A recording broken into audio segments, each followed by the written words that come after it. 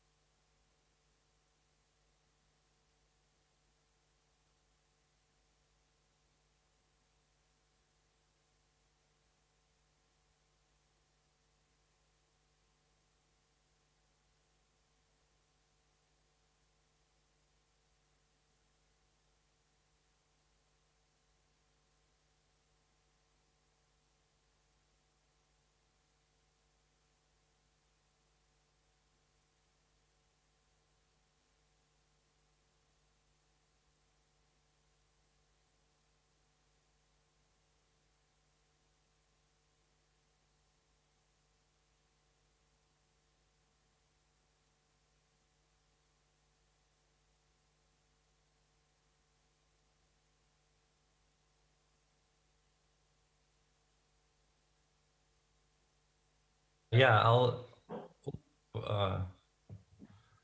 you can start. You can start now. We can start now. Okay. So I'll go again and welcome you all to this, ladies and gentlemen, distinguished keynote speakers and audiences from around the world. Welcome back, I should say, to this second day of the official opening ceremony at the 8th Belgrade NATO Week. This is us in this hybrid format, physically from the venue at the Palace of Serbia and online from around the world.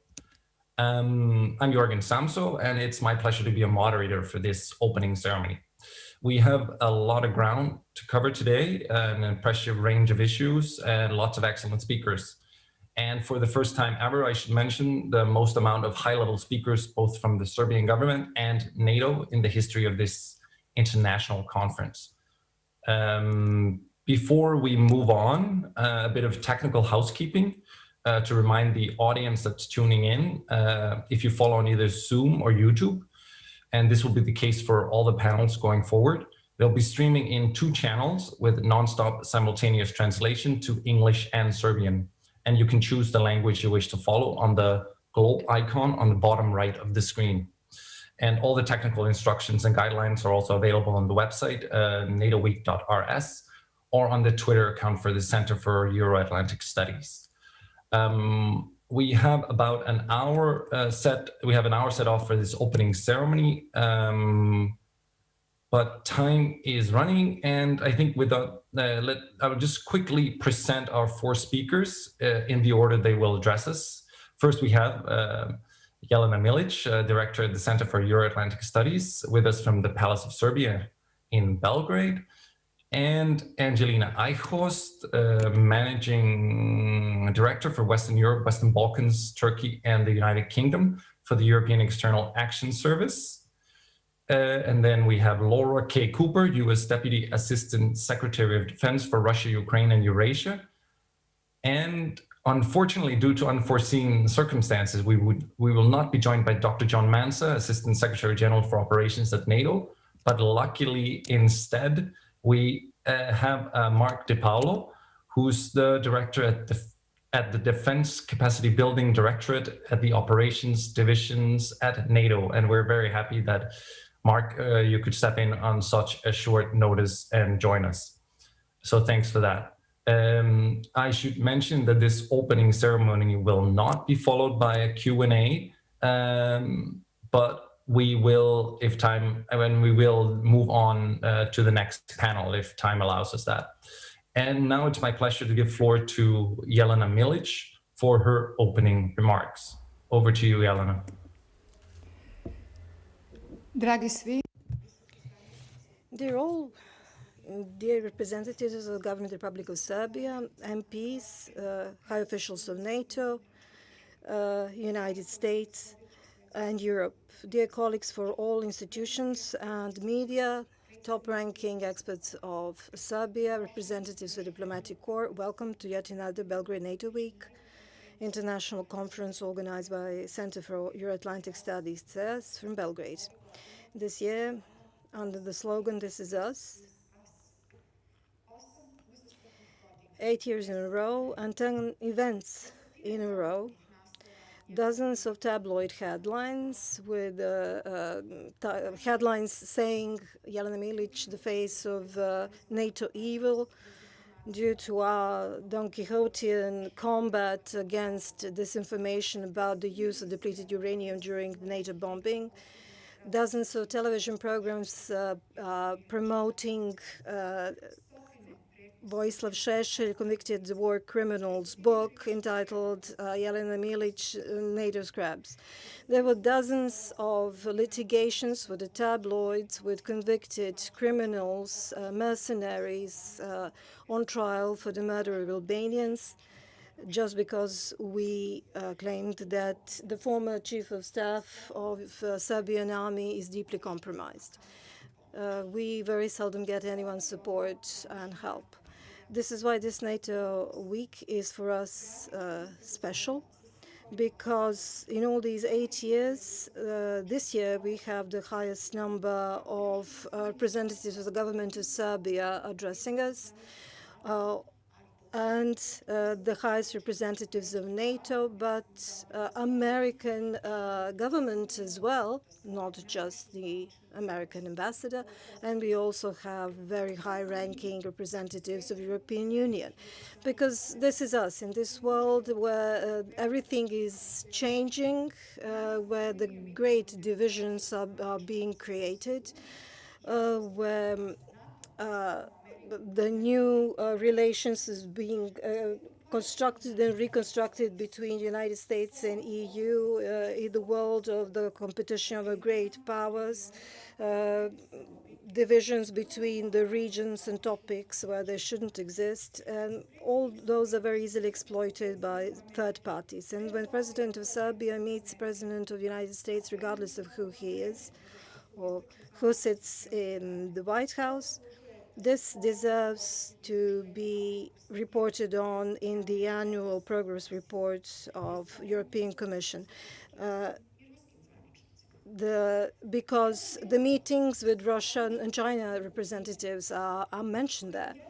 Billboard with the gratitude expressed to the president of China due to his assistance during the first stage of COVID pandemic at a time when there was EU ban on exports of medicines to the Western Balkans. 33% of citizens of Serbia still believe that American policies towards Serbia are positive in more than 53%. And when it comes to the information that is coming to them about the attitudes of United States towards the Serbia, they mostly quote organizations like us and not media, not the tabloids. For my country, it's probably the worst day for my country when it comes to pandemic. However, my country has now the highest number of ventilators and medicines than before. So why shouldn't we express our gratitude to China for assisting us in obtaining the ventilators?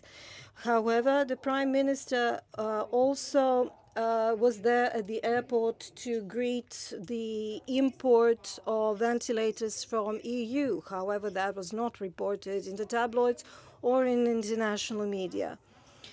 Every state official is striving to the maximum to keep control in these dire times of COVID pandemic. At these difficult times for EU and NATO, in these very politically sensitive times of political transitions in the United States, thank you once again for joining us today and tomorrow. Center for Euro-Atlantic Studies is proud to have our Belgrade NATO Week recognized as the platform for communication, exchanges of information, especially when it comes to even difficult topics such as the political attitudes of United States or EU to Western Balkans and Serbia in particular. This is also an opportunity to remind the West about positive trends taking place in Serbia. And you yourselves assisted us in establishing these positive trends and achieve the progress. So please help us promote this progress further in order to keep up this momentum. You have to bear in mind that foreign trade exchange has improved considerably with China, for example, and they are also building gas pipelines with Russia. In spite of promotion of energy diversification, and yet Serbia is constantly accused of improving their trade relations with China and relying practically solely on the imports from Russia. There is also another issue of the fact that practically none of the Albanian war criminals were ever sentenced for any of the crimes against Serbian population, and this is something that affects Serbian population deeply. The Serbian army is responsible for killing more than 10,000 Albanian civilians, and CERS is suffering considerably because we keep reminding Serbian public about it. Due to 1244 EU resolution, Serbia has faced the consequences of our actions, and many of our top-ranking officials were brought before the ICTY. However, now when the transitions of power are taking place in the ranks of Kosovo and the difficulties that they are facing in order to confront their own crimes, you have to understand that Serbia has also suffered greatly, for example, at the times of Prime Minister Đinđić, when he was forced to export the war criminals to Hague. Prime Minister, President Biden knows this well because he was actively participating in all these actions. Media think tanks are speeding up in their reporting about the war crimes of the KLA, and because finally the KLA are now being brought before the face of justice. However, I just want to remind you that there is no international court has ever brought any judgment against Albanians for the crimes committed against the Serbs. However, constantly insisting upon the enormous crimes committed by the Serbs that are unverified by the evidence, or, for example, claiming an exorbitant number of the women of Albanian origin raped by Serbian soldiers, is practically an insult to every Albanian victim who truly suffered rape during those times. There are two Albanian leaders, Vjosa Osmani, Albin Kurti, who are loved by the Western politicians, who continuously claim that Serbs have committed genocide. They repeat the word genocide, and yet they know very well that no Albanian has ever been sentenced for war crimes. Numerous CSOs have assisted in making Serbia confront its crimes and be brought before ICTY. However, this is also an occasion where CSOs should assist the process in which KLA participants should also be brought before the face of justice. During the burning of the Serbian religious buildings and churches in 2014, has not also been completely observed by the international community as such. This is something that affects the general public in Serbia greatly, and their attitudes towards NATO and towards United States. So attempts to negate the historical origins of the cultural monuments on the territory of Kosovo in order to promote Kosovo's participation in UNESCO or membership in UNESCO is also a double standard that is something that undermines the general attitude of Serbian public. The historical revisionism that is coming from Kosovo and surrounding Kosovo and many other places of liberal West is unfortunately a very negative trend. This leads to some final solution for Kosovo status, or should serve some other service in the future. In Serbia, we usually say, let us not kill an ox just to get 1 pound of meat.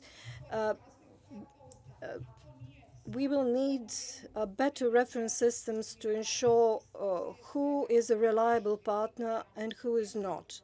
So let's not waste our resources so easily. This goes very hand in hand with the new pressures on Belgrade to recognize Kosovo without getting anything in return. In the past 4 years, between two administrations in the United States, when cooperation between Serbia and the United States was actually growing and developing, we have to bear in mind that a large number of reports on the region were published. However, very few of them noted very obvious pro-American rhetoric coming from the top-ranking officials in Serbia. And the CES believes that this trend should be recognized and highlighted, because this is a win-win situation for everyone, including NATO and EU, and not a zero-sum for Sarajevo, Pristina, or Brussels. We believe that this trend is being obstructed for whatever reasons, and this could potentially further undermine the liberal civil society organizations who are actually trying to assist in this process. This erosion of credibility in Serbia would understandably be turned towards European international institutions and not just the media. And this also overlaps with the pressures that Serbia should recognize Kosovo without getting anything in return, coming from EU and some parts of Washington.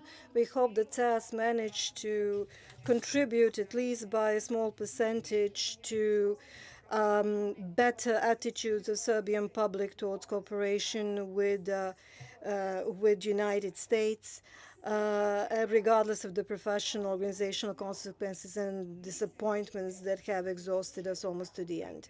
Serbia is no longer the country of the 1990s, and so we are Serbia of 2020s, and we should be regarded as so. NATO bombing resulted in over 750 casualties and was followed by hyperinflation, transition, difficult political times, difficult period of cooperation with the ICTY, and Serbia has transformed more than most other countries of the Western Balkans. Serbia is legally military neutral, and yet, according to the latest poll, 63% of the citizens support, and 13 of them are still undecided. When it comes to strengthening cooperation with the United States, not just in economic terms, but also when it comes to defense and security. And this level of support was not there 4 years ago. So regardless of the fact that everything was organized due to Donald Trump, this is clear that our citizens are giving this support to the United States regardless of who sits in the White House. And this is the result of the work of the incumbent government in Serbia. So this trend was not there 4 years ago. President of Serbia, Aleksandar Vučić, is still deemed to be the greatest autocrat in the Western Balkans, and Serbia is still observed from the perspective of the 1990s. And we are, in addition, blamed for being the center for Russian and Chinese influence in the Western Balkans. However, if we compare the Russian influence back then and now, or even Chinese influence back then and now, with a very objective and clear approach, it is clear that this is not as strong as it seems to some of the Western circles. We, from CES, have promoted the correction or the adjustments on business through the borderline between Serbia and Kosovo. And this is why we were greatly accused by everyone. I have to thank the NATO Public Diplomacy Division for assisting us of doing so. One of our conferences several years ago, and then NATO has never ever giving us any hard times due to this. And this is the upcoming conference that we are organizing with NATO PDD. And yet they never interfere in our opinions and the statements that we make concerning the situation in Serbia. Everyone knows that the solutions for Western Balkans can be best found if there is a cooperation between the United States and EU institutions. Or we can put it the other way around. We can find the best solution if EU cooperates with institutions like NATO and State Departments. We are organizing this conference again in the Palace of Serbia, which is one of the most important buildings, government buildings in Serbia, thanks to our authorities. Coming here I saw 3 billboards that are promoting Belgrade NATO Week, just like they have promoted our spring conference that was practically put at the same position where a tabloid has put up another billboard promoting cooperation between Serbia and China. So I would just like you to keep all this in mind, and thank you very much for your understanding and contribution.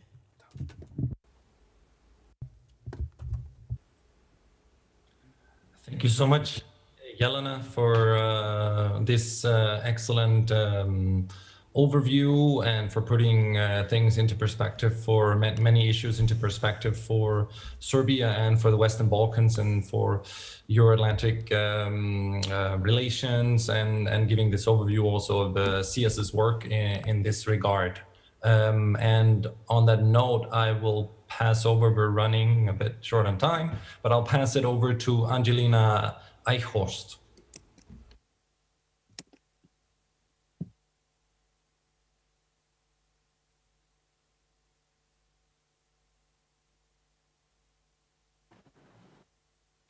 Here we I hope you can hear me all. Good afternoon. Yes. I'm really it's a great pleasure to see all the friends here. Thank you, Jürgen. Thank you, Jelena, for your words. Nice to see Laura. Nice to see Mark. Really happy to be with you. And the hybrid floor we are having today with Serbia, the United States, and NATO. I would have preferred to be in Belgrade, the real Belgrade, not the hybrid Belgrade, that I had the pleasure of visiting so often in the past. And I wish all friends in Belgrade and in the region as a whole a safe environment, good health, good stamina to get through these difficult COVID times. It's not an easy time. I also always believe that in fora where we are addressing many unresolved issues from the past, we should focus on what unites us, not on what divides us. And that's, I'm very pleased that I also have a chance to contribute to this today. And my last introductory remark is repeating what Jelena said. We should always strive for a win-win and not a zero-sum game, particularly in negotiations and trying to resolve outstanding issues. Dear audience, Serbia, the United States, NATO, and the European Union share a keen interest in the prosperity, the stability, and the security of the whole of the Western Balkans as part of Europe. Yes, changes happen rapidly, more fast than we can ever imagine. But some parameters do not change. And I believe we should always try to work strategically with parameters that still do not change. What I'm trying to say is the European Union and the Balkans are one, geographically, culturally, and through the aspirations of the people who live in the region. All the region's external borders are with the European Union, with the United European Union. All the region borders, external borders, are with the European Union. 70% of the region's trade is with the European Union. The vast majority of the region's citizens see their future as being full part of the EU. And our engagement has been always, and it will remain strong, consistent, and predictable. And I insist also on the predictability. We have a clear agenda.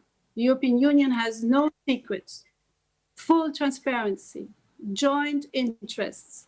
Serbia also wants Albania, North Macedonia to start accession negotiations. Serbia is at the forefront with operating on trying to move ahead on the 4 freedoms, operating on that basis, freedoms of goods, of services, capital, people, the jewels of the single market. That's the economy. but also on security and our relations with third parties or third actors. Our challenges are the same, and we have a clear shared interest in stepping up our cooperation across the board on security, economy, and also on foreign policy. So here we are together working for a safe Europe, for a safe Western Balkans, a stable, secure, prosperous region together, the European Union, NATO, the United States, all of us together. And many of you here today know that our cooperation with the United States and with NATO is strong. It's long-standing, but it's mostly mutually beneficial. With the United States, we share a strong focus on democracy, on the rule of law. We have a long history of working shoulder to shoulder in the. And when we have joined forces to push forward key reforms, foster stability, we have achieved important results together with our Western Balkan partners. With NATO, the Warsaw and the Brussels joint declarations of 2016 and 2018, they provide a good, comprehensive framework for close interaction. We have ongoing staff-to-staff contacts on a wide range of issues: political dialogue, military mobility, countering hybrid threats, including disinformation, as well as cyber. This is underpinned by effective working between the European Union and NATO, working on a day-to-day basis with the Western Balkans. We have a strong record together working on the ground with the Operation Althea in Bosnia and Herzegovina. It's the most successful example of EU-NATO operational cooperation. We have worked together effectively in Bosnia and Herzegovina for more than 15 years under the Berlin Plus arrangements. We very much welcome that good relations, both with the United States and NATO. And I see this, personally, I see this entirely compatible with where Serbia is today and where Serbia wants to be. And I want to say a few words on how exactly the EU is involved in the work we are doing today when we talk about making the Western Balkans more prosperous and more secure. As I said, there are the rule of law reforms as part of our partners' aspirations to become members of the EU. Lack of rule of law, issues with media freedom, corruption, organized crime, all this could potentially make a country really vulnerable to manipulation by external actors and ultimately also risk destabilization. We are consciously helping to build resilience with Serbia, with all our partners in the region. As many of you may have seen, the European Commission in its 2020 report on Serbia provides an assessment of where Serbia is, the state of play, and there is a very useful blueprint for reform. It is in the hands of the new Serbian government to use this guidance to the maximum possible and in the interest of the citizens of Serbia. As its largest financial and economic partner, by far, we, the European Union, back the region's strategic choice of the EU path. We do not leave Serbia or other partners in the region alone in implementing what are at times really difficult reforms. We provide about €1 billion each year in non-repayable grant support to partners in the region. We are supporting the region to reach EU standards across the board in fields ranging from, as I said, rule of law, sustainable economy, public administration reform, social development, agriculture, rural development. And on top of that really strong partnership and the €3.3 billion we gave of the immediate support to fight COVID-19. And I'm glad there are billboards also on the EU in the streets of Belgrade, not just for COVID, but in general, the support we are giving. We have a very significant new economic and investment plan It puts out an unprecedented investment package up to 9 billion of funding for the region. It guarantees aiming to mobilize up to 20 billion euros in investments. 20 billion euros in investments. With this plan, this economic and investment plan, we are backing this assessment we did in this progress report I mentioned by the European Commission. We provide deep and strong support for economic recovery and for reform. You know, last week's agreement among the Western Balkans leaders in Sofia on the action plan to take forward the common regional market. It has the elements of the single market I referred to before. That was a key step forward in the work to break down these barriers that still exist on trade, the barriers on people-focused economic development. And our goal is really to have prosperous, modern, greener Western Balkans delivering better to citizens on the road to the EU. Security cooperation, let me say a few words because it's so important that we have made so much progress together. Look at the permanent structured cooperation, bringing together 25 member states to deepen the defense cooperation within the Union framework. It's one example, and we have now decided on PESCO to invite third partners as well. It's now becoming for us a security union. The EU is becoming a security union. We've had a clear roadmap for our cooperation on foreign and security policy with the region. For those of you who were in Sofia and who know the priority agendas from, I'm talking about May 2018, and I also refer to the Western Balkan strategy of February 2018. We have a whole range of concrete flagships initiatives also on foreign and security policy. It's all about strengthening engagement on security, on migration, 14 concrete actions. Please go back to it again. The government of Serbia knows, all of us know, we work on it together on a daily basis.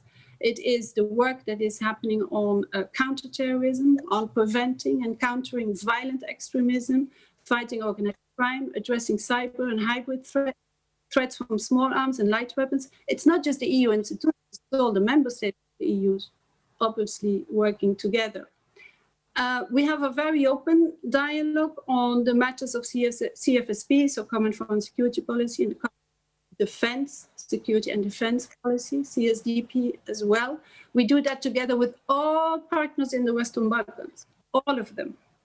And these are mechanisms, and somebody said it before, actually high Serbian officials as well, how often we now do meet together as all partners of the Western Balkans compared to a few years ago. And work is going on together with all partners. Serbia is, of course, very much involved in security cooperation with us. Serbia is one of the most important contributors to our CSDP missions and our operations, providing, I think it's around 20 high-quality medical staff for our mission. Serbia has also delegated a liaison officer to the European Union military staff, and we have a European Union military advisor based at the EU delegation in Belgrade. Serbia has signed a participation agreement to join the Helborg battle group, which is on standby up to 2021. Serbia signed an administrative arrangement with the European Defence Agency already in December 2013, it was, to identify projects there of joint interest. So there's a whole range of examples of good cooperation we're having, and I just hope that this is known as well, and it is seen, and that is the most really, if you like, issue that's seen and felt. Some of these activities for the moment have been frozen because the government has frozen. The previous government decided to freeze international military cooperation. We respect this decision, but we also hope that we can resume again as soon as possible in the interest of all parties. Then briefly still, I don't want to be too long, but it is for me very important, also for me personally, but for the institutions, another security-related topic for us is obviously the Belgrade-Pristina dialogue. Important for the European Union, particularly for the External Action Service. We are deeply, deeply committed to help finding a successful conclusion of this dialogue. It would really be a major contribution to stability and security in the entire Western Balkan region. You know, we have resumed the dialogue under the facilitator High Representative Borrell, under the EUSR Special Representative Lajcek.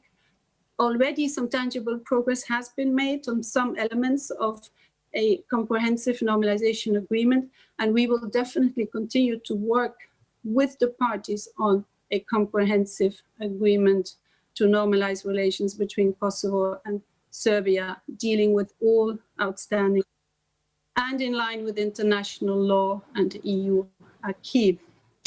I know that at this conference you will also address the foreign policy direction of Serbia. Let me just briefly comment on this, because I want to dispel some myths around the topic of foreign policy. Serbia applied to join the European Union in 2009. The accession negotiations started in 2014. As a country negotiating accession, Serbia, like all other candidates for the EU membership, is expected to progressively align with the foreign policy of the European Union. This is a natural requirement. It ensures that a country which joins the European Union has a foreign policy which is in sync with the other members of the European Union. Our call for Serbia's alignment is a direct result of Serbia's own strategic goal of EU membership. It is not that we wish to exert undue influence on Serbia or limit Serbia's sovereignty. We are following up on these commitments that Serbia itself has actually taken in the accession process framework it has chosen as its own strategic aim. We very much welcome Serbia's recent alignment with our declarations on Belarus, on Nagorno-Karabakh, but we also look forward to more efforts from our friends in Serbia in this respect. We believe that as an EU candidate negotiating accession, Serbia is also in a good place to have a policy which is more aligned with that of the European Union. So this is the big picture. We are joined up, all of us, Serbia, Western Balkan partners, United States, NATO. We share values, we share our strategic objectives, and we are determined to continue with that work to maintain and support the momentum of the region on its EU path and our cooperation together. I will personally do my utmost under the guidance of High Representative Borrell to make our relations even deeper and stronger and to continue to show real concrete results. Thank you.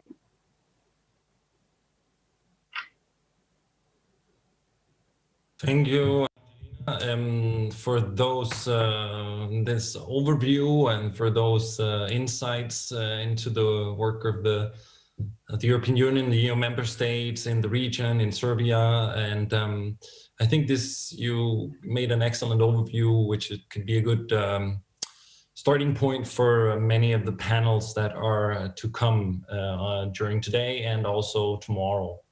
And I want to hand over now to Laura. Laura K. Cooper I believe you're with us from Washington, DC, right? That is correct. Good morning from Washington, I should say. And, thank you so much for the invitation. I would much prefer to be among friends and colleagues, enjoying this stimulating conversation in the Palace of Serbia. But instead, I'm in a Pentagon conference room. So we'll just have to look forward to next year to be together for these conversations. And this morning, to help kick it off, I'll offer you a very specific perspective from a U.S. Defense Department point of view, and hopefully that will stimulate later discussions in the panels. I'd echo the previous comments in saying that, the challenges we have all faced over, the past year have really reinforced for us the importance of allies helping allies, partners helping partners, allies helping partners. Even as we have seen in this past year, some countries that have historical differences coming together to face shared challenges in this very difficult year. I'll start by mentioning NATO, although I won't talk a great deal about NATO. Rather, I'll focus more on the bilateral dimension of the U.S.-Serbia military relationship. But I have to recognize that NATO, through its unique ability to coordinate between allies and partners, has been absolutely critical in dealing with the impact of COVID in Europe, while also being able to maintain its focus on collective defense against the many threats that have continued throughout this challenging period of time. I'd cite specifically NATO's Euro-Atlantic Disaster Response Coordination Center, or EADRCC, a long acronym, which our Serbian friends are very familiar with. This center coordinated the alliance's response to requests for assistance from North Macedonia, from Montenegro, and from Bosnia and Herzegovina, ultimately providing medical supplies, personal protective equipment, or PPE, and test kits to all three countries. The EADRCC has also been critical to coordinating both allies and partner support to Serbia, including PPE, equipment for field hospitals, and other medical supplies. In addition, for its part, I'm very proud to say that the United States has contributed more than $3 million over the past 8 months to support Serbia's crisis response to COVID-19, including donations of test kits, medical equipment, lab equipment, and emergency food and hygiene packages for vulnerable people. Despite the pandemic, despite all the challenges that we have faced over this past year, I am here to say that the United States and Serbia have actually been able to strengthen our relationship in the past year. We've seen this with engagements at the highest levels, with the agreements on economic normalization signed at the White House. And for my part, a few months prior to those agreements, I was very happy to personally witness President Vučić being hosted at the Pentagon in March. In that meeting, we were able to explore where can we increase our defense cooperation in the future. And I'll talk more about that in a minute. But before I talk about the future, I always think it's important to talk a little bit about the past and to remind ourselves of the friendships and relationships that have made it possible for us to succeed together. I think most of the audience online and certainly in Serbia is familiar with the very long history of cooperation between the United States and Serbia, which formally began nearly 140 years ago. We were allies during both World Wars, and President Wilson famously flew the Serbian flag over the White House to recognize Serbia's sacrifices and our alliance during World War I. But as a Defense Department official, I always like to point out another aspect of our shared history that is not as well known outside the United States: the service of Serbian Americans in the U.S. military. Since 1918, Serbian American soldiers, sailors, and airmen have served with distinction, not only in World War I, but also in World War II, in Korea, Vietnam, and even as we speak today, in military operations around the world. I think it's important to remember and acknowledge the many Serbian American soldiers who serve so valiantly in the defense of freedom. And I'll just name a few. Men like Jake Alex Mandusic. He was a sergeant in the United States Army during World War I, born in Serbia but immigrated to Chicago, Illinois. Sergeant Mandusic was awarded our nation's highest honor for gallantry in action, the Medal of Honor. There's also James Mistrovic, a Serbian immigrant to California, who also became a sergeant in the U.S. Army during World War I. He earned the Medal of Honor for saving the life of his company commander. And I'm sure that many of you are well familiar with George Mazulin, the brave Serbian American who commanded the famous airlift Operation Halyard to rescue over 400 U.S. service members from Nazi-occupied areas in 1944. I give those examples from the past just as a reminder of shared history as we look forward to the future. We have to focus our future engagement and our future cooperation by building off of what we already have in place, which is actually a solid record of cooperation. There's a program that we have at the Defense Department called the State Partnership Program.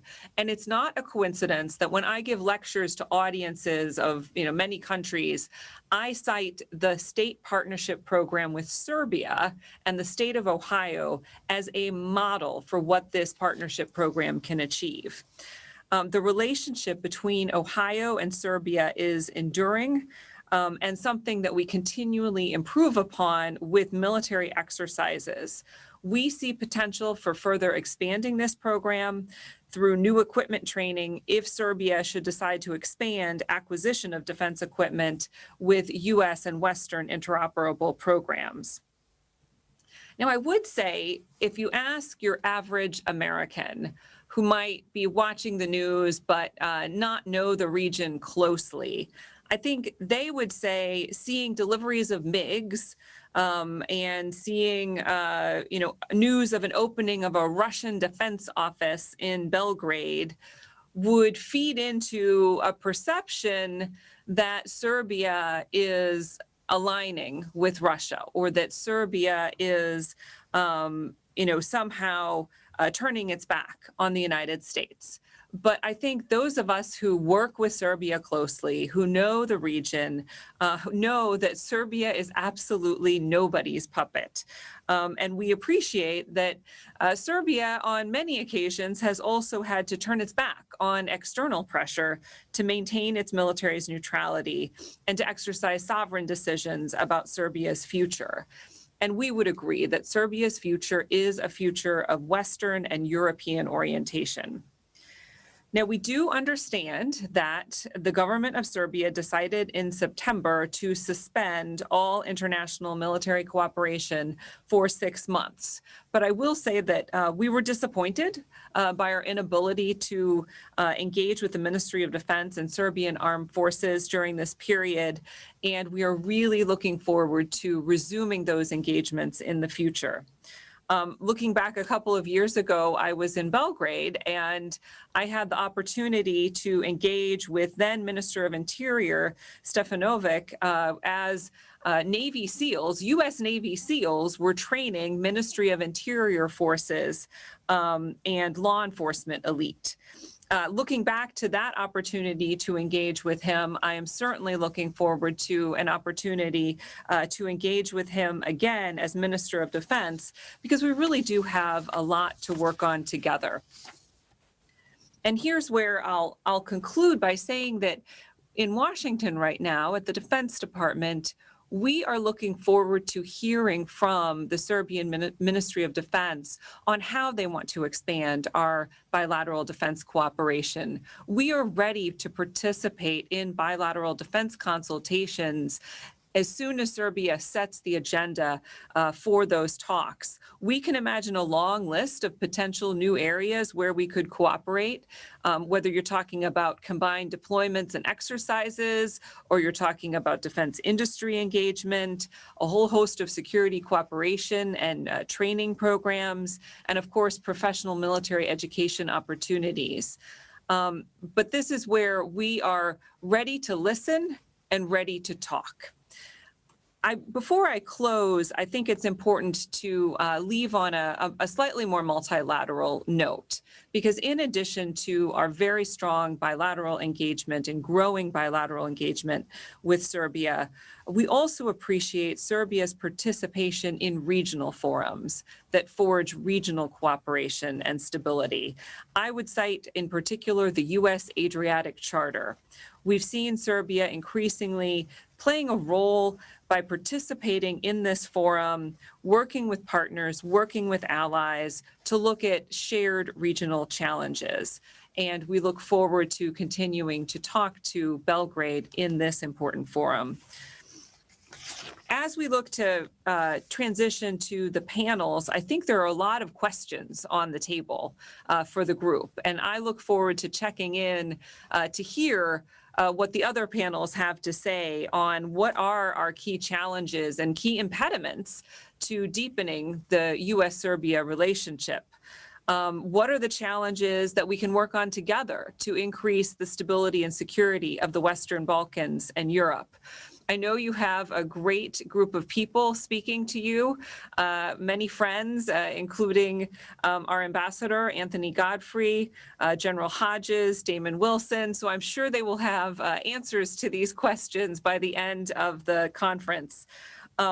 So I'll just close by echoing the Secretary General of NATO, Secretary General Stoltenberg, who stated, "Serbia is a sovereign country, and we respect the security arrangements that Serbia chooses. And we, the United States, will stand by Serbia and cooperate regardless of what path Serbia takes." I want to close by thanking the team at CEAS for inviting me here today and saying that I hope to see all of you in person in the Western Balkans sometime, hopefully in the not too distant future. Thank you.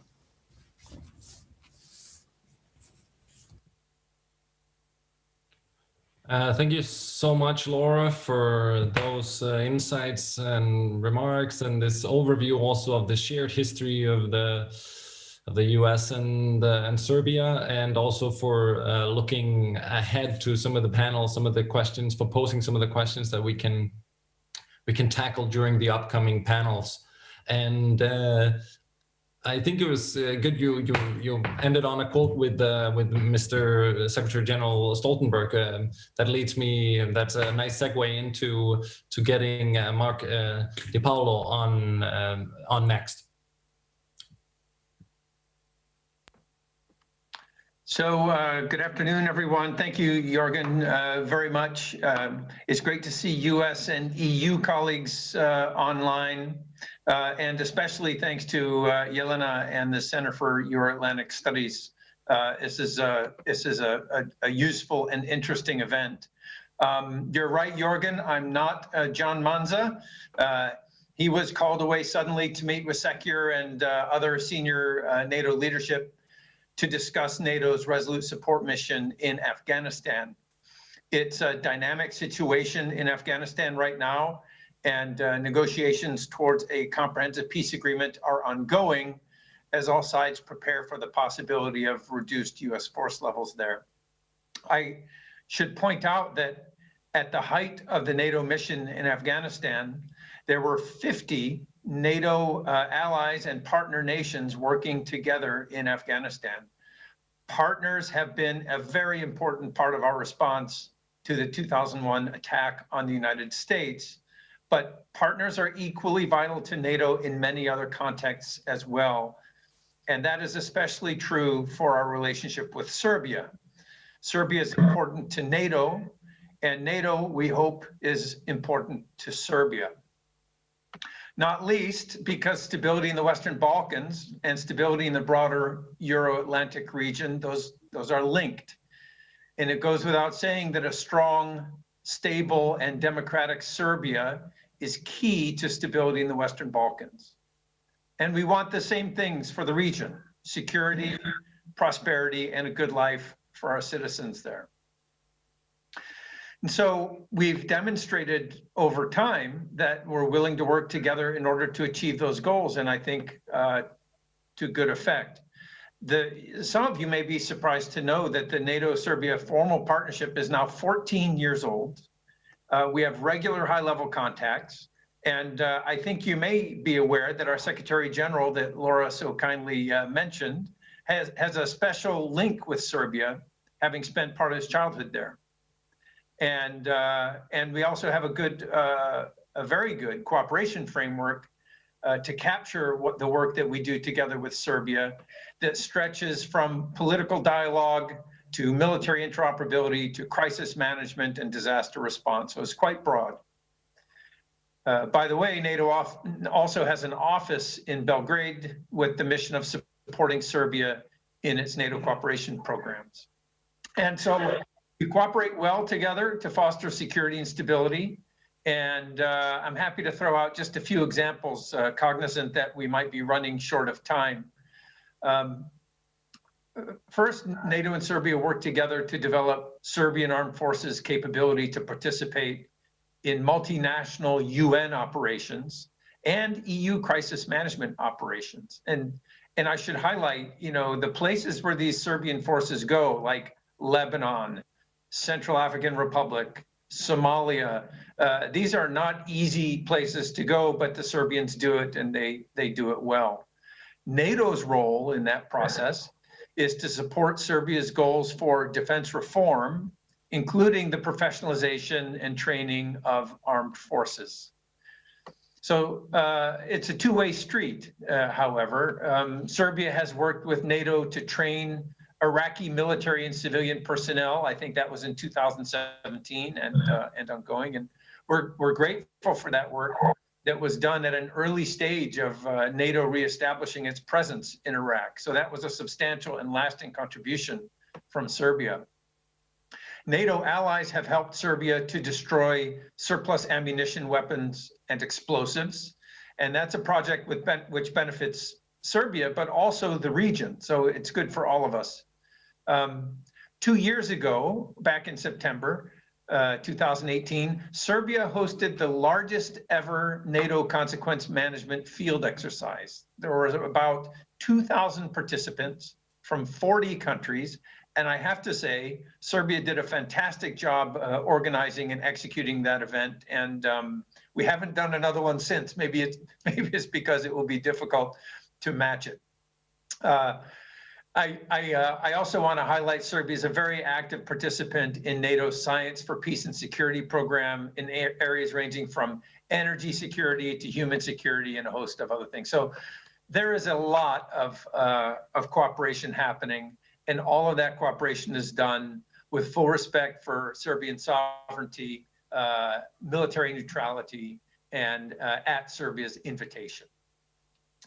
So for reasons that are not related specifically to NATO-Serbia cooperation, we're now in a period where Serbia has suspended its defense cooperation, has been mentioned. We hope it will be only for 6 months. But we do understand why, and I think both sides are ready and willing to resume cooperation when that period has passed. Some activities will be delayed that we had planned with Serbia, but our extensive non-defense activities are continuing, and perhaps most importantly, our political dialogue continues without interruption. Alongside all of that, NATO's KFOR mission has an excellent professional working relationship with the Serbian Armed Forces. And this is obviously a key element of security in the region, and that has not been affected by the suspension of defense cooperation. And of course, I should add that NATO fully supports the continuation of the EU-facilitated dialogue between Belgrade and Pristina. So in these sorts of conversations, someone's always thinking about the NATO-Serbia relationship. Certainly we heard about the US-Serbia relationship. Fascinating. And about the future of the relationship. So I would want to maybe finish with two points. First, the past is the past, which we shouldn't forget, of course, but we do need to move forward. Serbia has taken that approach, and I would say very successfully. The range and the scope of its cooperation with NATO demonstrates that the benefits of cooperation are mutual. And secondly, the future is Serbia's choice to make. NATO fully respects Serbia's decision to remain neutral. We have other partners who have made the same choice, and we cooperate very well with them on their terms. It's not a problem. There's no pressure, no hidden agenda from the NATO side. Our interest is in working together constructively to achieve shared goals. So it's a relationship that's important to us. We appreciate being invited to this forum so that we could tell you and everyone that the relationship is important to us, and we're grateful for the collaboration that we have with Serbia. So I'll pause there, Jorgen, and turn it back to you, sir. Thank you so much for this. I appreciate that you were able to run through your messages very fast, and so we can but we can still build on those insights and the message that you're sending. I especially, I think personally, appreciated your the concrete examples you gave in this talk, and I think we can take them along forward in the panels to come. And looking at the time, I see we're just running a little bit late, but we're actually, according to the program, we're moving directly to the second panel, which is let me just see. Yeah, it's the second panel, Serbia and NATO, New Governments, New Trends, which is moderated by a fellow Scandinavian. I'm Danish, and this is Lieutenant Colonel Egil Daltveit, who's the Army Defense Attaché at the Royal Norwegian Embassy in Belgrade. And I think if we have Egil with us, I can hand it directly over to you, Egil. Heza. Well, thank you, Jürgen, for a really good job. I'll do my best to follow up close to as efficiently and smoothly as you have done. For new watchers, welcome to the second panel, Serbia and NATO, New Governments, New Trends. First, there should be on your screen, down to the right, a globe that you can click on and pick Serbian or English. If you, and then you can follow. I will briefly introduce the panel first. We have from the Serbian Ministry of Foreign Affairs, Mr. Sasha Kostic is a Minister Counselor at the Department for NATO and Partnership for Peace. The NATO representative is Ms. Carmen Romero. She's the Deputy Assistant Secretary General for Public Diplomacy in the Public Diplomacy Division in NATO headquarters. It's Ms. Vesna Markovic, who is the Deputy Chairman of the Committee on Foreign Affairs of the National Assembly of the Republic of Serbia. And she is a Member of Parliament from the Serbian Progressive Party. We have Dr. Andrew Michta, who is the Dean of the George C. Marshall Center at the College of International and Security Studies. I've been informed that he will have to leave us at 1700 hours due to another pressing engagement, but I'm looking forward to have his insights before he leaves. Then we have Ms. Susanna Grubješić, who's the director of the Center for Strategic Analysis and Prognosis and a former Vice Prime Minister of the Serbian government. And then last but not least, Jelena Milic, who's the director of the Center for Euro-Atlantic Studies here in Belgrade. I have asked each of the 6 panelists to start with a 5-minute introduction. I will then give each of them 2 to 3 minutes to respond to the introductions by the others before we start a debate, and we bore into some of the questions that will have been raised and already have been raised by several of the initial speakers.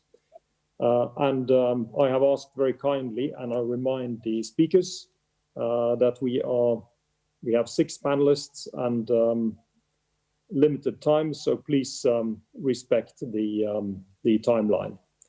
And then the first speaker, Mr. Sasha Kostic from the Ministry of Foreign Affairs of the Republic of Serbia.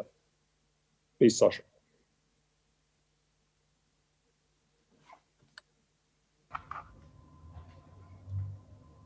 Good morning, everyone. At the beginning, I would like to thank Mrs. Milic and the Center for Euro-Atlantic Studies for inviting me to participate. And at the same time, I'd like to pass the greetings of Nikola Selakovic, Minister of Foreign Affairs, who unfortunately, due to some previous obligations, was unable to be one of the introductory speakers in the opening ceremony. I would just like to give a brief overview of our foreign policy priorities and the current situation in relations between Serbia and NATO. In the convocation of a government for 2012, Serbia has positioned itself as a credible, predictable partner and stability factor in the region.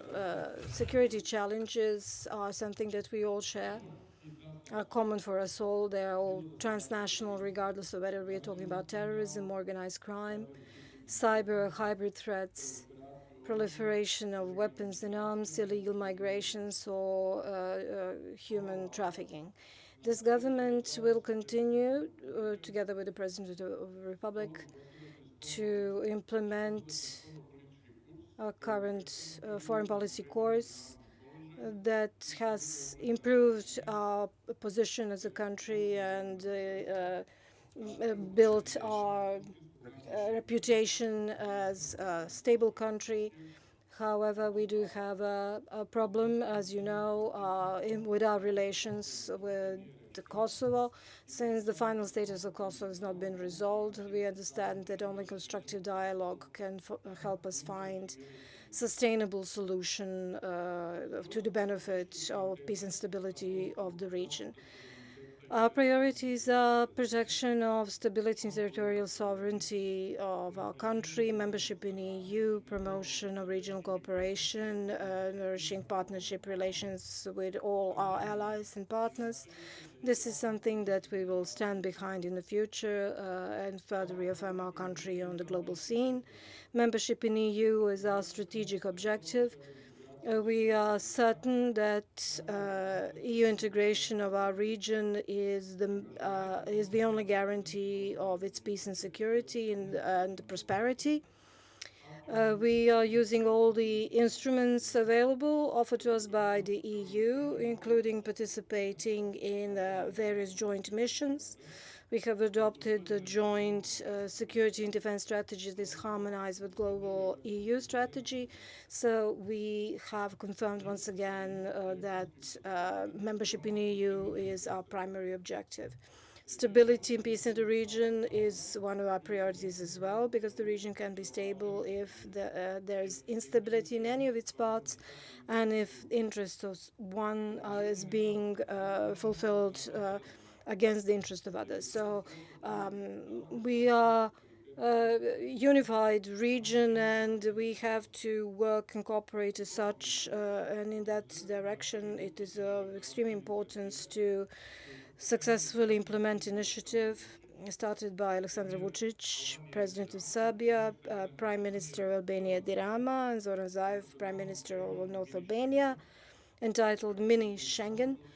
That will contribute creation of preconditions for economic development and strengthening stability of our region. Relations with NATO through Partnership for Peace program for Serbia represent an important area of foreign defense policy. They are clearly defined and are grounded in partnership cooperation in line with the military neutral policy of Serbia, without any pretensions of membership in the alliance, however, with full openness to continue developing cooperation in all areas of joint interest. In promotion of political dialogue between Serbia and NATO, we have strong contribution by meetings of General Secretary Jan Stoltenberg and President Vučić at the beginning of November of last year. Procedure of adoption of a second cycle of individual partnership action plan has been finalized. So IPAP, second cycle of IPAP has been signed from 2019 to 2021. New IPAP represents the continuity of the first cycle of IPAP that has been successfully implemented. Military neutrality is our clear, recognizable policy. Just as we respect the decision of our neighbors and partners to become members of NATO and other alliances, we are looking forward to cooperate with countries that are not members of NATO, and our position is quite clear, and we know that our partners understand it. We appreciate that our NATO partners understand and respect our position.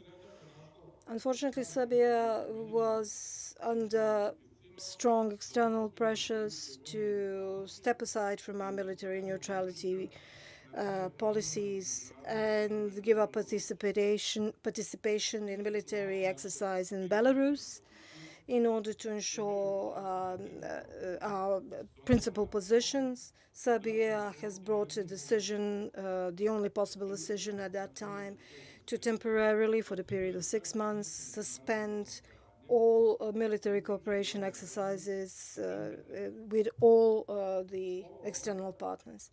This decision relates strictly to military cooperation and is implemented without exception. So in the upcoming period, members of our military will not participate in any activities with either military from the Western or Eastern countries. Of course, we are especially affected by the situation in Kosovo and Metohija. That is the greatest foreign policy challenge. We very much appreciate KFOR's activities in Kosovo and their strict implementation of UN Resolution 1244 mandate.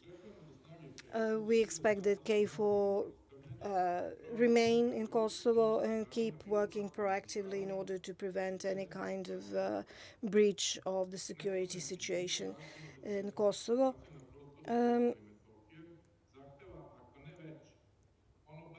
The situation in Kosovo and Metohija demands the continued, even enhanced presence of KFOR. This is why we appreciate NATO's position that the number of KFOR members is assessed in accordance with the situation on the ground and not some previously scheduled timetable.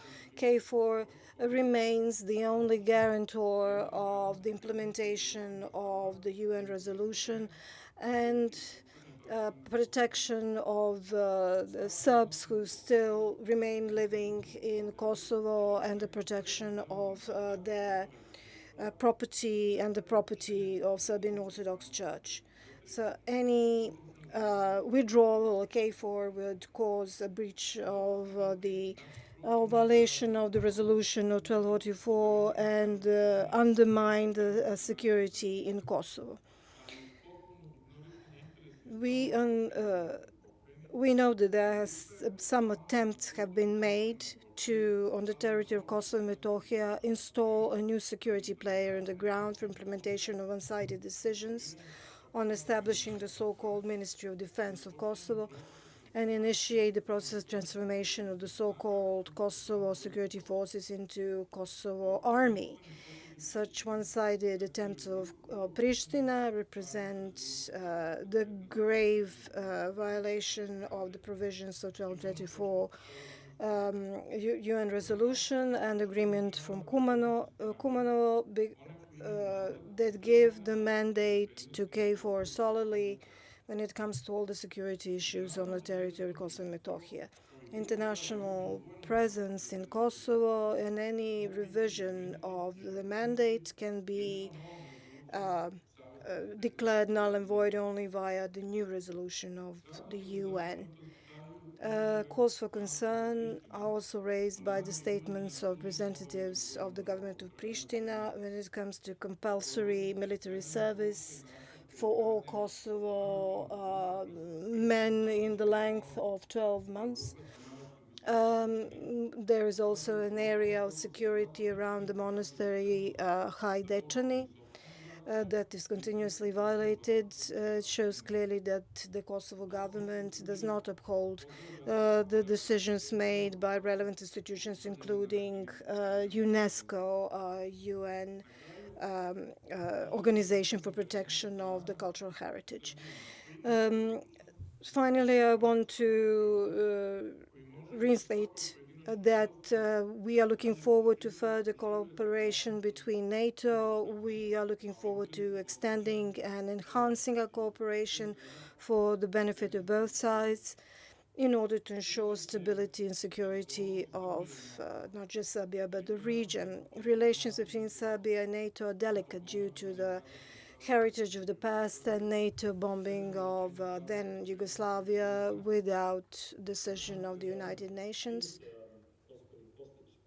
I'm sorry, Mr. Kostic.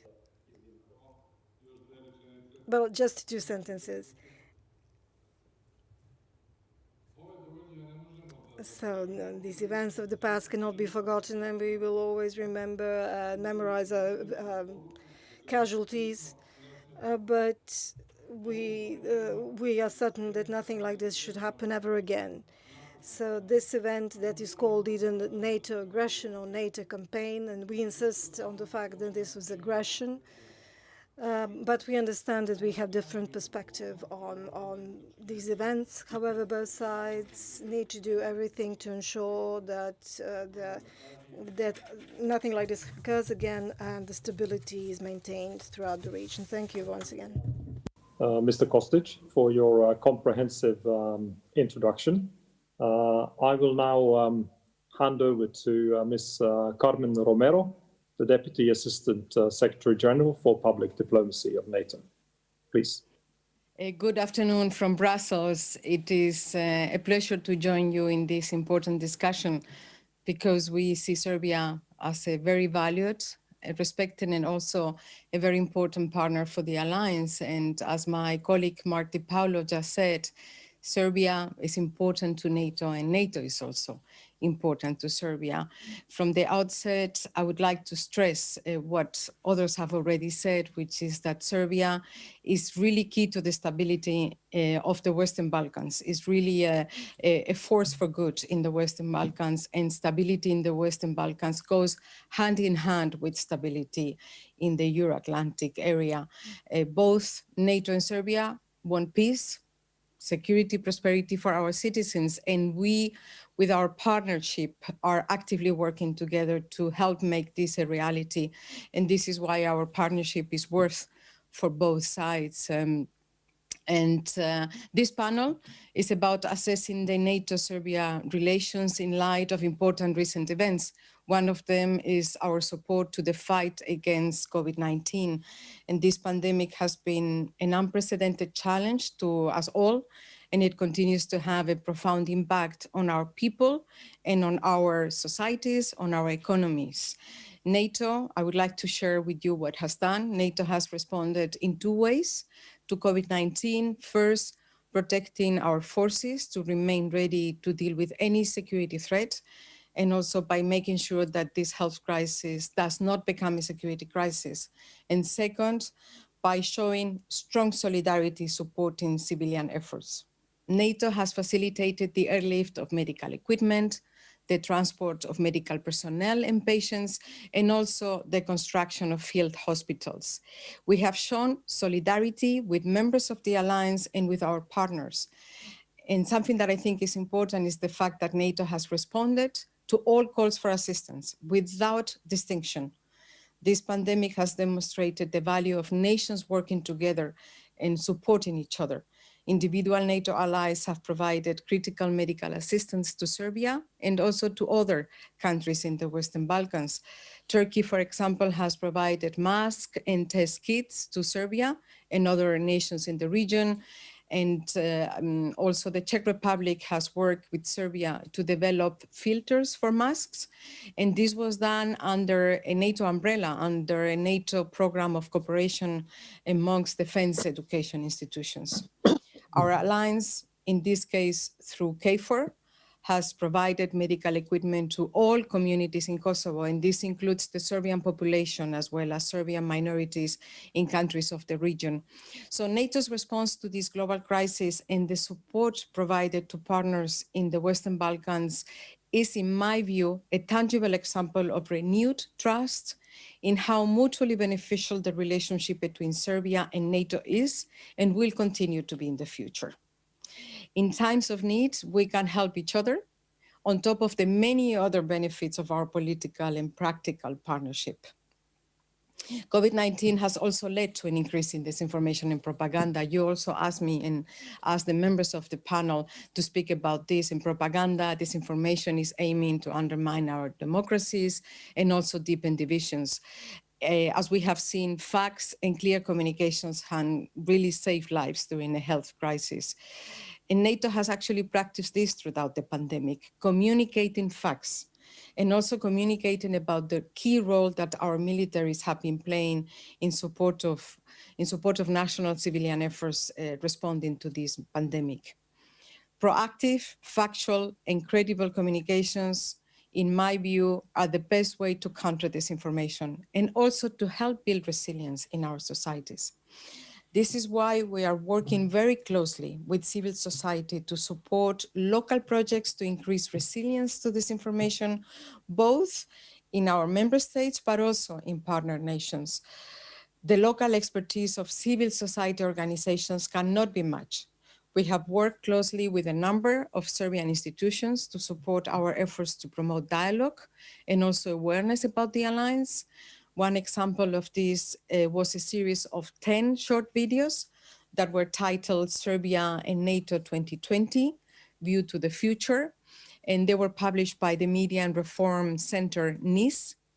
These videos were created in Serbia on topics directly linked to NATO to build understanding of our relationship and also increase resilience to fails against fails narratives.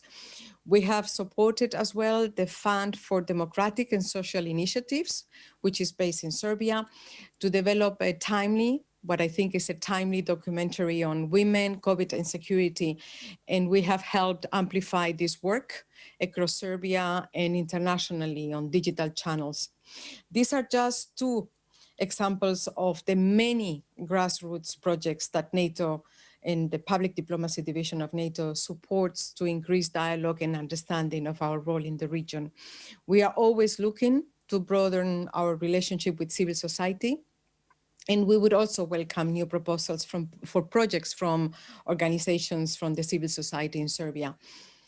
More broadly, we view coordination and cooperation as key to effectively counter disinformation, and this is a challenge that no one nation or organization can address alone. So we are working very closely with others. And this is why we are also actively exploring new ways to engage with allies and partners, including Serbia. As we have seen, this is particularly important when dealing with a crisis that is very fast moving, such as COVID-19. You have also asked the members of this panel to speak briefly about the impact on NATO-Serbia relations of the ongoing efforts to normalize the situation between Belgrade and Pristina. As you know, we are strong supporters of the EU-mediated dialogue, and we also welcome the recent agreement facilitated by the United States on the normalization of economic relations. Recent achievements are good for all of us because dialogue is the only way to go. So every political step towards a good relationship between Belgrade and Pristina is critical not only for Serbia and Kosovo, but also for regional peace and for our own security, the security of the whole Euro-Atlantic area. Speaking now about the broader region, we all agree, I think, I have heard also this from Mr. Kostic, that KFOR continues to play an important role as a projector of stability in the region. And I can reassure you that KFOR will remain in Kosovo for as long as necessary. But we all know that the long-lasting solution can only be political. So this takes me to the last point, which is the importance of regional cooperation. This is essential for the stabilization of the Western Balkans. And in my view, the partnership between NATO and Serbia will continue to contribute to enhance regional cooperation. So now, just to conclude, I would like to stress a few points. Is the fact that we in NATO care about our mature. Mr. Kostic said it's a delicate partnership, it's true, but I also see this as a very mature partnership between NATO and Serbia, and we stand ready to develop it further. It is only through cooperation and dialogue that we will create a stronger and more stable Western Balkans region. So despite our differences, we have many, but despite of them, NATO and Serbia relations will remain critical for both parties over the coming years. Thank you very much.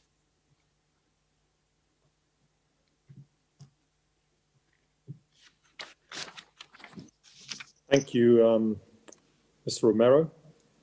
I will now hand over the word to Ms. Vesna Markovic, who's the Deputy Chairman of the Committee on Foreign Affairs of the National Assembly of the Republic of Serbia. Ms. Markovic, the floor is yours. Hvala. Najprije bih želela da pozdravim sve učesnike ove konferencije I da se First, I would like to thank the Center for Euro-Atlantic Studies and welcome all the colloquiators today. I think this is a topic that is very important to our general public, first and foremost. And later I will try to explain as to why I said that. The first association to NATO for general public is in 1999. And after 21 years, the very mention of NATO wakes negative emotions among our citizens. In spite of the fact that in the past 2 decades there were numerous positive activities and experiences not related solely to military activities, because NATO is not just a military but political alliance. So you might wonder why this is still so. At the moment when Serbia was bombed, there were 19 countries in NATO, now there's 30. NATO does not have their own army. This is the army of the member states of NATO that jointly participate in operations. Some of the countries, members of the NATO, we see as very friendly, like Italy, for example, and their army has participated in bombing, and yet we still have very negative attitudes towards NATO alliance in general.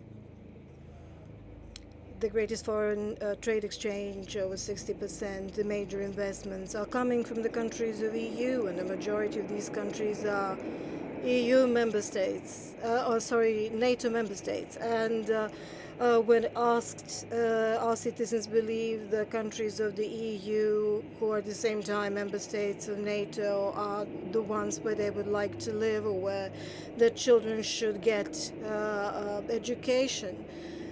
Norway, Sweden, Finland are also countries that we look up to, and most of our citizens have actually no idea how many of these countries are members of NATO and which are not.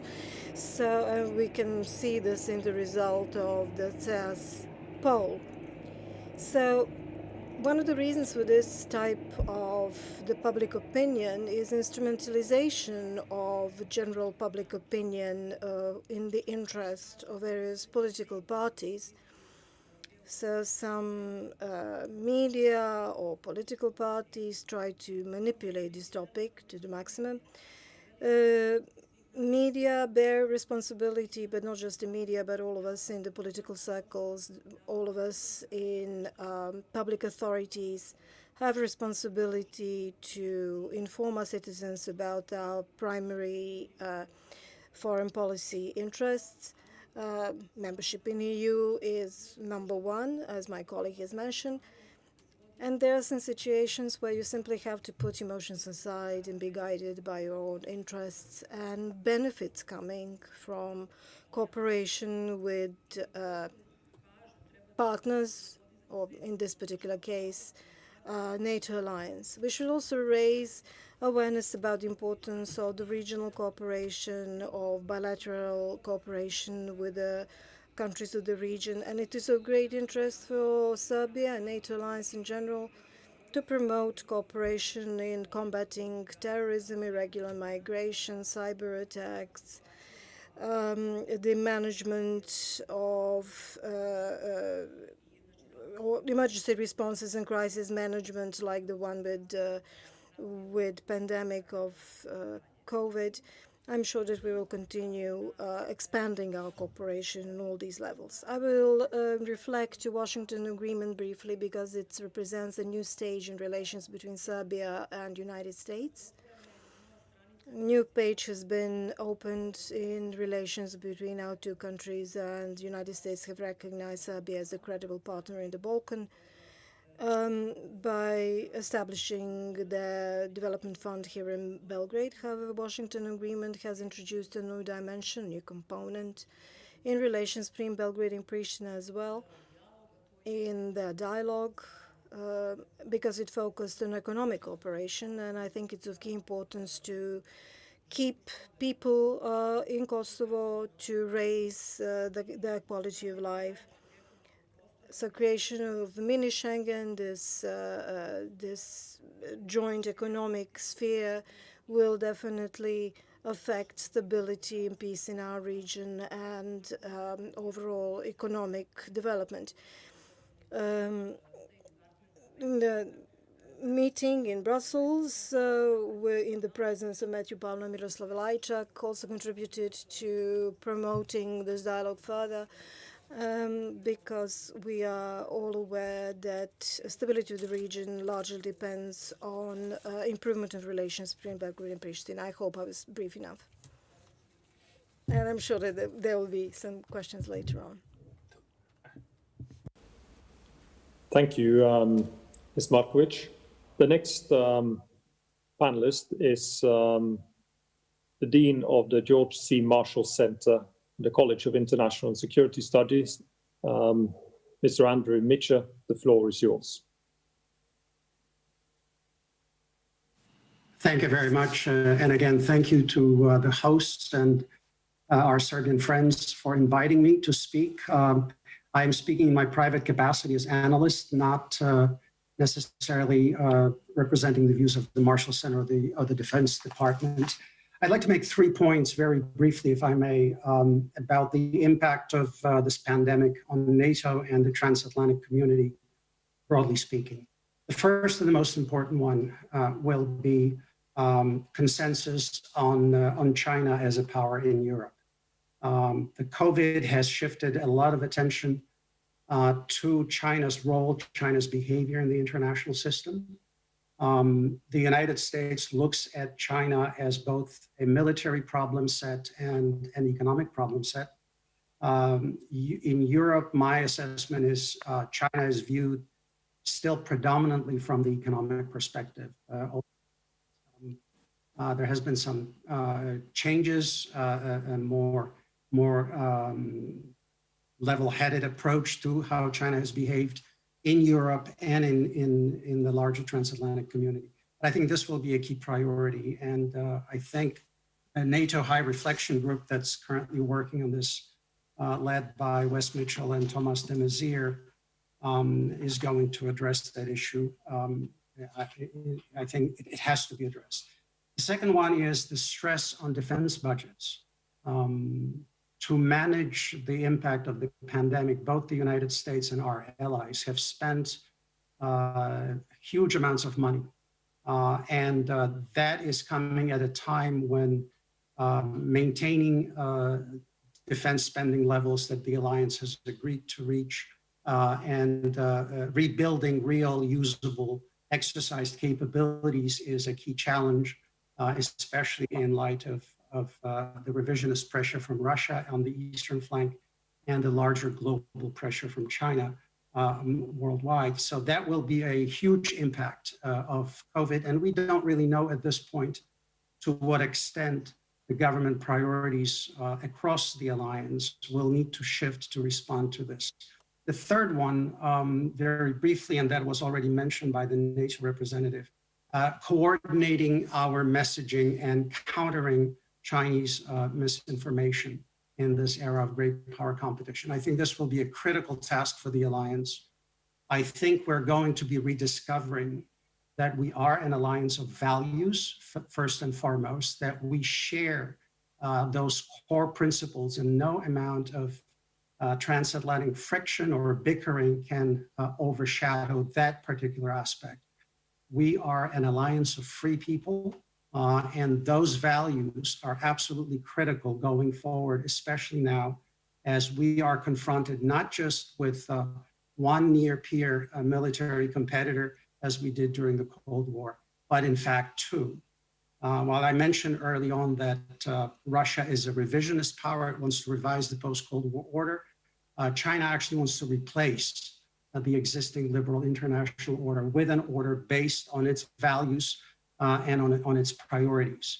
I think NATO solidarity, allied solidarity, especially as we're exiting this crisis, being able to truly work with each other, whether it's about sharing information, distributing vaccine, distributing therapeutics, maintaining our resourcing of our defenses will be absolutely critical. And I will leave it at that. Thank you very much.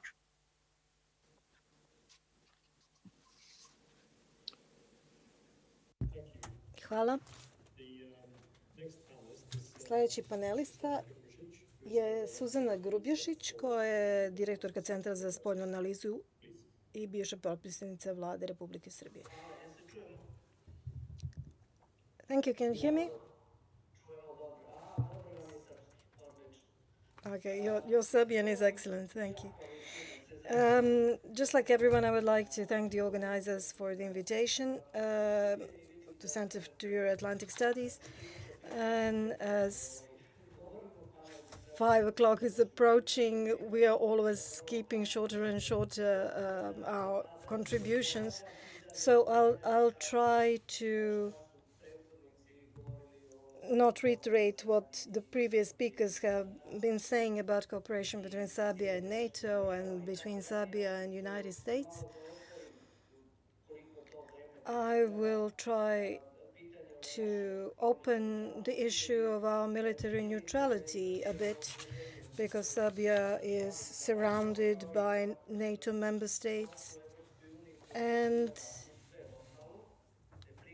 in addition to everything, membership in NATO and membership first and foremost in EU means being aligned with common foreign and security policy. Military neutrality can, on one hand, be one of the obstacles to accession to EU, but on the other hand, it is not impossible that Serbian status as military neutral country in the perspective be acceptable by other EU member states. The question is just whether it's in the interest of Serbia, but is it plausible at all, bearing in mind the new security challenges where neutrality cannot respond fully? Our military neutrality has been declared in 2007 with the resolution of our National Assembly.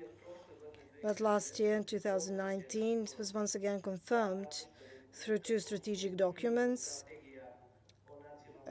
National Defense Strategy and National Security Strategy. And they both state that cooperation with NATO is in the interest, and cooperation with Russian military is our orientation. So we have clearly declared a military neutrality, and I don't think that there's a clear decision by our foreign partners to accept this as a principle. We often compare ourselves with the 7 military neutral states who are EU members, who have a permanent neutrality that is practically incomparable with ours, because it's grounded on a different historical context, and their neutrality was more of expression or compromise between great powers than their own personal decision. Austria, Switzerland, Ireland, Finland, Cyprus and Malta. And I think that our military neutrality can mostly be compared with Moldavia, but is also declared military neutrality due to problems that they have with a part of their territory. And this was the case with Serbia, with Kosovo, with the state policy towards Kosovo. Military neutrality was declared in 2007, once again confirmed in these two strategic documents, as I mentioned, in 2019. So it's not defined by domestic legislation. It's not defined by our constitution. Constitution was adopted in 2006, a year before military neutrality was declared. But if the constitution is to be changed and amended due to membership in EU, because certainly this is going to happen, at least when it comes to a couple of its provisions, military neutrality would have to be introduced in the constitution. And this would also entail developing our own military industry and our own military that practically solely relies on our own devices when it comes to equipment, when it comes to education and training, etc. Defense of the interest is to promote national security through the active EU integrations. So this is where Angelina mentioned comes into fore, and this is common foreign and security policy. Our general public does not know to what extent our country participates with European Defence Agency and to what extent are we being harmonized with European Union. Because for Serbia, it can be very interesting to participate in permanent European structured cooperation, because since we are striving to become a member, we could simply continue our policy of military neutrality because the members of PESCO are also military neutral countries who are EU member states. And through participation in PESCO, their status is not put in question. European Union is through for its policies affecting changes of military neutrality of certain member states, but not change of the overall concept of neutrality. So this is what I have wanted to highlight. Just let me summarize. So Serbia can have a problem in the process of accession, harmonization with common foreign and security policy. But on the other hand, it's not necessarily going to be a problem because depending on how the process is going to be established, the country itself can decide upon this issue. So this is so much from me. The next speaker needs no introduction. It is, of course, the director of SEAS, Jelena Milic. The floor is yours. Hvala. Odličan je.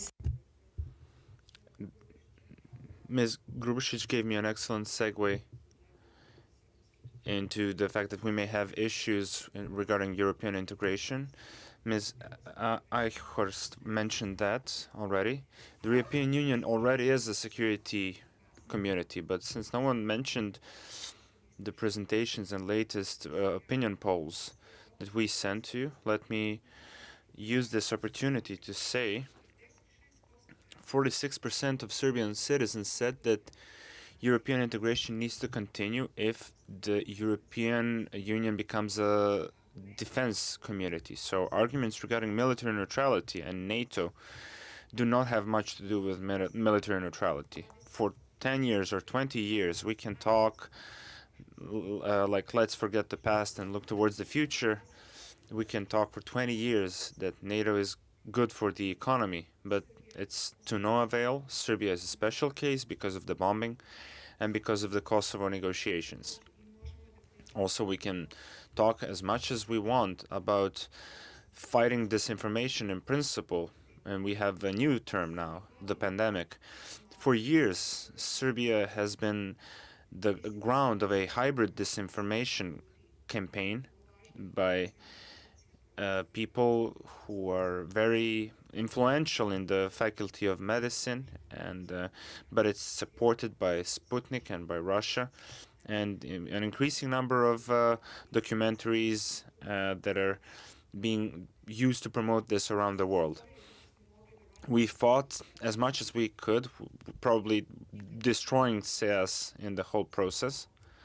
We never had means to fight disinformation. You have fact checkers wherever you want, but we are above this. The problem is the fact that 80% of Serbian citizens believe that there is a cancer epidemic in Serbia, which is directly caused by the use of depleted uranium in the bombing.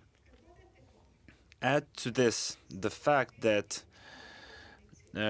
we hear 2 or 3 sentences a year disputing this, that NATO ambassadors in the country rarely tried to fight this on a daily basis, because this is something that's being done on a daily basis.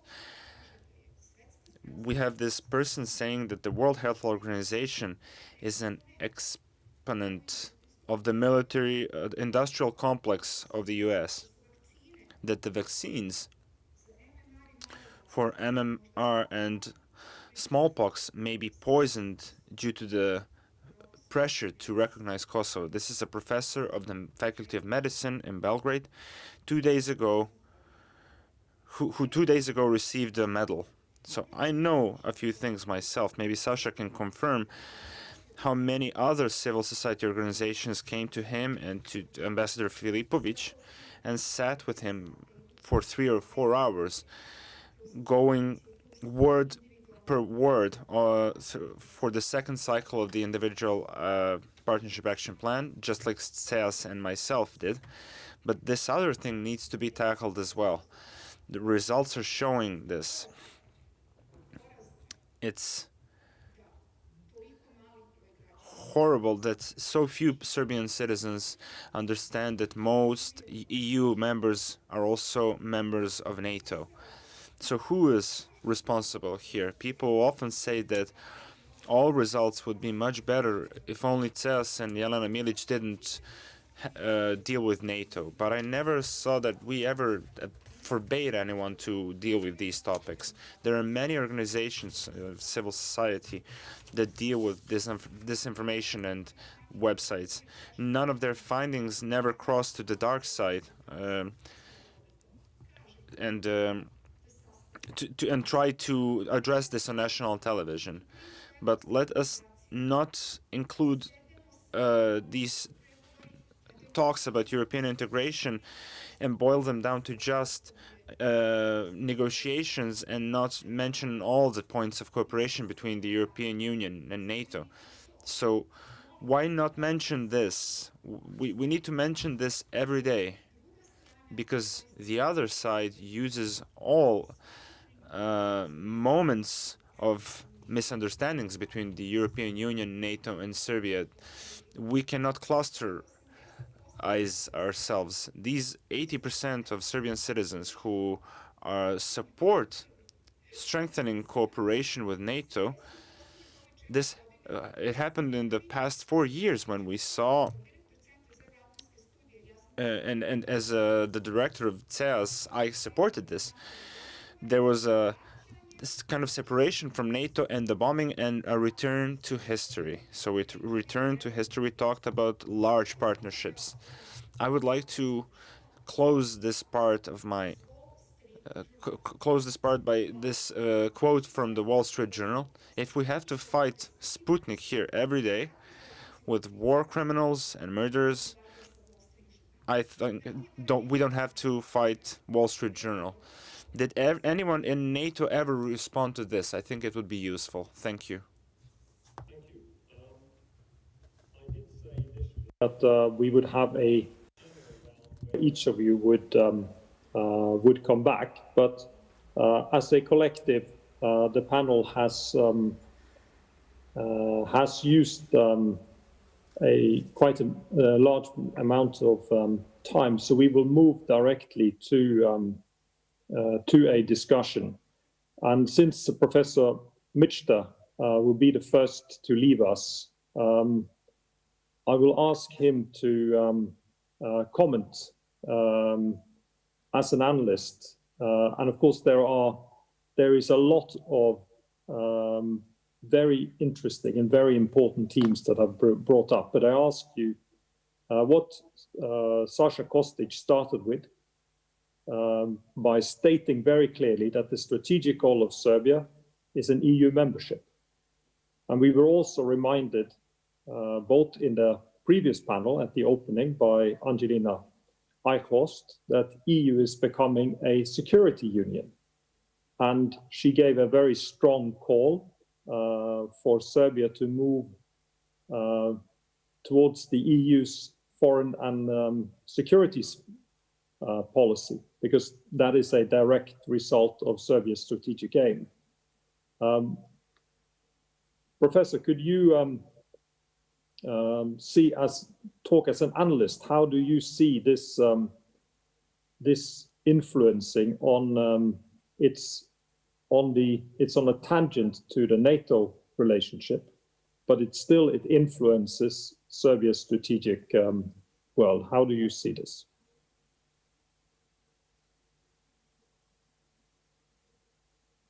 I now get the message that he already has had to leave us. Then I will, the question that I already asked to him, I asked the rest of the panel to answer, and then maybe I can start with the one who has had to now been quiet for the longest, Mr. Sasha Kostic. Hvala. Thank you.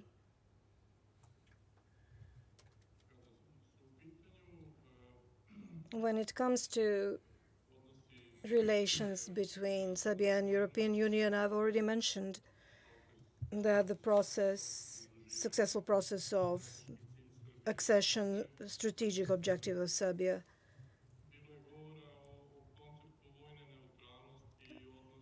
We all spoke about the concept of military neutrality and sustainability or preserving this military neutrality in the process of accession to EU. I have to highlight that neutrality, military neutrality, does not mean isolation. In cooperation with NATO, just as an example, Serbia is building its capacity for participation in multinational international missions of both EU and the UN. So the process of cooperation with EU and NATO is very much complementary. Neutrality as a concept is very broad, as Mrs. Zuzana Grubjušić elaborated, and of course we can talk at length about what military neutrality of Sweden means, or military non-alignment of Finland, or constitutional neutrality of Switzerland. But when it comes to Serbia, membership in NATO is not a topic, neither for Serbia nor for NATO at this moment in time. The topic is extending and enhancing our cooperation, and I think that there's huge potential for both. I'm not going to take more of your time, so this is what I wanted to say. On this question. The floor? Well, what the question about Serbia joining the European Union, I can say from a NATO perspective that NATO strongly supports Serbia becoming a member of the European Union, because this will increase security, this will increase stability, not only in Serbia, but also in the Western Balkans and in the Euro-Atlantic community. And if I may, I wanted to say that very interesting points have been made during these interventions, and I wanted to comment on some of the points. For example, Mr. Kostic, it's great to share this platform with you. We have worked for many years together in the NATO corridors, and we have been coordinated public communications. I agree with Mr. Kostic on the fact that Serbia is a credible partner in the region and also for NATO. And I also agree with him that NATO fully respects the fact that NATO membership is not a topic in Serbia, and that's something that NATO fully respects, while also Serbia is working on becoming a member of the European Union, and while Serbia continues to cooperate very, very closely with NATO. So both things are compatible and actually complement each other. I would like to say Vesna Markovic, she made very, very interesting points about the Serbian public opinion. Serbian public opinion very much respected by NATO. And actually, I fully understand the fact that when NATO is being raised in Serbia, it awakens, as you said, negative emotions in public. And as you know, the Secretary General of NATO has done everything to share his regrets and his condolences with the victims, the families of the victims of the bombing. And it's very important. I think what you said, Vesna, is important in the sense that we, public authorities, institutions like NATO, we have the responsibility to explain to our public opinions the benefits of this cooperation and partnership, and that the past is very painful, but we need to look into the future. And this is why it's important that we work with the civil society in Serbia, and that we talk to each other, that we increase dialogue, and that we increase understanding, because only by doing this together, the public opinion in Serbia will be able to judge on their own. And I'm very concerned about the results of the opinion poll. And I think that it is really our responsibility to do everything in a credible, in a factual way to increase the awareness of the benefits that this partnership brings to all of us. Ms. Markovic, intervention already has drawn comments, and it would be interesting. You pointed at interesting facts in your opening about the public opinion. It would be interesting to ask you, how can you, from a position in the Serbian parliament and also the Serbian government, you of course belong to the majority party, how can you contribute to change this public opinion?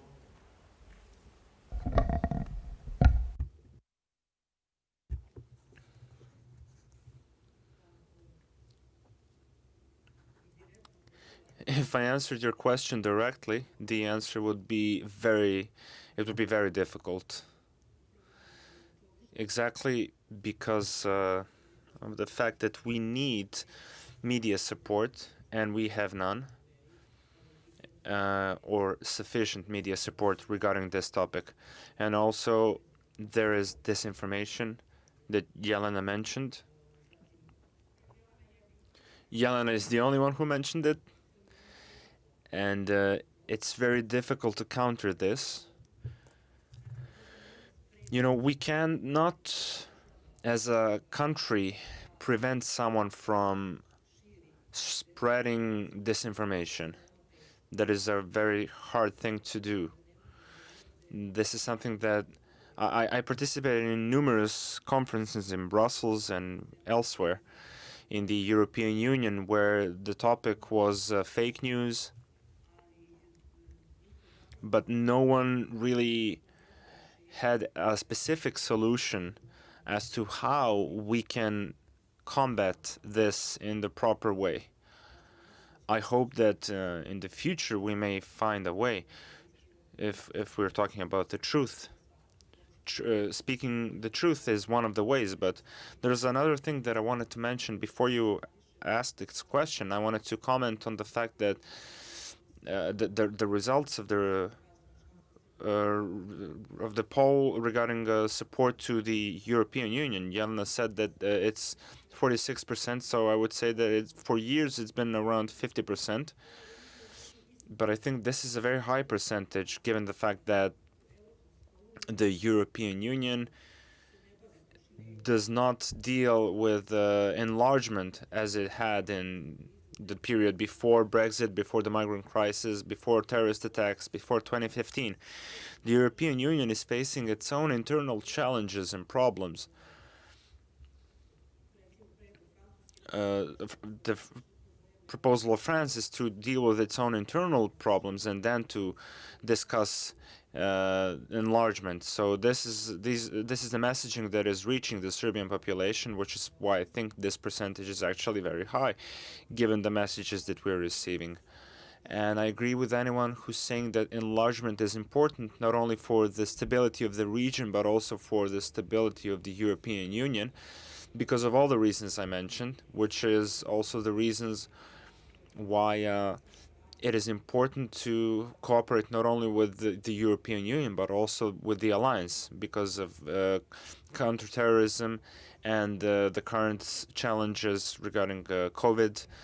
So I won't mention all these examples, but I want to say that Serbia opened, out of a total of 35 chapters, it opened 18 chapters. I've been a member of the European integration team. So the most problematic chapter is chapter 35 regarding relations between Belgrade and Pristina. This is a specific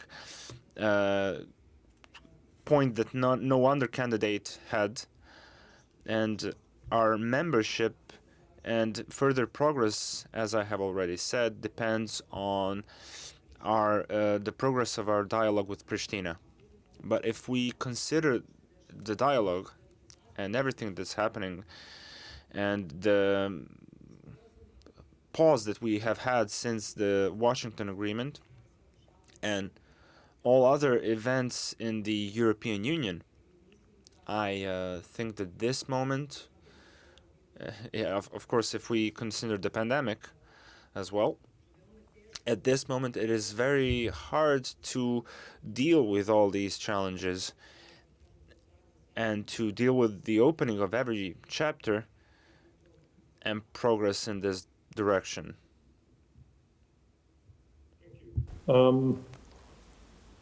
Susanna, your initial comments already has evoked comments and reflection among the other panelists. Another topic that was touched upon was that when Mr. Stoltenberg was here 2 years ago now, he very publicly and symbolically said to the Serbian people that he regrets the loss of innocent life. And it is now 21 years. So there are, is there a reciprocal move on the Serbian side to meet that open hand from Mr. Stoltenberg? Because that was a very emotional way of going about it. So is there a reciprocal move from the Serbian side? And what could that be? And where could that lead us?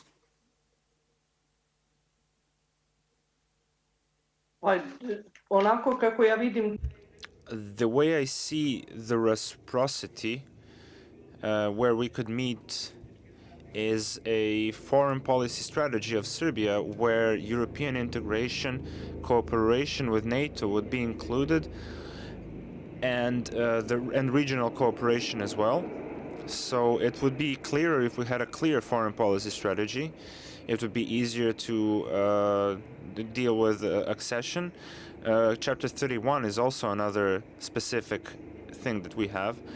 31 is alignment with the common foreign policy and defense policy of the European Union, regardless of the fact that we are in the accession process. We have been since 2014. We can't even open this chapter, and let alone speak about closing it. So we have no screening report. It's questionable whether or when we will receive it, because our percentage of compliance with the common European foreign policy was only 48 for this year and 60% for last year. So there are some things that should be done, but since most citizens in Serbia and the majority of the international community and Serbian authorities support the concept of military neutrality, I think that this will remain the policy in the coming period. The European Union will not change its policy regarding Russia, nor will we change our own policy drastically. So we will be in this limbo where we cannot open this important chapter towards the European Union. Jelena Milic,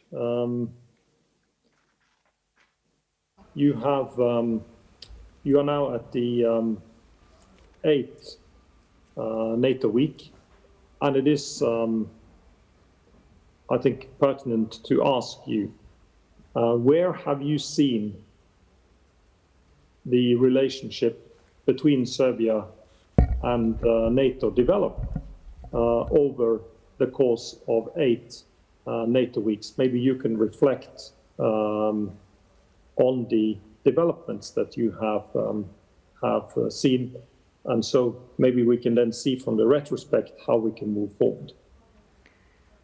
Interesantno mi je da gospođa Romero osvrnula. It is interesting to me, Mrs. Romero has referred to all other panelists except mine, but it is very good the General Secretary has apologized for civilian victims and expressed his condolences, and this is something that needs to be reiterated as often as possible. This is actually the 10th NATO week in 8 years. To be more precise, the relations are actually very good. Some accuse me that the relations would be much better without me, but the very fact that Serbia is participating in NATO missions organized by NATO, that we have trained medical experts for Iraq, does not go in hand with the rhetorics either of the state or the rhetorics of the media, which is why only very small percentage of citizens support our membership in NATO, and yet more than 50% would support actually becoming members of EU, even if EU becomes a security organization. So we have to bear in mind that the citizens are actually not quite aware of how many members of EU are also the members of NATO. It will actually be of great assistance if the ambassadors to Serbia who are coming from EU member states would mention it when they address the general public in Serbia. Unfortunately, our media are very much focused on reporting about some sensational news and finding things to accuse President Vučić of making a mistake when he's stating GDP figures or bragging with some economic success that Serbia has achieved. CES, unfortunately, is very much on its own in promoting membership in NATO. I would love to see other CSOs offer support to this, but this is not happening. And let me just close my intervention with a brief observation. I'm not moaning and complaining, but rather trying to summarize as to what to do next. What are the lessons of these 10 conferences? It took 3 mails to communicate with Deputy Assistant of the State Department and the top-ranking officials of the United States, and we finished everything ever since. And actually, since then, nobody bothered me with minutiae or details. We have invited to this conference all leading think tanks focusing on European integrations whose assessment affect the progress report of the EU and the general image created about Serbia in the center of powers and where the political decision makers are when it comes to the policies towards Serbia. Only Mrs. Grubišić has agreed, and all other think tanks have actually dismissed us and our invitations. So bear this in mind as well. That was raised by Professor Michta was the stress on budgets in general and defense budget in particular as a result of COVID-19. And we know all that Serbia is in the unfortunate situation that its GDP is at the same level that it was 30 years ago, before the decade of troubles, if we can call it that. So the economy is of, and President Vučić has said so on many occasions, that it's vital to Serbia. If we then look at the largest conflict which has ever ridden this world, the Second World War, the two countries who were the main losers, Japan and Germany, 20 years after the World War was over, were economic miracles. Are there anything that can be learned from the German and Japanese example after the Second World War by Serbia? And I ask this openly and take the floor if someone wants to answer.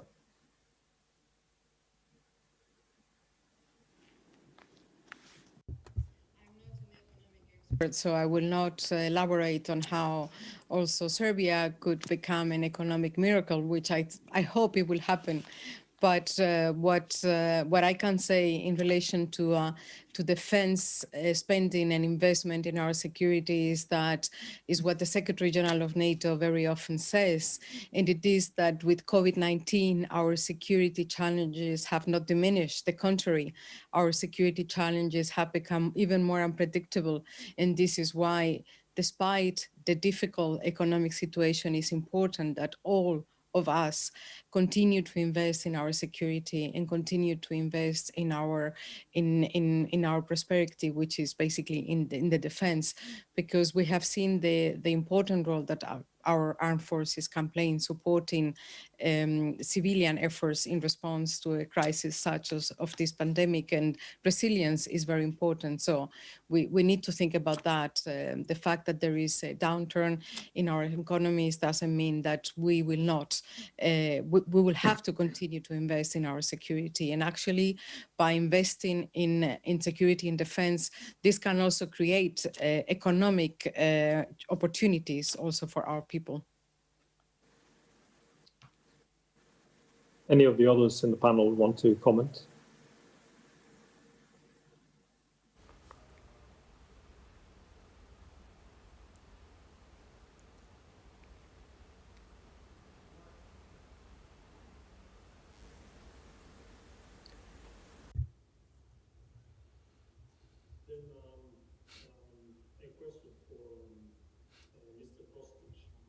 Wants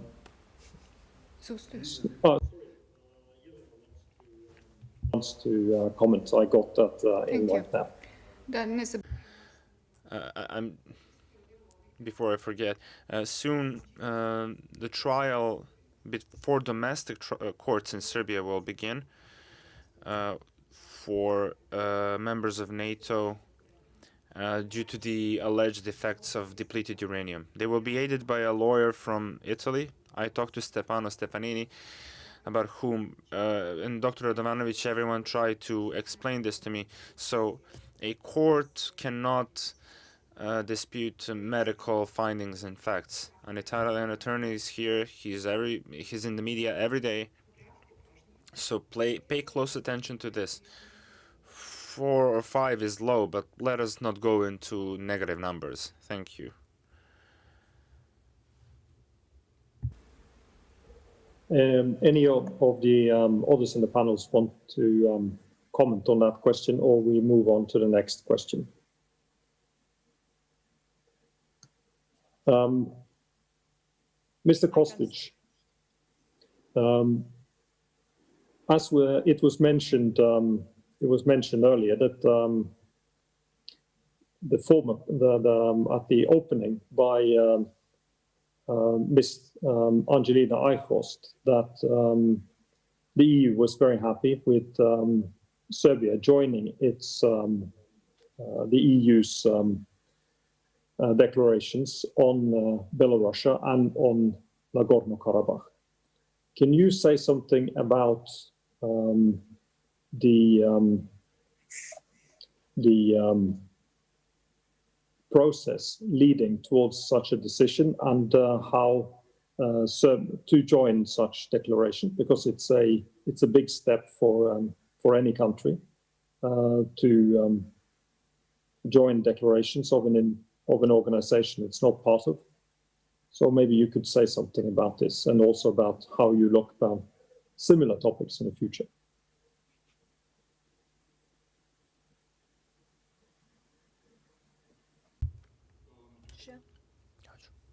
Thank you for the question. Serbia is committed to, in this European integration process, Serbia is committed to gradually aligning its foreign and security policy with the positions of the European Union. This is a process. Ms. Grubješić mentioned that this percentage was around 60% last year. We have a commitment to, before actual accession to the European Union, fully align our position with the positions of the European Union, which will be the fact at the moment when the accession process is ended.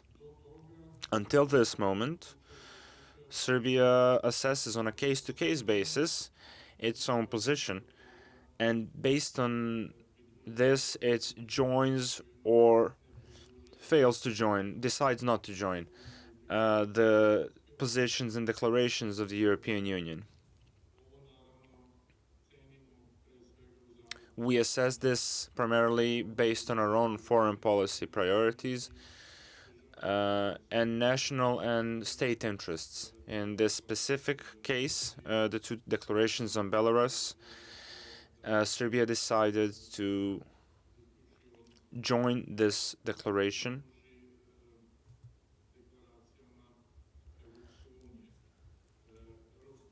The European Union is an important partner.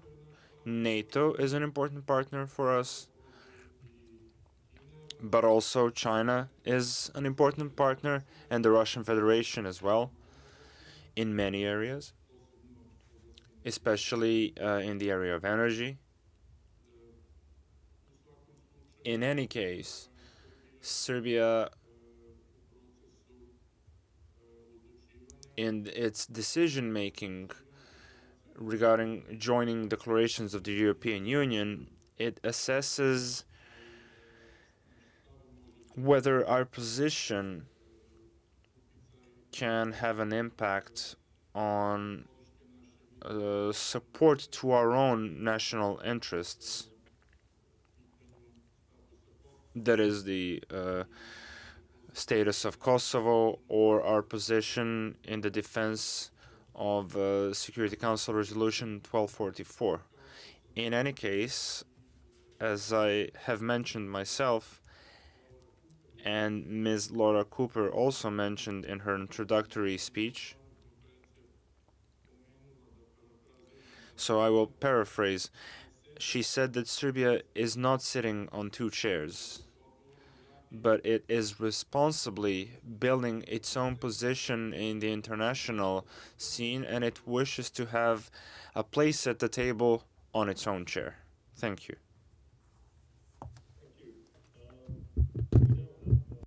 Approximately 3 minutes left, so before I hand over to the next panel, if there is anyone else who would like to comment on this question, please. On that, no.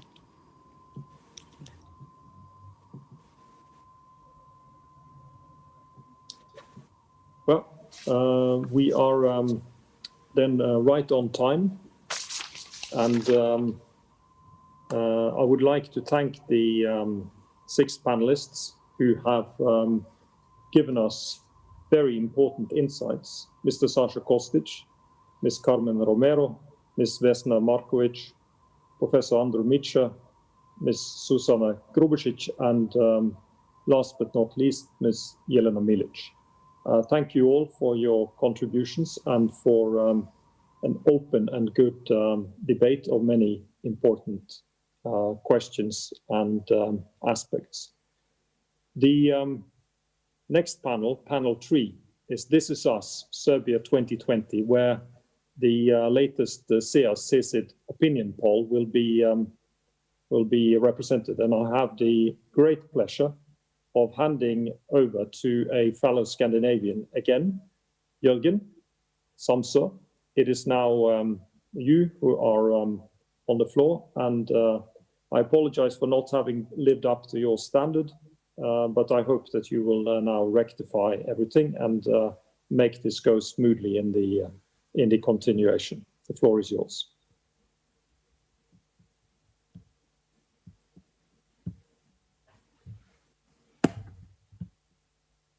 Hello, I thank you so much for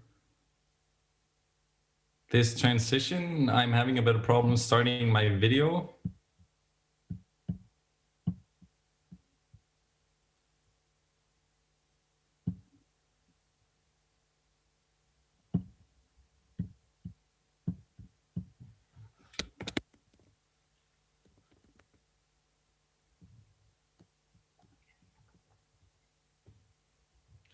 Thank you, Egil, for handing this over to me, my fellow Scandinavian. I think you did a very good job and hosting this previous panel. So there's no need to rectify anything there, I think. And now I think we should directly move on to something we've all been looking forward to, which is the latest and fresh from the press, so to speak. Opinion poll and I believe comparative analysis from the Center for Euro-Atlantic Studies and CESID, the Center for Free Elections and Democracy. The title of the poll, as you would have heard a few times before, is This Is Us, Serbia 2020. And this is the official launch and publication of this opinion poll that investigates attitudes in Serbia towards the EU, NATO, Kosovo, and the US, including with a focus on the recently signed Washington agreement, or agreements, I should maybe say, between US and Kosovo and the US and Serbia. And with us, I see, is Ivo Cholovic, who's the project director at the Center for Free Elections and Democracy. Welcome, Ivo. Do you hear me? Yeah. Dobar dan, da, čujem vas. Yes, hello, I can hear you. Thank you. And with us, we also have Daniel Rigio, who is the press officer at the Public Diplomacy Division at the NATO headquarters. I believe you're with us from Brussels. Welcome. Thank you, sir. Good afternoon and dober dan. Dober dan.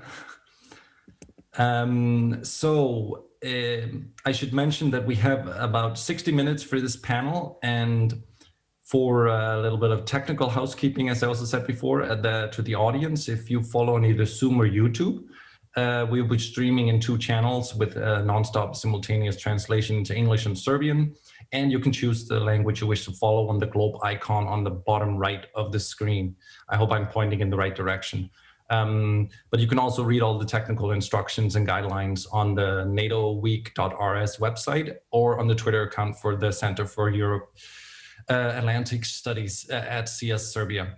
I should also mention that we will not be taking any Q&A for this discussion, but I think I speak for the organizers that in the panels to come, all the speakers are free to incorporate these results into the discussions that we will have for the rest of the day and also tomorrow.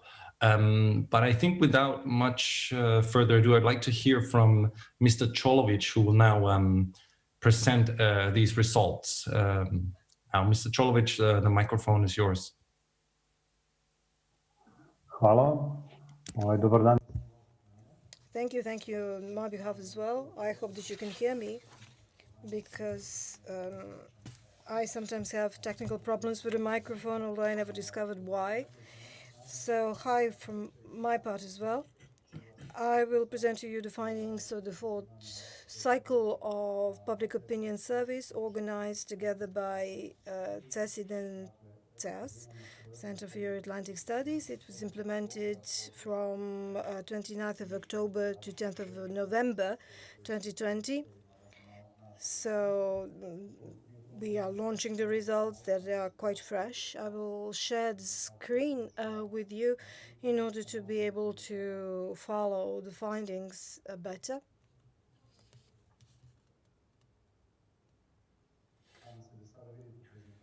I hope you can see the presentation now, yeah?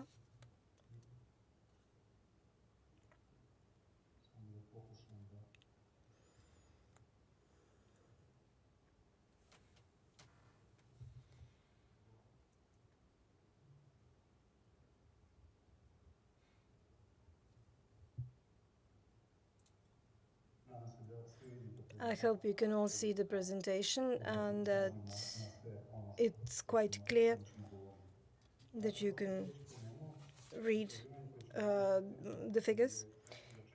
So once again, this is the 4th survey cycle that CESID and CES have performed together on the representative side, a sample of the citizens of Serbia, to see what is the attitude of Serbian citizens towards Euro-Atlantic integrations.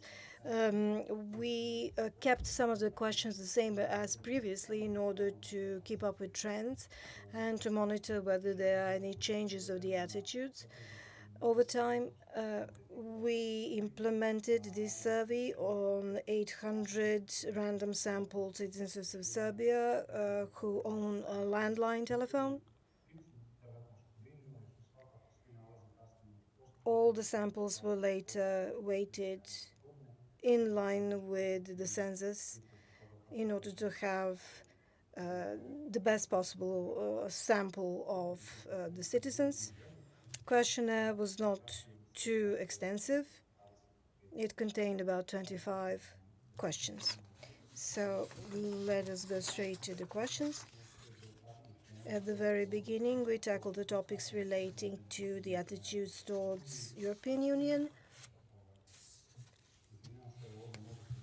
And here you can see the bars in the graph, and you can see that the trends point that there were no major changes in the past 3 research surveys, and that the trend shows that about half of the citizens of Serbia support EU accession to the EU.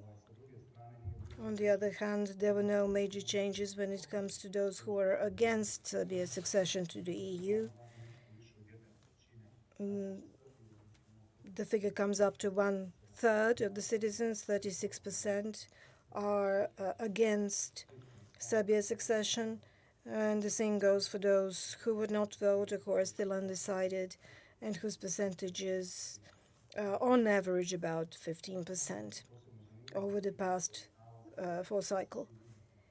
Now, if we take a deeper look as to the structure of those who are in support or not in support of EU membership, unfortunately, it's an issue of quite concern that young people, also those between 18 and 29, that there is a large percentage of them who are actually against Serbia's accession to the EU. So there's this deeply rooted group who are against EU accession. And here they overlap with those who are older than 60 years of age. On the other hand, those who are in favor of Serbia's accession are the most educated layers of our society, those who live in the urban areas, and generally in well-developed regions of Serbia, in comparison with those who, let's say, live south of Belgrade.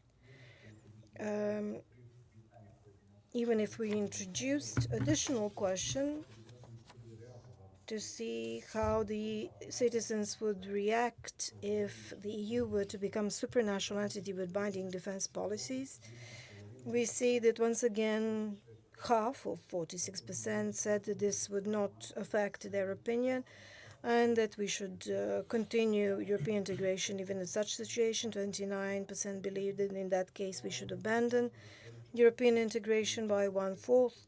25% could not respond to this question.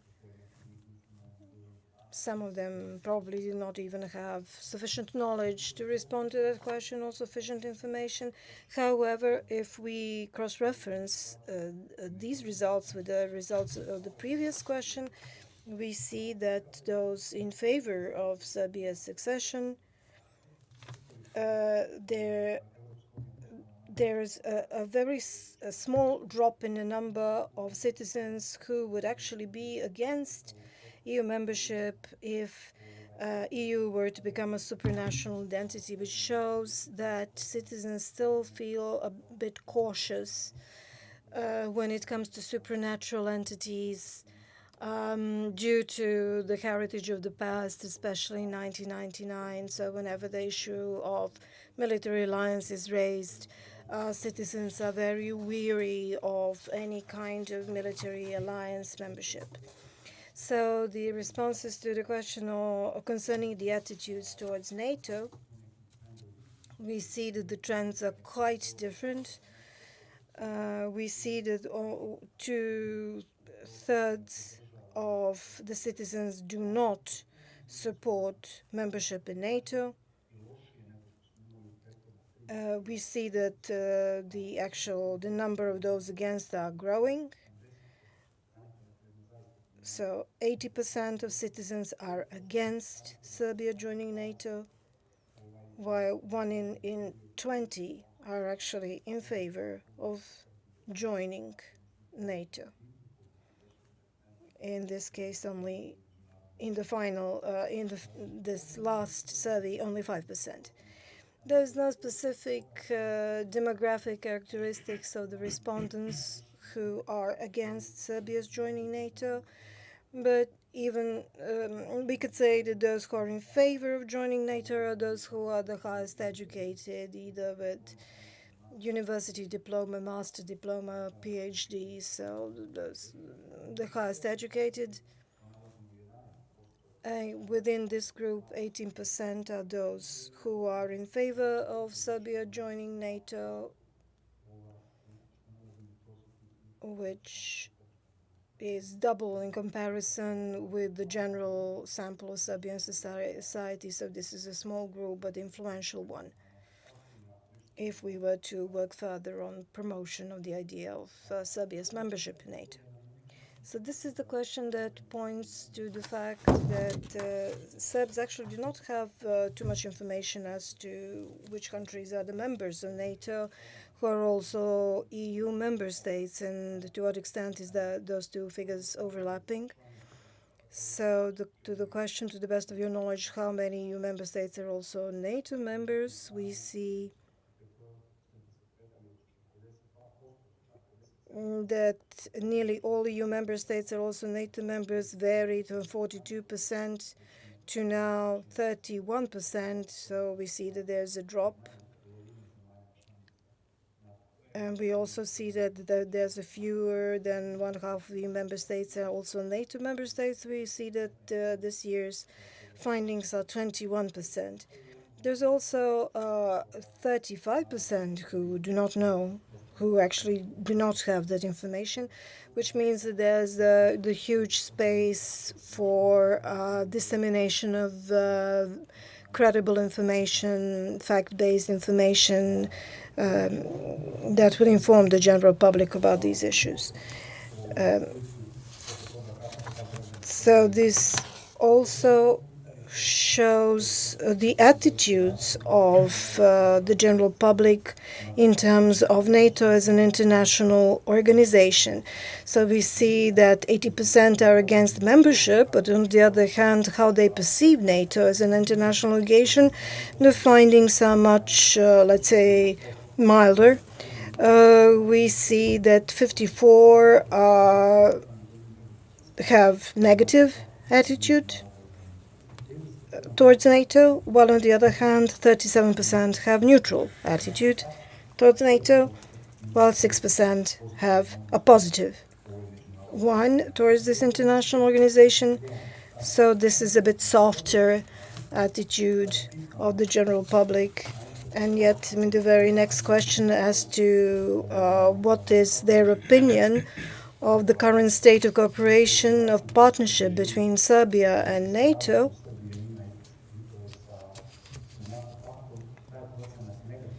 The percentage of negative responses is dropped even further to less than a half.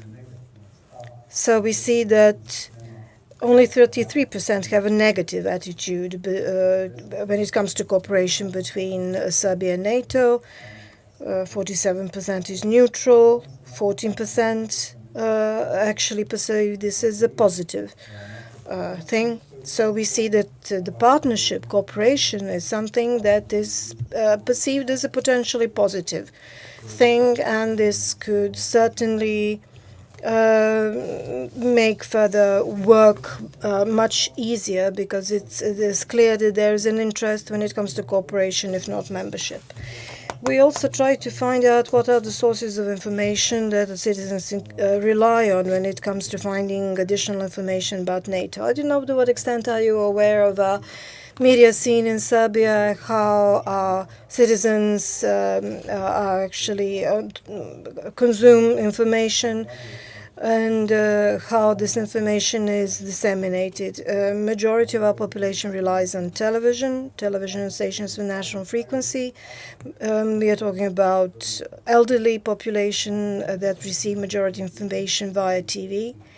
So if you take out the media, we see that over 40% of the population do not even get any information from any sources whatsoever. This is why how things are presented in the media is of such crucial importance. Now we see that even when it comes to other respondents, indirect information coming from friends, family members is of crucial importance. 31% told us that most of the information they get about NATO is indirect.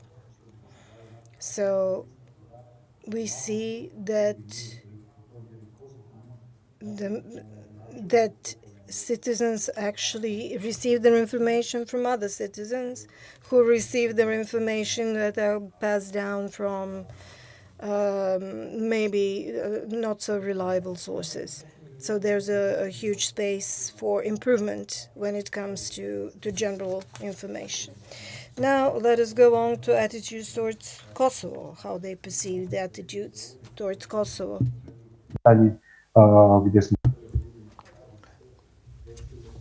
We wanted to see what would happen if there was a partition of Kosovo that would entail adjustments to the administrative border proposed by the Serbian president and government and supported by the USA, but opposed by the EU. So the question was whether Serbian citizens would support this kind of agreement that could be reached on this issue.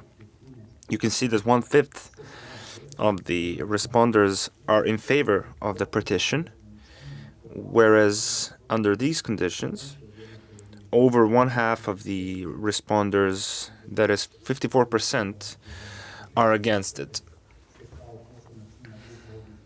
Our target group here is the youngest responders between 18 and 29, among which there is a large number of those who are opposed to this kind of partition with the support of the USA. So there is a group of responders, and of course there is a part of responders coming from central Serbia and southeast and south Serbia, and the responders who are educated somewhere below average, so secondary education or primary education. So here we asked something regarding the life of Serbs in Kosovo at the moment, and we wanted to see whether cooperation, greater defense cooperation between Serbia and the US would improve or worsen the position of Serbs in Kosovo. I mean, we are all aware of the fact that the United States has a level of control of the Kosovo security forces, and we wanted to see how much, if Serbia increased its cooperation with the US, how much would it benefit our people living in the territory of Kosovo. And you can see here that citizens are thinking in a very pragmatic way. They believe that the situation might improve. The status of Serbs in Kosovo might improve if this kind of cooperation was increased. So this is double the number of those who believe that the cooperation would worsen, that the position of Serbs in Kosovo would worsen. So 35% of the respondents believe that the cooperation would have no impact on the position of Serbs and that the life of Serbs would remain the same regardless of this cooperation. So there is a pragmatic belief, and people are aware of the fact that this could, at least according to this survey, that the position of Serbs could improve. And another similar question regarding Russia, we asked this similar question where we included Russia in this question. So would greater defense cooperation between Serbia and Russia, would it improve or worsen the position of Serbs in Kosovo? And then you can see that almost a half of the responders, 48%, believe that the position of Serbs in Kosovo would improve if cooperation between Serbia and Russia improved. Regardless of the fact that the Russians do not have such strong impact on Kosovo, and the fact that the United States have an impact on the Serbian and the Albanian side. So many responders believe that this cooperation with Russia would improve the position of Serbs in Kosovo. So now something about attitudes towards the United States. Here you can see a comparison of the poll from June 2020 and November 2020.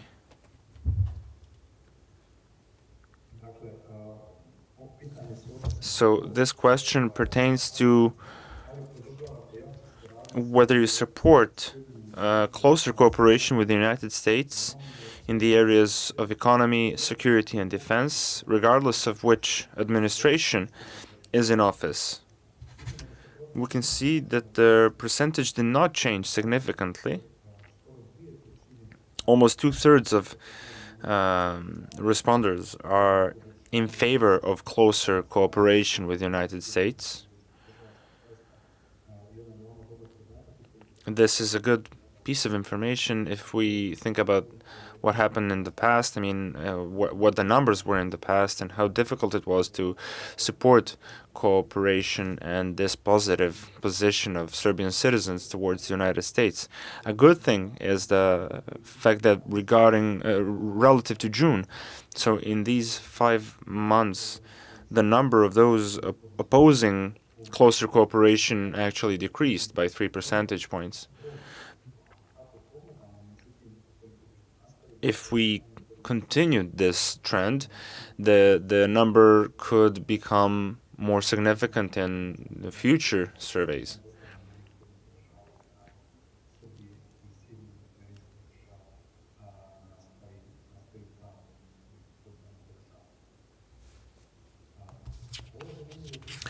An interesting question. That happened. We have data from the last 4 surveys.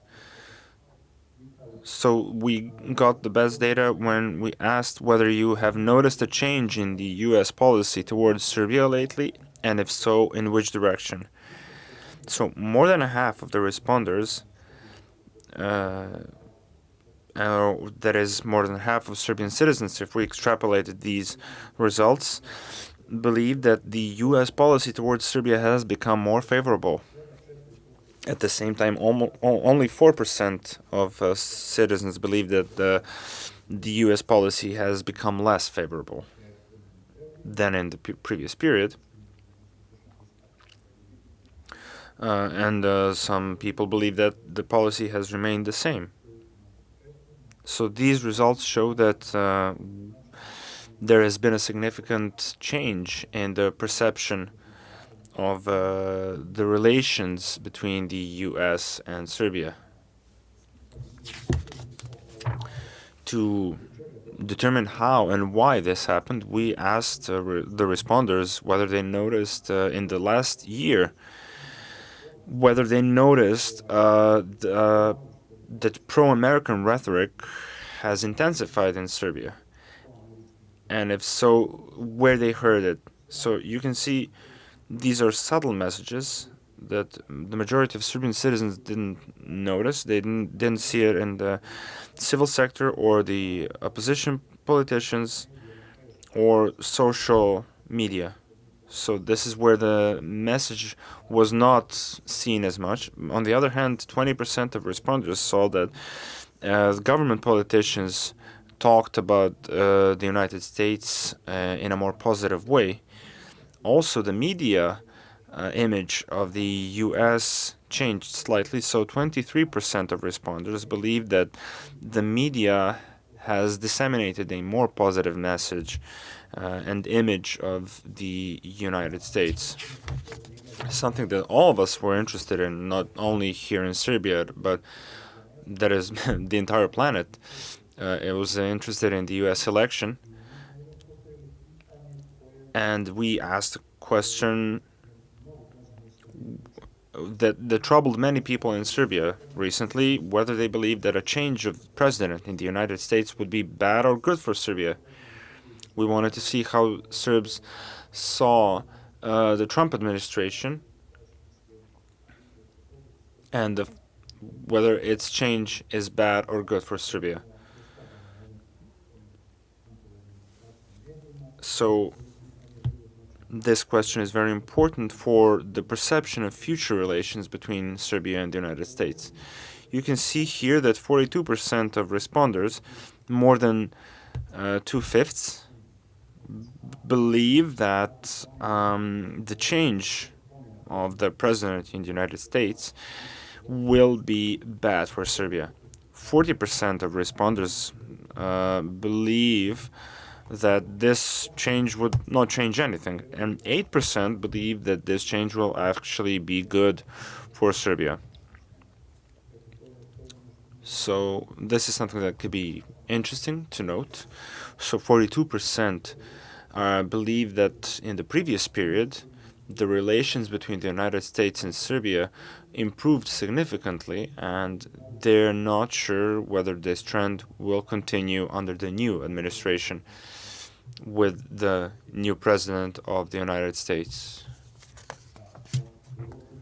So you can see in this question that this is the case. We asked whether the people think the incoming U.S. administration should continue President Trump's administration policy towards Serbia and the region, and you can see here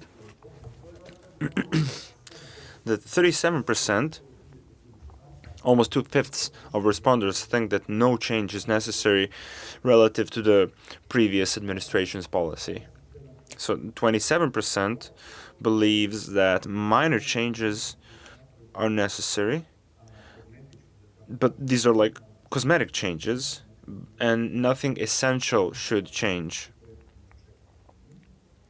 relative to the previous 4 years. 18% believe that the Trump administration's policy was not good and it should change. You can see that the Serbian population was relatively satisfied with the U.S. policy towards Serbia in the past 4 years. With regard to this region and Serbia in particular. The next topic is the Washington Agreement. One of the reasons why maybe the perception of the U.S. Impact on Serbia has improved.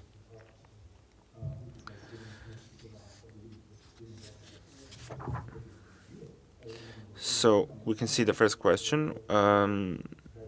Do you think the Washington Agreement signed by Belgrade, Pristina, and the U.S. is good or bad for Serbia? And here you can see that 35% of the responders, a similar number to the previous number, more than 1/3, believe that this agreement was good for Serbia. So we didn't have an agreement between Serbia and the U.S. that was promising a lot to our country in a long time. So you can see that Serbia had a position in the U.S. that it hadn't had in recent history. 39% of the responders believe that this agreement is neither good nor bad for Serbia, and they're neutral. And only every 10th responder believes that the agreement is bad for our country. We asked whether you think the Washington Agreement will be fully implemented.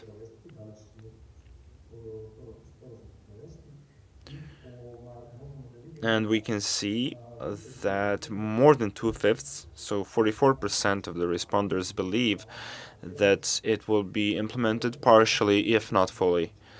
Every 10th responder believes that it will be implemented in its entirety, and slightly over 1/4 believes that most of it will actually not be implemented. And finally, we asked a question, what the Washington Agreement will mostly contribute to. What is interesting is that only 13% of responders believe that it will address the Kosovo issue. They believe that it will strengthen the economy first and foremost, and that it will improve overall relations between Serbia and the United States. Only 13% believe that this is an agreement that will lead to the resolution of the Kosovo issue in the near future. So this was, in short, the findings of our survey. I hope you were able to hear me and to see the findings, and we can now discuss it.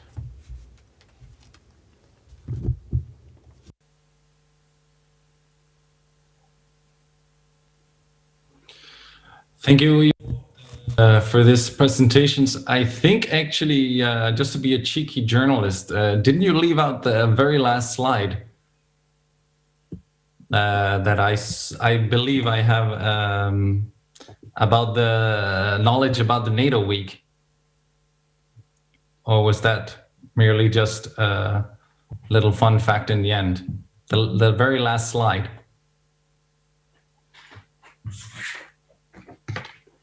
Iskreno, ovo je bio posljednji slajd koji smo pripremili za ovu prezentaciju koja... This was actually the last slide that was verified for presentation, but I can draw the information that if you would like. I don't know all the figures by heart, but I can tell you straight away.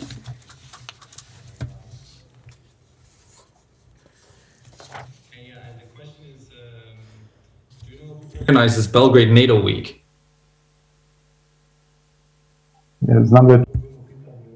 Yeah, I know that question was raised in the questionnaire, but I thought it's more important to underline these questions or rather responses to the questions that were of the importance for the conference itself, rather than about the conference.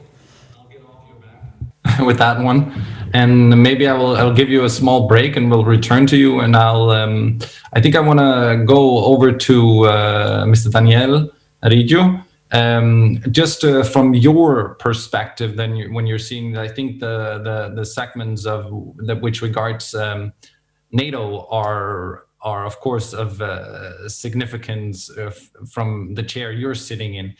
What strikes you when you see the results about the public perception in Serbia about NATO? Well, thank you very much indeed, first of all, and my congratulations to the Center for Euro-Atlantic Studies and to all the entities involved in the organization of this excellent event, and also my appreciation for having the opportunity to contribute to the proceedings of what is a really, really interesting event. My compliments also to the interpreters for an excellent and very smooth translation. And last but not least, of course, to the presenter of this excellent report. So let me go straight to your question. For the interest of time, I would like first to share my main impressions of some of the main takeaways of this report, and then, of course, to address their implications for NATO.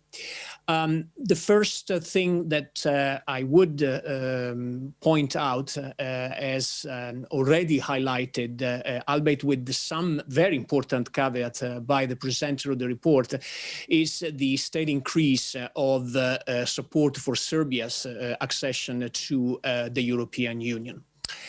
The second aspect, as far as the attitudes towards NATO are concerned, I think it's important, as in an excellent fashion pointed out also by the presenter, the need to distinguish between Serbia NATO membership and NATO-Serbia relations in their own merit.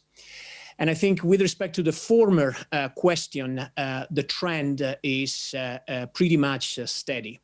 But with respect to the latter aspect, as the presenter very, very eloquently pointed out, the results are much more nuanced.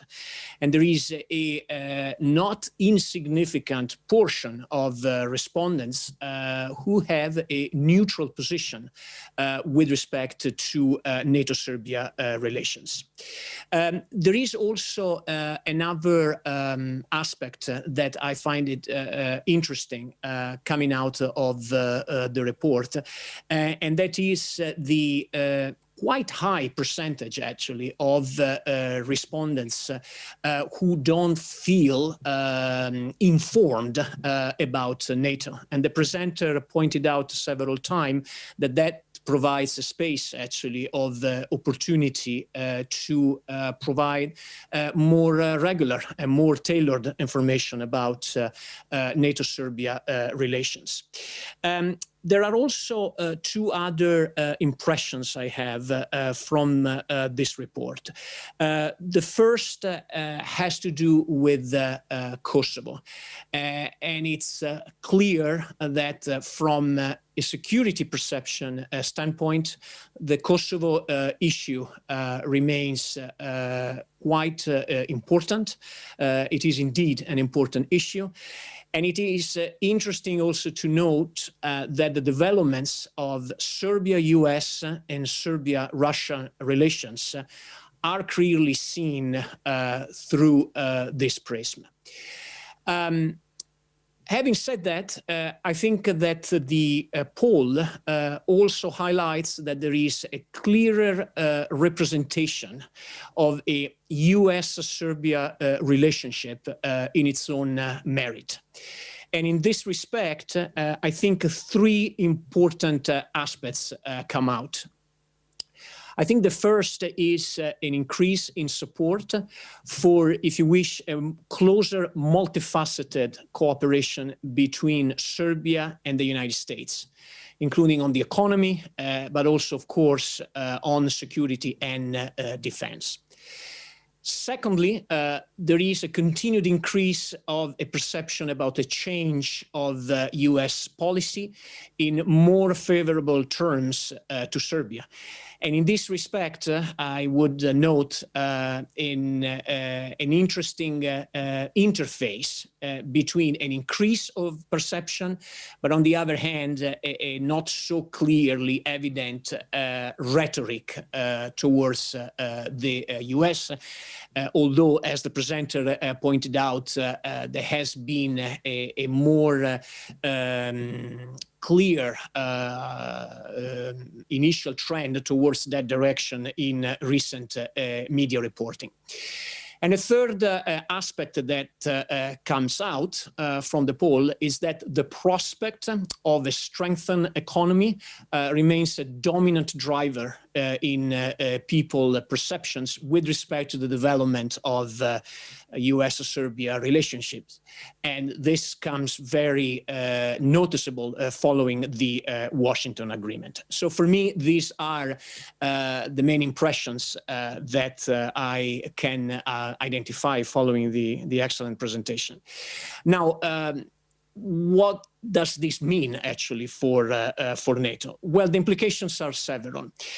First of all, let me just go back to a point I made before, and that is that the poll still indicates, and that I think it's a, if you wish, consolidated trend throughout the different cycles of the poll, that there is an information gap that needs to be filled. And from this point of view, NATO remains fully committed to continue communicating about the development of NATO-Serbia relationships and about the efforts that the Atlantic Alliance continue to carry out in order to provide its own contribution to the consolidation of regional stability. And we will continue to do this in various forms, certainly through the daily activities of the NATO Military Liaison Office in Belgrade, led by Brigadier General Tommaso Vitale, and also through regular engagements with Serbian media and civil society representatives, including at the level of the NATO Secretary General.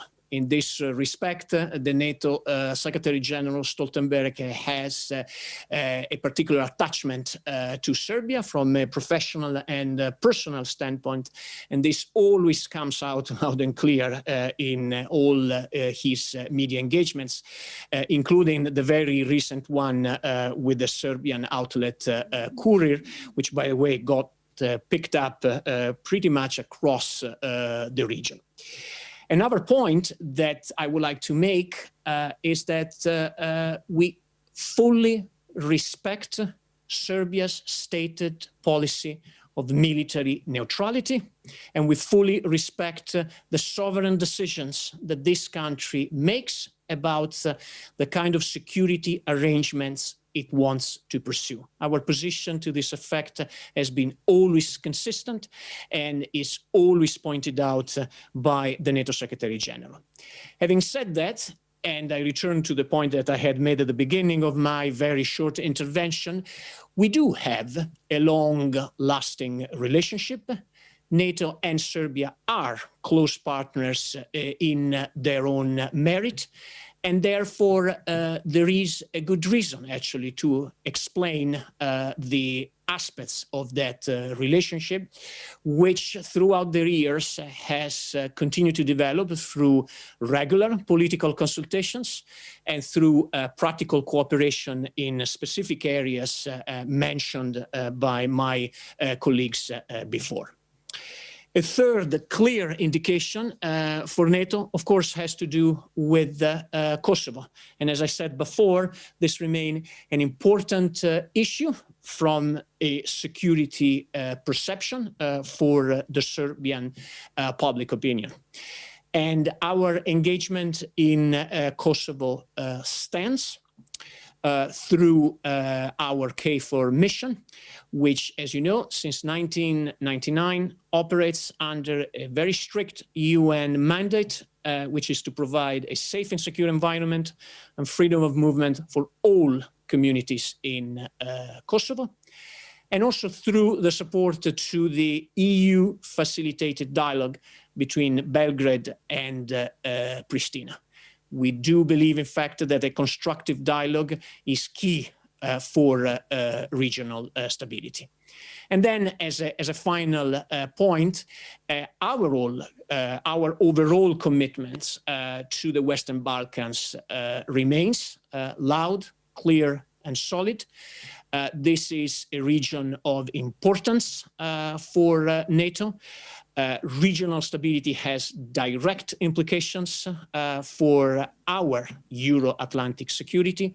So we see the region's future in Euro-Atlantic cooperation integration for those who want it. And let me be absolutely clear about that.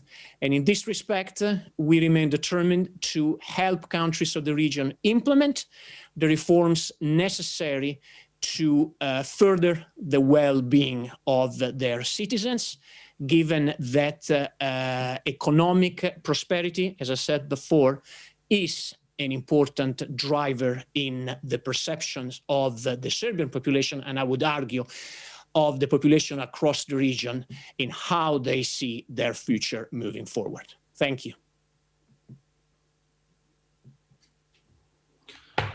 Thank you very much for your remarks on that. I think maybe I want to return. There was one point that stuck out to me a little bit while Ivo was presenting Ms. Cholovic was presenting the results of this poll. I think this split between the educated urban elite, and which came through not only on the EU support, but also in the support for NATO. I don't know if you can go a little bit deeper into what kind of, and also maybe to educate our audiences, what kind of splits are there in the Serbian public when it comes to support for EU, NATO, and for EU and NATO. Let's hold it to that for now.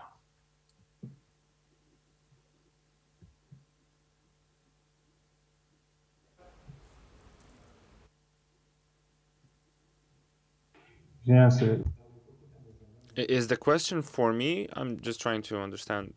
Yes, that's the question for you, Mr. Cholovic. That it came out a couple times during your presentation that there is this split in Serbian society that I'm kind of interested if you could elaborate a little bit more on that from a polling perspective, and also from some of the results that you're seeing in this specific poll. In principle, this is nothing new in Serbian society. especially regarding relations towards the European Union. And it kind of crystallized that there is a group of citizens who is more educated and so this is not the youngest portion of the population. So this is a generation between 30 and 60.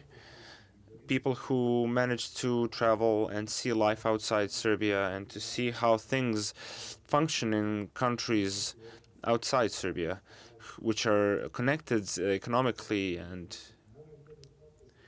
there are people who can understand this, and there are also people who are trapped and who see our EU prospects as just someone who never left Serbia and who have finished elementary school and maybe secondary school. So this is a problem in our society. If we took the average responder, we would see someone who is aged 48 or 49 and who has finished 2 years of secondary education. I'm not sure if you know this. This is according to the 2011 census, around a third of our responders have only finished elementary school or less. So all these are potential voters at a referendum on the accession of Serbia to the European Union or NATO.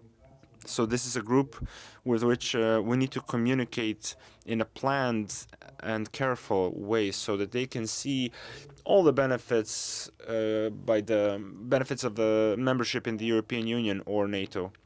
But I would like to make a difference here, because even though there is among those who support NATO, there are more educated people, but this group is definitely more negatively oriented towards cooperation, towards NATO. So they see a benefit in cooperation, but they have a negative perception that is not based only on the bombing, but also on the fact that this is an organization that is a military organization whose some people just cannot accept this.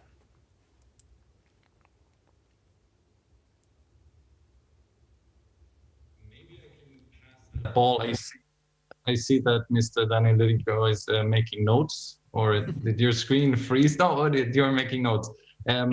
That's maybe interesting for you to see the perception of NATO, because I know in the as we'll talk about in an upcoming panel, also the NATO 2030 strategy is also about involving or making NATO a forum where that's more strengthening the political dimension of NATO, which to be a forum to discuss also which political directions we should go in the international order. So I don't know if you can pick up on that, maybe the public perception of NATO as a purely military alliance. I think from your standpoint, you would argue that it's more than that. Yes, indeed. It is more than just a military organization. You very eloquently pointed out the political characterization of this organization. This organization, let's not forget, is composed by 30 members, and it is the most concrete example and ultimately the only transatlantic forum of consultation on issues of mutual concern. And when I talk about mutual concern, I'm talking about issues that concern the security of the members of this organization, but also of their partners. And the COVID-19 pandemic obviously made that even clearer. So that's one aspect I would like to highlight. The second aspect that I want to underscore, building on your question and also on the point made by Ivo, I will not even venture to pronounce his last name because otherwise I would embarrass myself, is that I think COVID-19 also made clear on how a military organization can put at the disposal of civilian population struck by a calamity like the coronavirus, the capabilities and the assets necessary to provide the critical medical assistance they require in order to navigate through this challenge. And as we can see, for instance, and as I'm sure my previous colleagues pointed out, KFOR in Kosovo has provided medical assistance to various communities in Kosovo struck by COVID-19. So the military can be used in a way that positively affects the daily lives of the civilian population. And as I said, the recent crisis made that even clearer.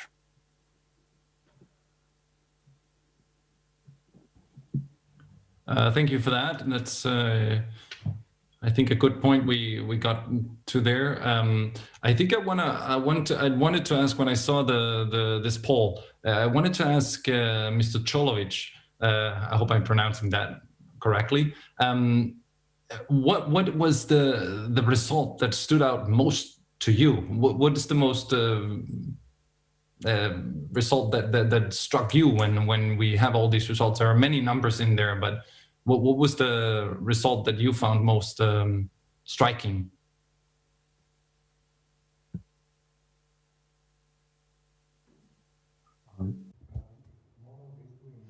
If I had to choose one result, that would be the one relating whether you are in support of cooperation with the United States in every aspect, regardless of who is in the government. I think that this is an excellent result. We have 2/3 of the respondents who are in full support of strengthening cooperation between Serbia and the United States, especially if we bear in mind what was the situation previously and how our citizens perceive who assisted Serbia in the past, and how they always believe that it's Russia that's supporting Serbia. Russia is helping us develop our society. This is a classic example as to how the public attitudes are changing, and that the slow waters run deep, and that if you present to citizens in the proper information in a proper way, the general attitudes change. When it comes to attitude towards NATO, we had 5% of the respondents who are in favor of Serbia joining NATO. But on the other hand, we also have a slide in which we ask the question, allow me just a moment.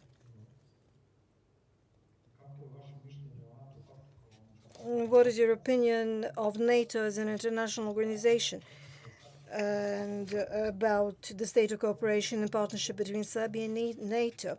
Now we see that there's a 14% of citizens who actually have a positive opinion of cooperation and partnership between Serbia and NATO, which shows that things are changing. It used to be unthinkable that we get such a strong support to partnership, especially bearing in mind that we have 80% of citizens who are adamantly against Serbia joining NATO. So obviously, there is a large number of citizens who believe that, okay, we are not going to be members, but we are going to cooperate and be partners. So there's a relatively small number of people who are clearly negative when it comes to any kind of cooperation with NATO.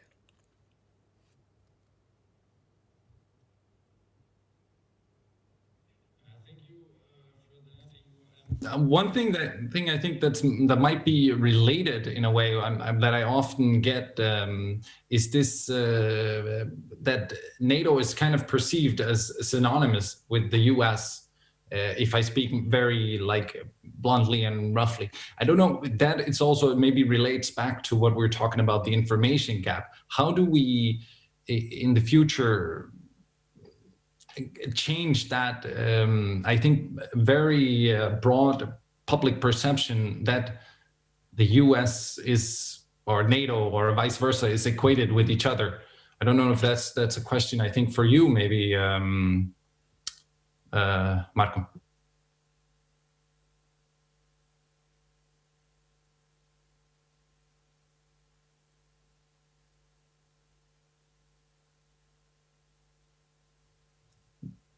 Daniel, sorry.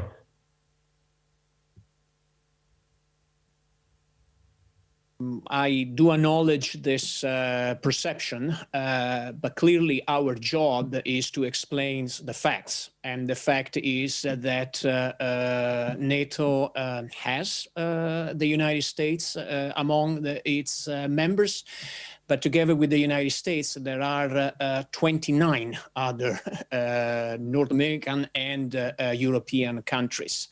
And I think it's important to constantly inform the public, and this applies actually for every case, that NATO is an organization that functions by consensus. There has to be a unanimous decision amongst all 30 members in order to undertake a course of action attributable to NATO as an institution. The other point that I would like to make, just to follow up your previous questions, and also a point made by Ivo, particularly with respect to a specific sector of the Serbian public opinion, is to inform about activities of practical cooperation between NATO and Serbia, which go, if you wish, beyond the sort of traditional concept of military affairs. And that is, for instance, the whole array of cooperation developed between NATO and Serbia on the safe disposal of obsolete and dangerous ammunition, which has been made possible through a NATO-run projects characterized by the investment of millions of euro. Another aspect is, for instance, the cooperation in the field of civil, what we call a civil emergency, bringing various countries together in dealing with civil emergencies like natural or man-made disasters.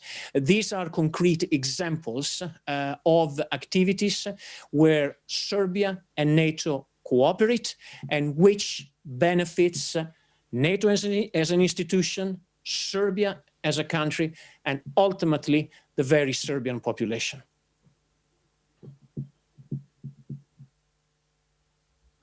On that note, I think very encouraging note, I would like to thank you both for your time, Šečolović and Mr. Rijo, for a very pleasant, I think, hour's talk. And I'm sure we will use these numbers and results from this poll in the panels going forward. I think it's a good launching pad for to have something very concrete to talk about when we talk about big institutions and big questions and international order and development here in the region and cooperation. So I just want to thank you both for a very insightful hour together with you. And I will hand it over, I believe, to the Deputy Director of the Center for Euro-Atlantic Studies, Ms. Anja Petković, who has, I think, a message. I was under the assumption that there was now time for a coffee break, but I don't know. I think she has a message before we can start talking about coffee. Okay. Oh, thank you. Can you hear me? Thank you. Thank you. I would first like to use this opportunity to thank Mr. Ivo and Mr. Klacher and the entire CESI team for helping us with conducting this research. Also, I would like to thank Mr. Riggio for participating in this panel, especially. And as Jelena mentioned before during the conference, it is really our honor that we have, this is actually the part where we have the biggest number of NATO speakers, and we are especially proud for that. I would now ask you to, we are going to have a brief break for 30 minutes. And I would like to ask everyone to stay with us, stay tuned. Next is the panel where we are going to have a lot of great speakers. We are going to have General Ben Hodges. We are going to have Mr. Mark Di Paolo. We are going to have Mr. Ambassador Lazar Komanescu Goran Svilanovic and His Excellency Ratko Vlajkov, and actually John Capello, the moderator of the panel, joined us, so we are going to have him as well. Thank you once again. Thank you all, and we are going to get back here after the short break.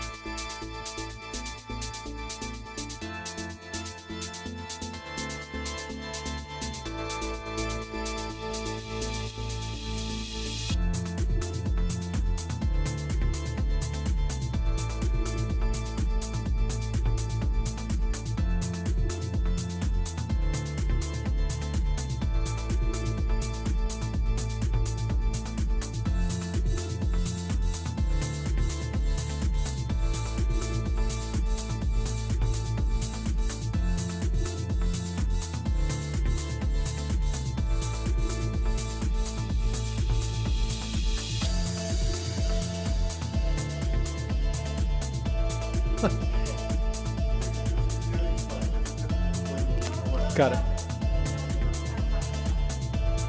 Okay.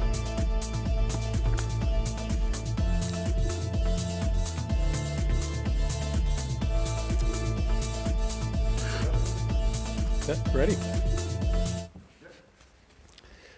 Actually, I'm sorry, I need to shut myself off here.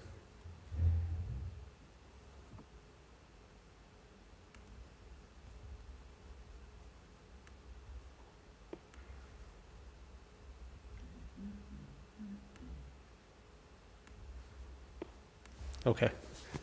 Welcome. Welcome back, I should say. And good evening to the fourth session, the final session for today. The panel 4, another perspective of Serbia, Southeast Europe, and the transatlantic stability and prosperity. We have an excellent panel this evening, whom you could see on the screen, and about 90 minutes to cover a lot of ground. So if you've been watching today, you know the ground rules, and those ground rules will remain the same. We'll start with opening comments from all of our distinguished speakers for about 5-6 minutes. Then we'll go ahead and have some conversation, the opportunity for the speakers to interact with one another, and we'll proceed for the 90 minutes to talk about this very important subject. I'm going to go ahead and we'll go through the order of the speakers as they're listed in the agenda, starting with Mr. Mark DiPaolo, Director of Defense Capacity Building Directorate at the Operations Department in NATO. Then we'll proceed to General Ben Hodges. How you doing, General? Currently at the Center of European Policy Analysis and former commander of the United States Army in Europe. Tremendous amount of expertise in Europe. Ambassador Lazar Kamenescu. How are you doing, sir? Member of the Scientific Council and New Strategic Center in Romania and former Minister of Foreign Affairs of Romania. Goran Svilanovic, sir, welcome. Former Minister of Foreign Affairs for Serbia and Montenegro. And then finally, His Excellency Ratko Vlajkov, the current ambassador of Bulgaria to the Republic of Serbia. So with that, I'd like to just take a couple moments to address some of the polls, the polls that were conducted by CSED, presented earlier in this conference. I'm not going to spend too much time on it, but what I'd like to do is focus on a couple things that I think will help us during our conversation. It's no surprise, we talk about this a lot, that attitudes towards NATO in Serbia remain rather negative, and that has not changed much over the years. This isn't a huge surprise. Most Serbs are not excited about joining NATO. Just over 50% have 54%, I believe it was, have a negative attitude towards the organization. However, when you ask about the cooperation between Serbia and NATO, while there's only 14% that are positive, I think 47% are neutral.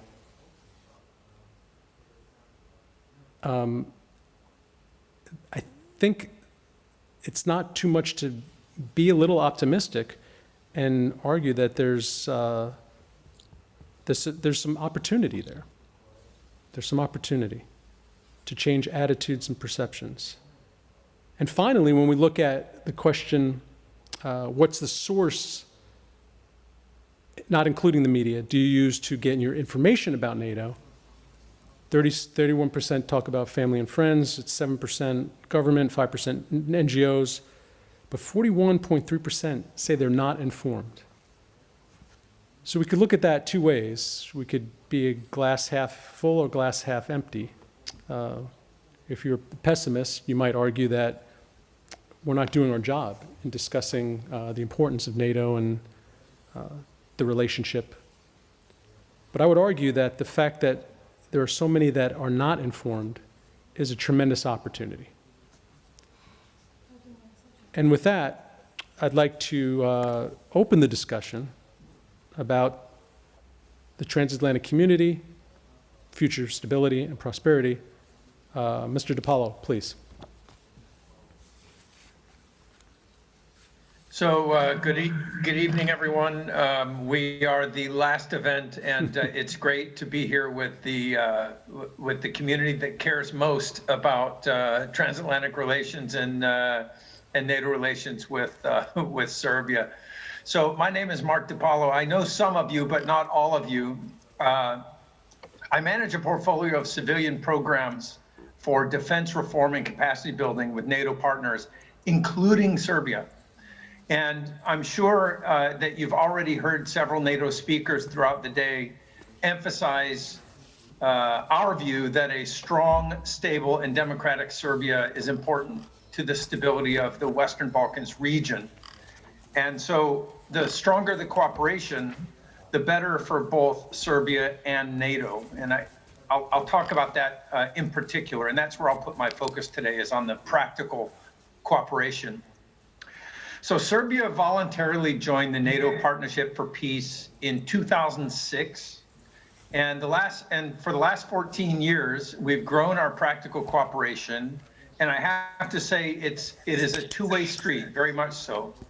NATO provides advice and support to Serbia in the areas of military interoperability, defense planning and reform. There are a lot of science programs, crisis management, and many other areas. And at the same time, Serbia contributes to international peace and support operations with the EU and the UN. And by the way, it's in some pretty tough areas, you know, Central African Republic, and I think they're in Somalia and some other tough places. So, you know, Serbia is doing hard work, and we feel like that's a return on the investment that NATO and others have made, and certainly that the Serbians have made. Serbia has also worked with NATO and allies to train Iraqi civilian and military medical personnel starting back in 2017. And that was at a moment when NATO really wanted to get its presence in Iraq reestablished, and Serbia helped us do that. Right now, with the drawdown of U.S. forces in Iraq,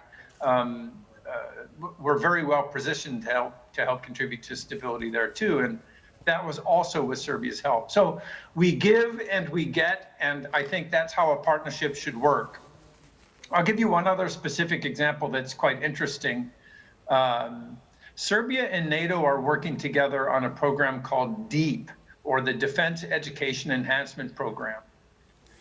The DEEP program helps partners reform and improve what they teach and how they teach it in their professional military education system. Serbia's system is pretty well developed, actually, but they're looking to the challenges of the 21st century, and they want to sustain their ability to adapt their system. And so they're working with us on that. In return, by the way, Serbia has contributed to similar NATO efforts in the DEEP program in other countries, such as Armenia.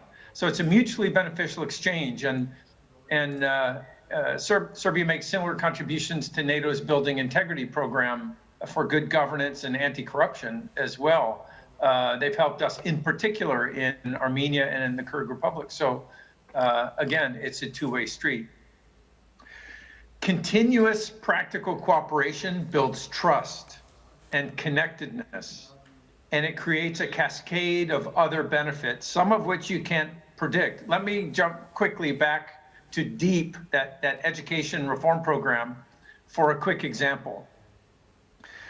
So in the Czech Republic, they have a place called the Nuclear, Biological, and Chemical Defense Institute.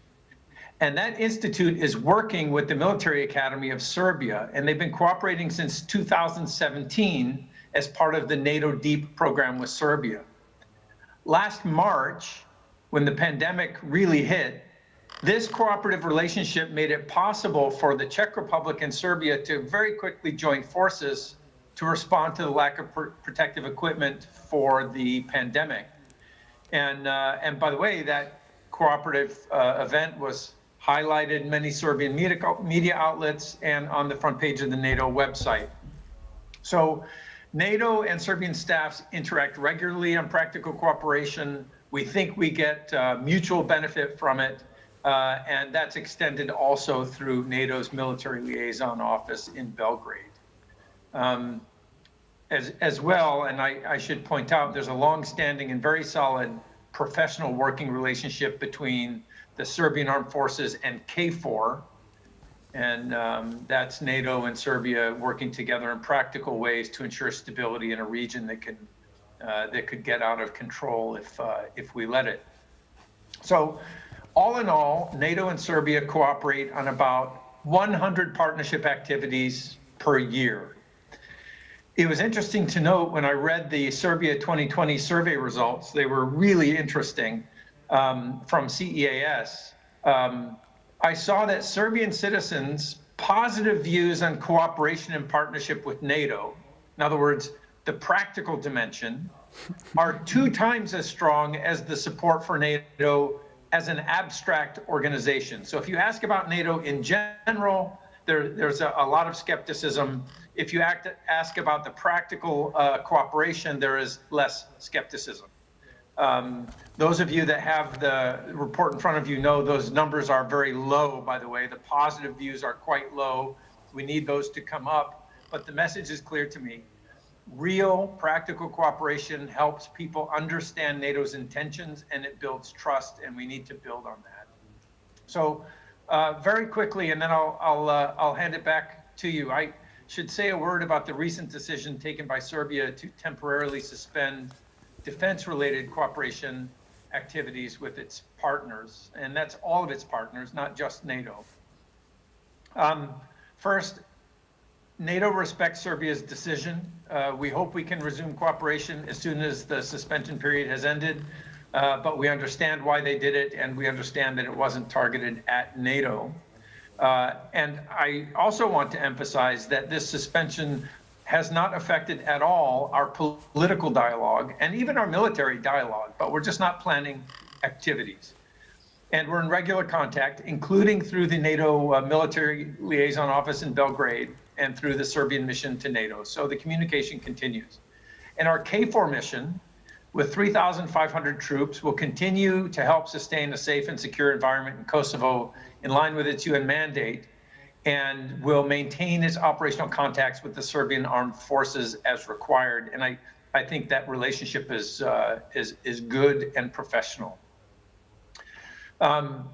Serbia participates in about 30 different science programs with NATO, by the way. So those are completely separated from military capability development. These are academicians from all countries coming together to work on hard problems. And those include energy and environmental security and defense against chemical and biological and radiological threats, cyber defense, human security, and many others. So the cooperation is significant.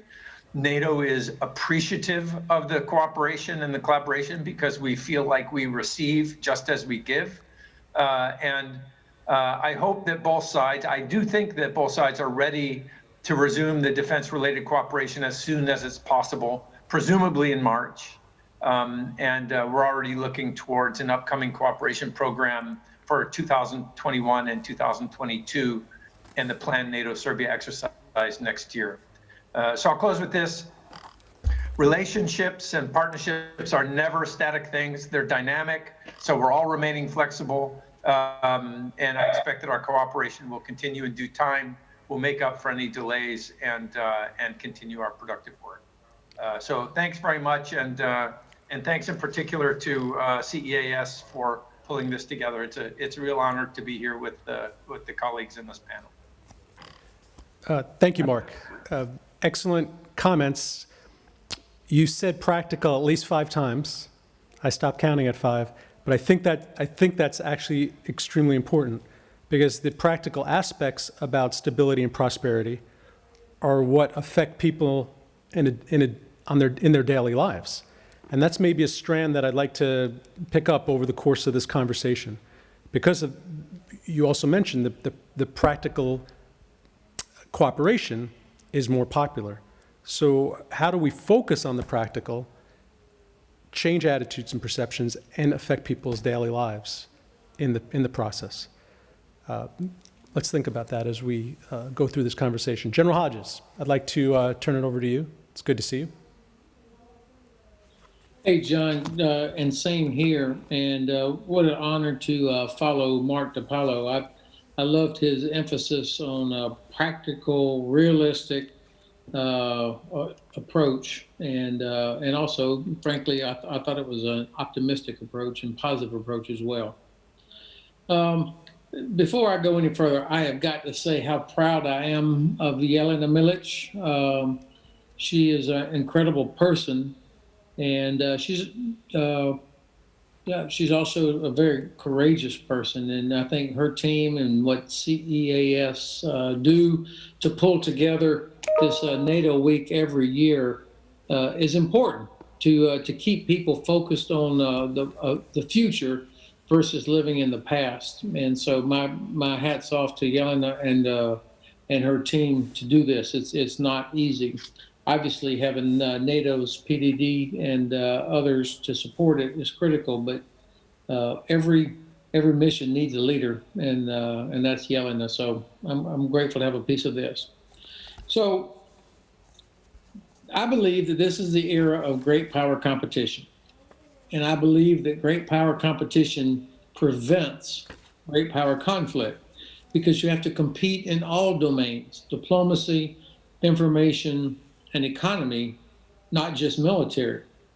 And when you compete in diplomacy, when you compete in the information space, when you compete in the economic space, not just doing exercises in security co-op, you are conveying to your potential adversaries that this region, this place, it matters, that we are committed, that this is important to us. And that actually lowers the risk of a conflict, because then the potential adversary doesn't make the miscalculation that the West doesn't care, the US doesn't care, NATO doesn't care, whatever. And when we fail to compete, as we failed to compete in the Caucasus, then the Kremlin fills in. As we failed to compete in Ukraine until it was too late, the Kremlin fills in. Or the Chinese will fill in. So that's why we have to compete in the Balkans. The Balkans, not only because it's a part of Europe, but it's also the back door to the Black Sea region, which I think is the real cauldron of competition between the West, the Kremlin, and the Chinese Communist Party. And Serbia, obviously, is the most important country in this Balkan region. Now, I think it's also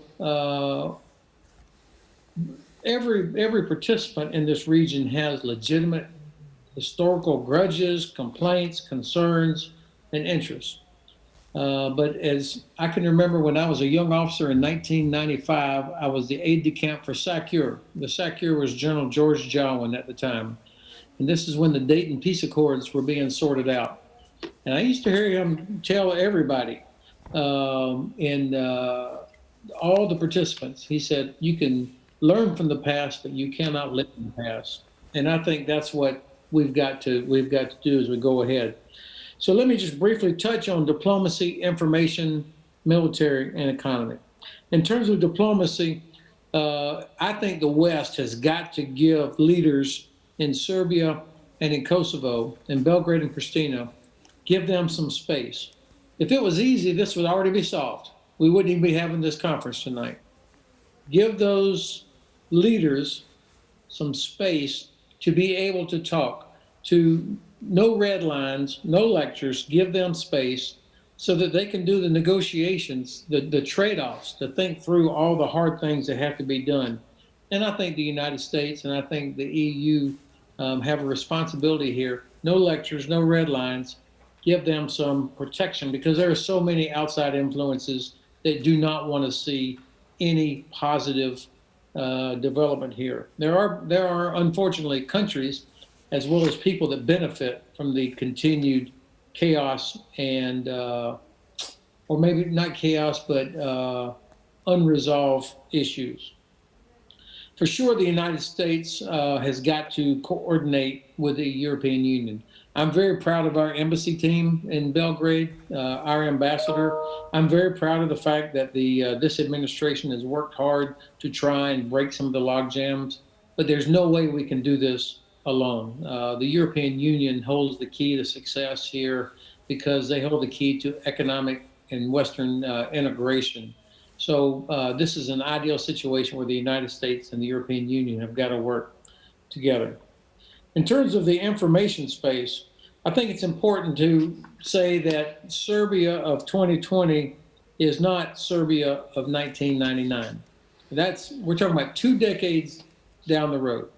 And people should think about Serbia in the context of the current time, not what was going on 20 years ago. And I would say also, obviously, the United States of today is not the United States of 2 decades ago, nor is the rest of Europe.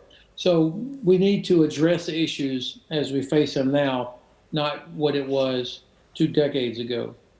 I think it's important in the information space to call out some of the bullshit fake news that's out there. And I'm talking specifically about this depleted uranium narrative that is a complete fake news story.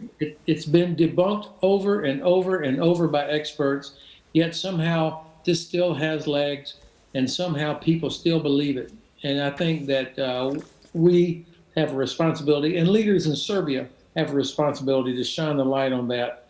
There's no point in continuing this false story that that keeps a wound open. I believe that the Kremlin uses the Orthodox Church as a weapon.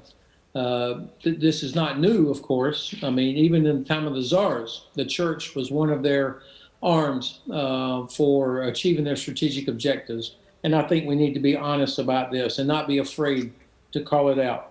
The Kremlin has zero incentive to see resolution of any of the issues in the Balkan region. It serves their strategic purposes to see the Balkan region continually at unrest and unable to integrate with the West.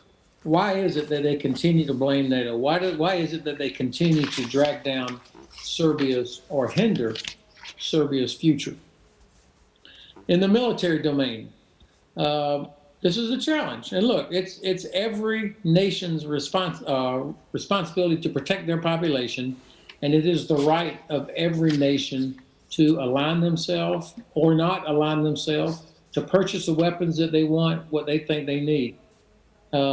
And I think actually it was a courageous decision by the Serbian government to put a 6-month freeze on all exercises. I mean, that gives them a way to maybe soften the blow a little bit when they canceled exercises with Russia. But I think that Serbia has to take a hard look at themselves and decide, do we want to be the Venezuela of Europe, where we have no other friends, we have no other partners, that we only align ourselves with Moscow, which is what Venezuela does. Obviously, nothing good has come of that for Venezuela. And frankly, Armenia. I think today, many people in Yerevan are saying, we were betrayed by Moscow. We were abandoned by Moscow. Is that who you really want to be your principal security partner? Finally, inside the military space, the KFOR mission. I am so proud of our great alliance that we have continued, all the nations of NATO have continued to sustain the mission of the KFOR. I can remember when I was the commander of U.S. Army in Europe, I had senior leaders in Albania and senior leaders in Serbia at the same time both tell me, please do not withdraw the KFOR mission. Please do not pull KFOR out. It is so important. It is the only anchor of stability in the region. And that's remarkable because it's actually a very small number of troops, just a few thousand troops. That's nothing compared to the cost of what would happen if NATO did not demonstrate through the example of its soldiers being there, that commitment of so many nations to trying to help provide hope for stability and security in the region. And one last thing, I've known General Simovich now, the chief of the Army, for several years, and I think he is a very good leader. I think he's doing his best to lead Serbia's land forces, and he's also respected within his own army. I remember seeing some Serbian soldiers at an exercise in Hohenfels, Germany, and I went up to them They were very fit, well-equipped, disciplined. And I said, hey, you guys mind if I take a picture with you? And they said, yes, sir, of course. And one of them had around his neck one of these Arab scarves, which a lot of soldiers who serve in the Middle East, they like to wear the scarf around their neck that kind of shows, hey, I was in Iraq or I did something like that. And I said, well, my friend General Simovich will love this picture. And immediately the sergeant who had the scarf took it off very quick because he knew it was not entirely appropriate for the discipline of the uniform. But I laughed because it showed me that they respected General Simovich. And to have somebody like him who's got so much experience at the head of the Serbian land forces, I think is important. And then finally, this is my last point, economy. When we talk about competition in all domains, diplomacy, information, military, and economy, the best chance for Serbia, the best chance for young women and young men in Serbia, the best chance for them to want to stay in Serbia and see their country grow is Western integration, is the opportunity for investment, the opportunity for jobs, the opportunity for improving infrastructure. Several steps have been made. The mini Schengen, I think, is a wonderful idea, but clearly the United States has got to cooperate with the EU, but the EU holds the key here. Serbia has to live up to EU expectations, but I think all of Europe benefits, not just young people of Serbia, if we are patient and persistent. And of course, we have to compete with China. I mean, nations are looking for help on infrastructure, and the Chinese will step in immediately if they see a vacuum. And I think it's to our benefit that we don't allow that vacuum to exist. Thanks, John. Thank you, General. You covered a lot of ground. And I hope to come back to a number of your points during the course of the conversation. The importance of history, not to be driven by history, but to learn from history. And too often on both sides, I think maybe we look at our relationship through the lens of the 1990s. And how do we get beyond that? How do we deal with that in a way that does, as you say, provide space for leaders in the region to operate in a way that's not conflicted by the baggage of the past. With that, I'd like to turn to Ambassador Comenescu. Sir, the floor is yours. Okay, do you hear me? We do. It's okay, yeah. Well, good afternoon, everybody. And let me start by thanking the Center for Euro-Atlantic Studies and Jelena Milic for kindly inviting me at this 8th edition of the Belgrade NATO Week. I feel particularly honored to attend such an event and to be part of this panel alongside most distinguished speakers. Before anything else, I would also like to highly commend the Center for organizing this conference, despite the fact that it is not that easy at all to organize such meetings, important meetings in the current circumstances which are still being generated by the pandemic. Now, coming to the task of our panel, and taking into account the time constraints, I will try to be as concise as possible and limit my considerations to only some aspects which seem to me to be the most relevant for the topic under discussion. First, an observation, my first observation is that when considering the security, stability, and prosperity prospects in one particular region, in our case, Southeastern Europe or Western Balkans, there are several angles from which that could be done. Few of them seem to me to be the most relevant. First is about the view from inside the region, including perceptions about the role of each of the countries therefrom, and of course, the relations among those countries. Second is the view from neighborhood, especially the direct neighborhood. And third, the relevance of the region for the global actors, be they individual powers or international organizations, like, of course, in our case, especially the European Union and NATO, and vice versa. I will limit my comments on this third aspect, and particularly on the relevance for the Western Balkans for the European Union and the North Atlantic Alliance. And of course, on the relevance of the two organizations for the countries in the region. Before doing that, I find it appropriate to point out that when looking to the picture from any of the three angles I mentioned, and with due consideration to each of the countries in Southeastern Europe, the place and role of Serbia are of particular importance. No need to elaborate that much on that. Already the speakers before me highlighted the importance of Serbia. Now, back to NATO, the European Union, NATO and the transatlantic links. First, the European Union.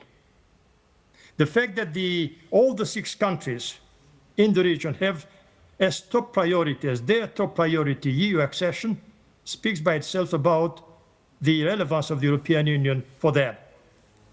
On the other hand, I feel the need to stress that the full integration of the Balkans into the European Union is not only in their interest, but also it's an absolute necessity for the European Union itself, including in terms of its own security and particularly as well its capability, I mean the European Union's capability to act globally.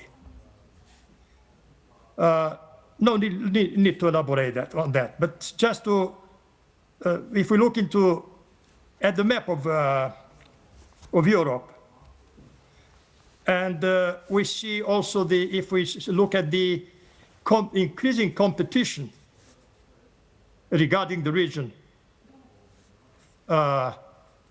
among important non-regional actors, Russia, China. So it's self-evident how important it is for the Western Balkan countries to become members of the European Union. And in spite of that, I think that everybody will recognize that the process so far has been rather slow. Okay. And we see that 17 years after the Thessaloniki strategy, still no country from Southeastern Europe is member of the European Union. Well, there are, however, there have been, as of late, some developments which I would say generate cautious, be it optimism.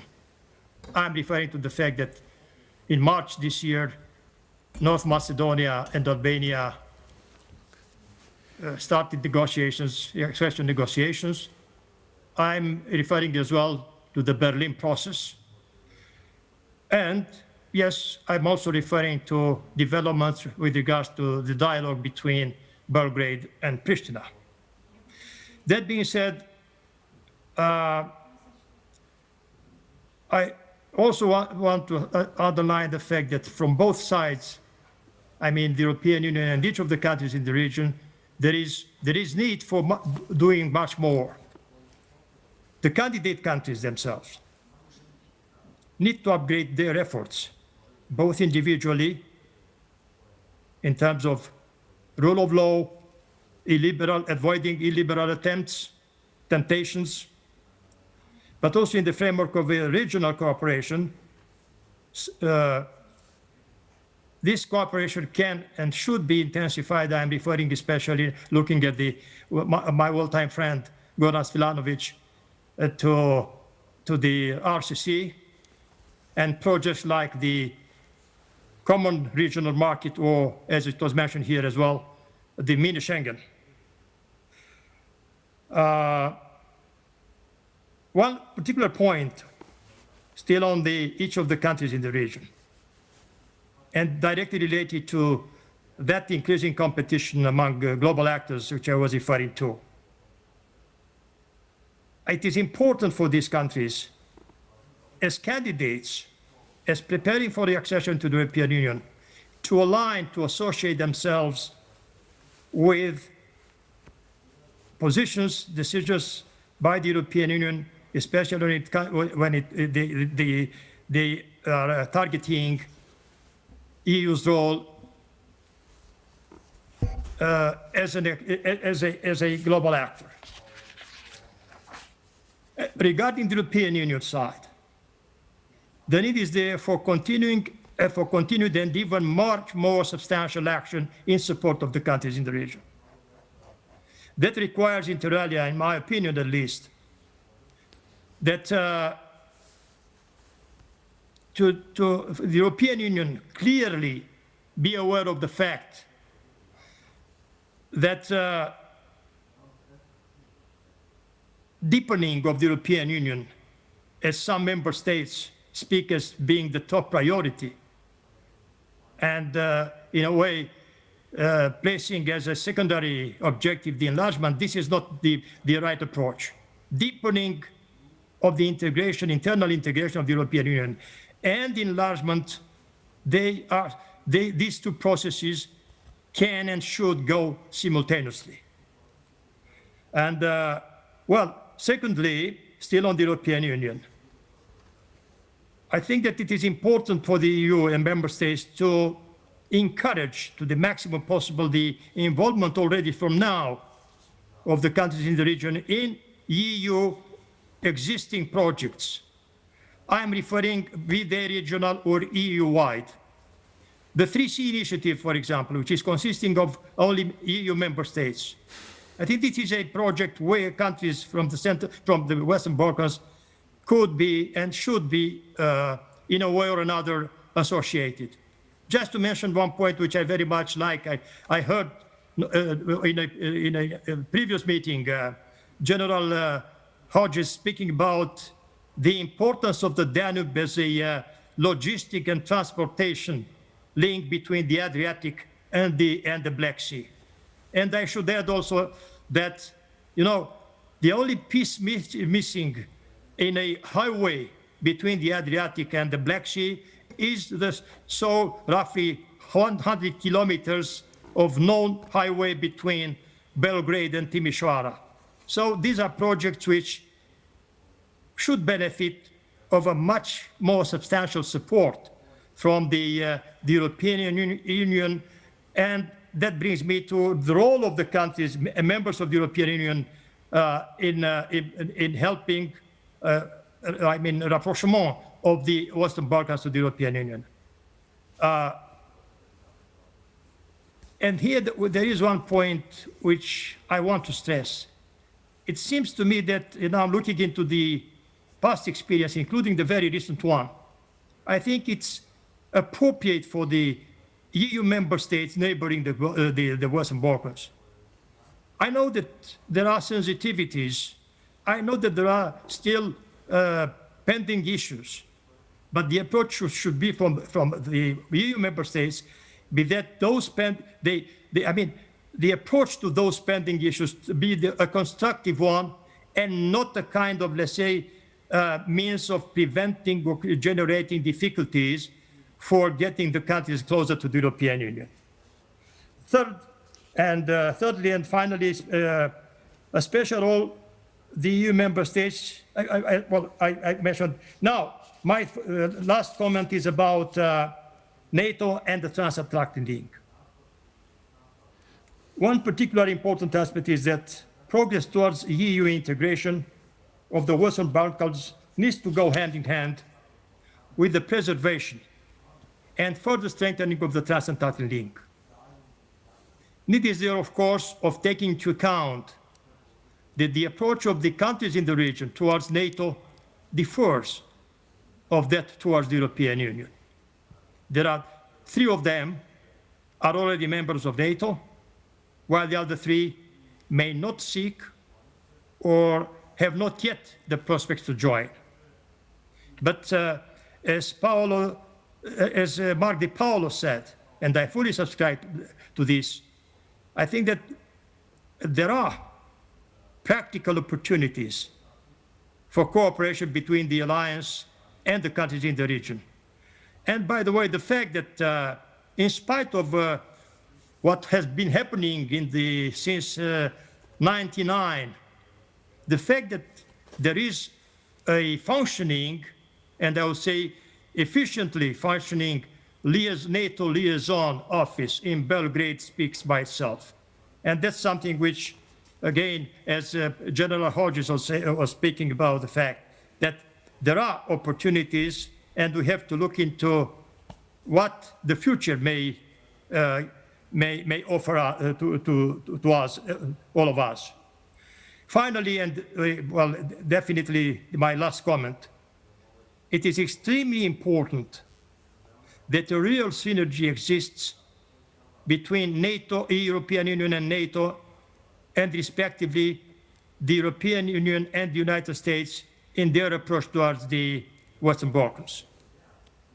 The way EU and NATO have developed their cooperation in the Western Balkans indicates that there is a solid base there too, but equally plenty of room for better doing. That being said, I have reasons to be optimistic. If I look at the messages coming from Brussels and also from across the Atlantic, from a new administration which is being shaped in Washington. Thank you very much. Thank you, Mr. Ambassador. It's good to end your conversation on an optimistic note. You covered a couple of interesting themes I think that we'll hopefully pick up on during the course of the conversation. Primarily that we can't look at the discussions of the Western Balkans in a vacuum, and who better to understand that than their Southeast Europe neighbors. So with that, I'd like to ask Mr. Goran Sviljanovic, please. John, frankly, I think we should offer a floor to Marko Čadež. I'm sorry, who is presiding Chamber of Commerce of Serbia, but is also a driving force behind the mini Schengen. Therefore, I think that I'd be very happy to speak after his presentation, because this is the real life and it's happening currently. So, Marko, if I may, you take the floor and I'll second you. Thank you for saving me. Please, sir. No, thank you very much, Goran. Thank you also for all the hosts to invite me and to speak a little bit about the latest initiatives to bring this region closer to each other, closer together, and to establish something what we called single regional markets of West Balkan 6 countries. The basic idea behind that, you can call it mini Schengen, you can call it Initiative for Four Freedoms, or whatever you want to call it. But basically it is the idea of bringing economies together with a clear view of having scale-up economy, having economy which size is possible and actually sustainable to grow, and to be to be the entity which is ready to contribute to the European Union and not to hamper the European Union. There are two sides of this story. The one side is, let's say, bringing the region together, which means how to solve the agreement so that we really have one regional market, that we really offer to the businesses to work and to operate in environments which allows them to work anywhere in 6 countries. And this is something where we are approaching and we are moving forward with different initiatives. One of them is, of course, the border crossings, paperless customs, mutual recognition of documentation, which is like phytosanitarian, veterinarian, or work permits that we actually established to have synchronized, which means that actually the work permit from Serbia is recognized in all other countries and vice versa, which allows to move people and labor very quickly. On the other hand, to bring or to join on the merge of financial markets, because only that way our companies and our economies are interested for the foreign investors. I'm talking about financial investors, because we are actually too small, each one of us, to be really interesting, or let's say above the radar for investments. We have huge amount of foreign direct investment in Serbia. We have now growing foreign direct investments in the region, but still we are not there where we can say, yes, we are selling the region as the region of success and of opportunities. And this is, I think, the best way how maybe you can understand it from your perspective is, if you had 20 years or 15 years ago Baltic space or region, if you had a Visegrad space or Visegrad region, the next big thing is the West Balkan region, and the economy is growing very fast. So there is at this point no better return of investment than to invest in this region. We are witnessing it every day. So Serbia, for example, gained just last year more than 3 billion euros of investment. This is like all other countries in the region together, and this is something which is really positive. Also, in that respect, it is very important to move and to push our governments, and that is what we as a business communities from the region are doing. We made one regional chamber of commerce. We are representing more than 400,000 businesses. We established just, I think, 2 weeks ago, Business Council of West Balkan region with 16 biggest regional companies. It's the companies which have all together joined. They have about 3 billion revenue and they're employing about 40,000 people in order to communicate directly with the governments and directly with the European Commission. The second part of the story is, of course, to move Brussels and member states to change approach in assessing or enlargement approach towards the Western Balkans. So we are asking to be treated as some part, as an existential part of the European economic area, which we are. Our economies are so connected. We are all exporting more than 80%, all of countries, more than 80% to the EU. Our factories, our producers are mostly from the foreign direct investments are from the EU. So basically, we know what are the perspectives. So basically, what we want to do is to move Brussels to say, okay, let us implement whatever the countries in the region synchronize with the EU, wherever they are checked the list, so wherever they are, we implemented the EU standards. Let's implement this immediately and not wait after we are in the full membership.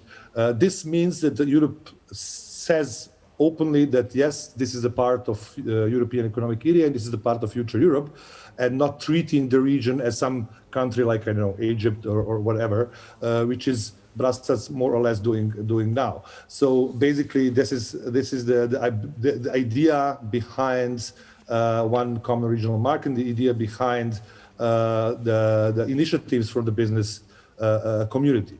There is also the clear standpoint about business community about Euro-Atlantic integrations. There is a clear standpoint from the business community that on our point of view, a membership in NATO means stability, the membership in NATO means economical growth, and membership in NATO means something which is very, very useful for all our economists.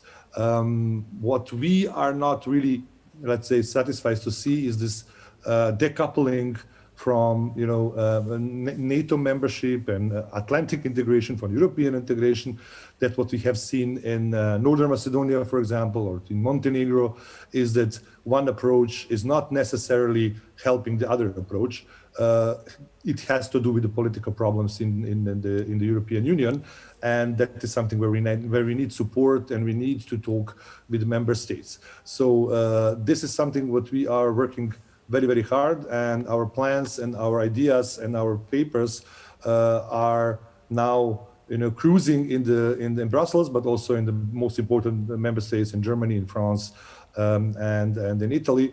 And we are also talking with all our governments. So the governments in Pristina, the governments in Belgrade, and Skopje, and Sarajevo, and in Podgorica. Now we have the most advanced initiative as we call it, in the mini Schengen initiative with 3 countries, Northern Macedonia, Albania, and Serbia, which is moving forward with their agreements, with our agreements between 3 of them, and we now are trying to also motivate others and other 3 to join this initiative because they're already part of the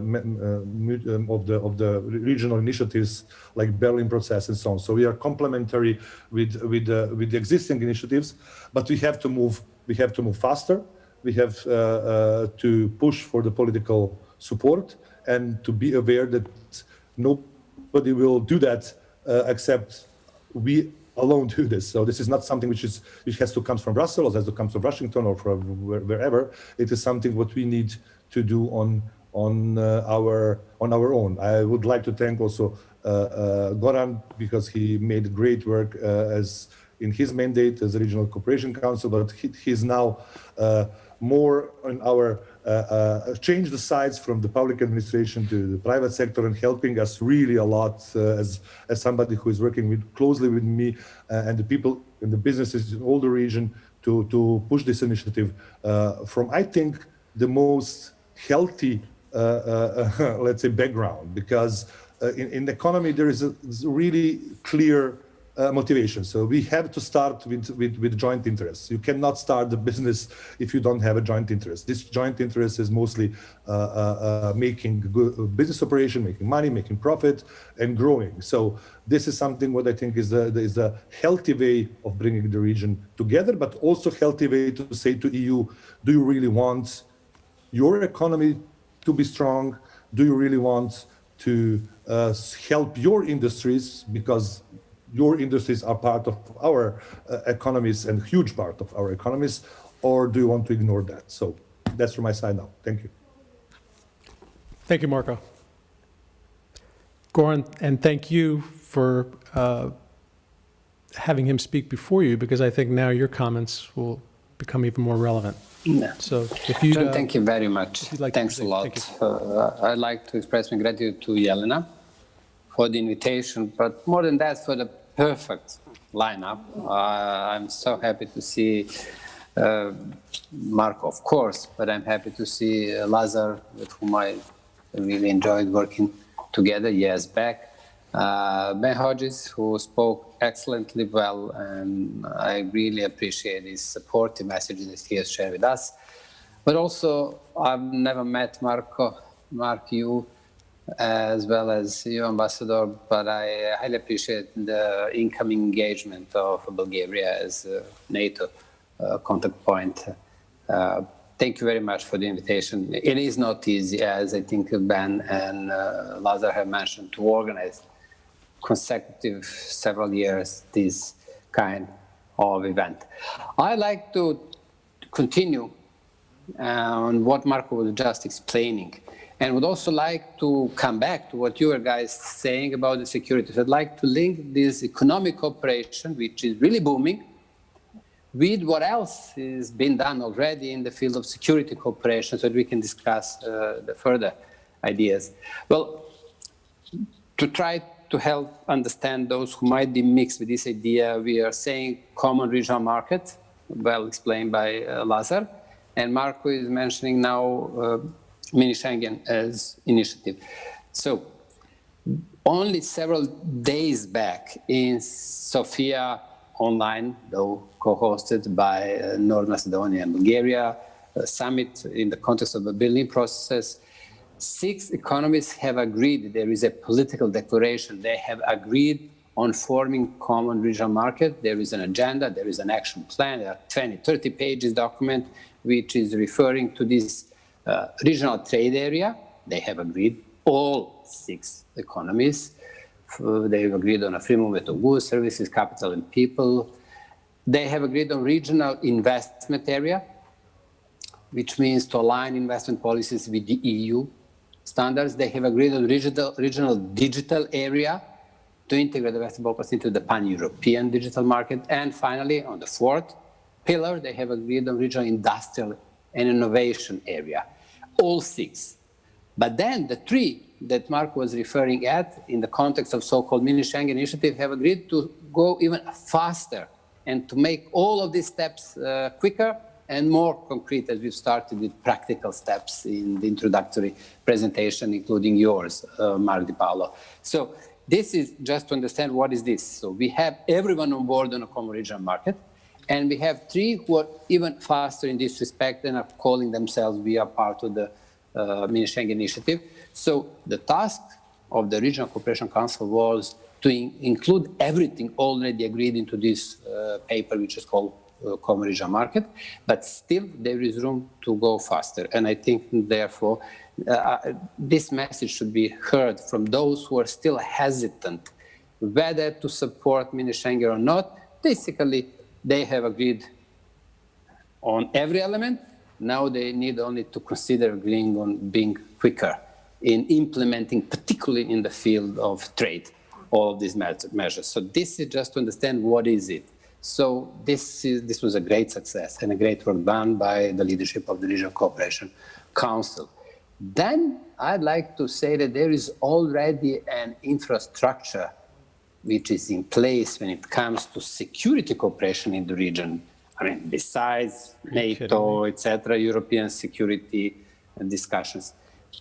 On the regional level, we have already developed SENSA, so-called Southeast Europe National Security Authorities, which broadens this cooperation on the NSAs beyond the six and brings together Romania, Bulgaria. So our immediate neighbors are also at the table. Many of them, both the EU member states and the NATO members.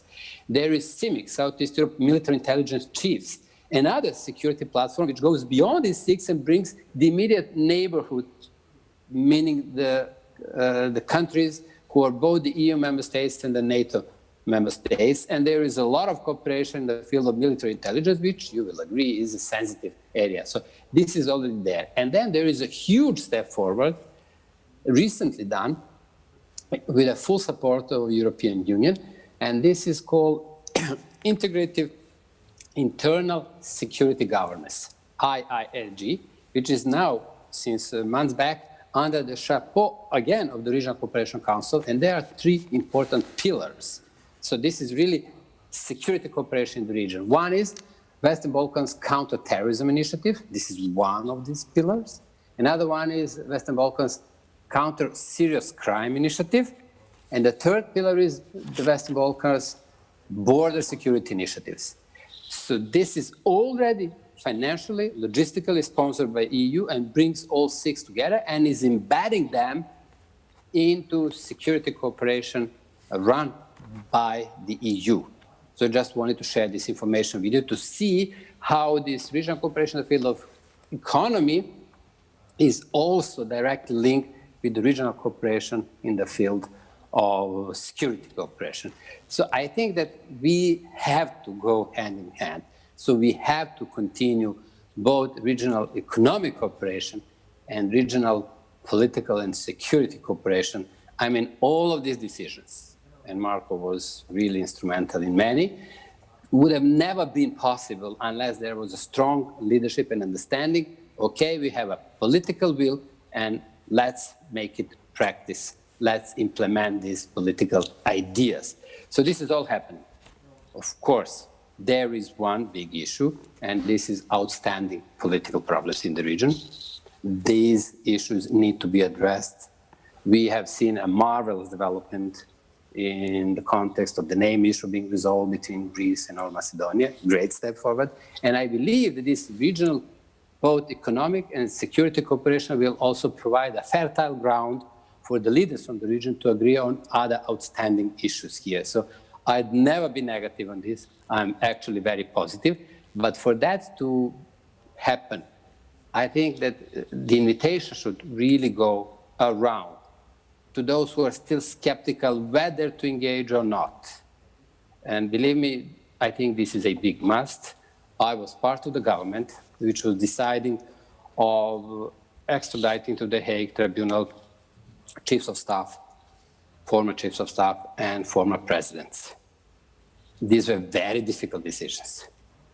Frankly, perhaps even today, not really supported by the majority of people. But this is called political leadership. It was possible, And I think those who are now hesitant to engage in this kind of a cooperation with international tribunals, they would need to think twice, and they would better decide positively, no matter how challenging this is, because this kind of a cooperation will provide really for a possibility to speedy this political process on the outstanding issues, which will then really make us somehow more positive when it comes to also complex issues regarding the security cooperation in the region. So let us be positive and let's be clear. I think that several speakers, Ben, you insisted on this, and I'd like to fully support you. We're clearly saying there has to be a joint venture which brings together the EU and NATO. So the transatlantic cooperation is needed, and let's also be very open.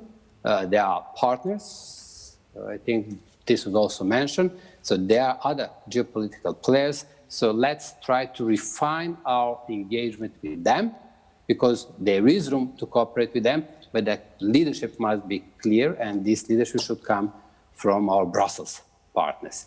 Here I'd like to stop and would be very happy to continue really exchange of views regarding all of these issues. Thank you. Thank you, Goran, and thank you for making that connection between economic cooperation and the important steps that have been taken in the economic field with security cooperation. And I think that's something that we could discuss a little further.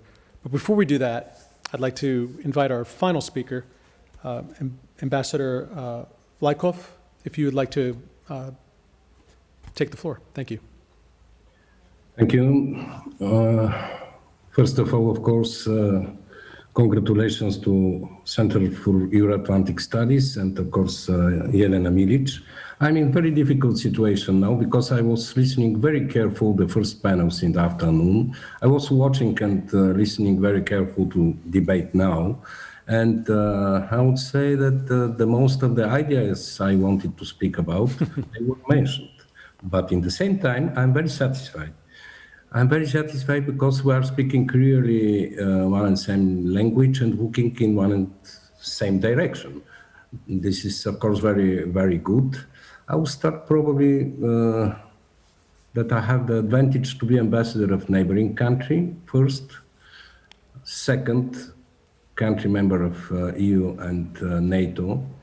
And I will use what Ambassador Comanescu said, that from 2003, from Thessaloniki Declaration till today, no one country from Western Balkans is a member of EU yet. We are speaking about NATO, but I'll start with EU because I see the connection between both. And I want to say, and I'm sure everybody of you knows that from during our presidency, in the first half presidency of the Council of the European Union, in the first half of 2018, Bulgaria succeeded to convince the member states, the European institutions, to have again in our agenda of EU the issue of enlargement with the Western Balkan countries. I'm very satisfied that we succeed to convince our partners, because it's very important to have the full Europe in EU. This is very important, and thank you again, Ambassador Comanescu, that he mentioned this during the Romanian presidency. This line continues, the Croatian presidency, and even now.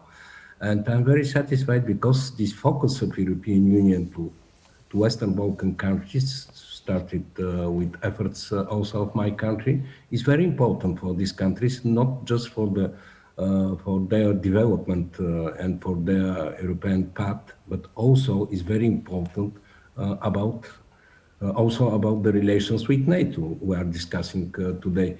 And I want to say that, and it was mentioned many times, that during our common presidency with the Republic of North Macedonia of Berlin process this year, it was also one step forward in these efforts for connectivity, the countries in the region from one side, and from other side, connectivity between the countries from the region with other part of Europe and especially of European Union. And I would say that we are very satisfied that one of our main priorities was connectivity, and the connectivity now we are very satisfied to see the new ideas.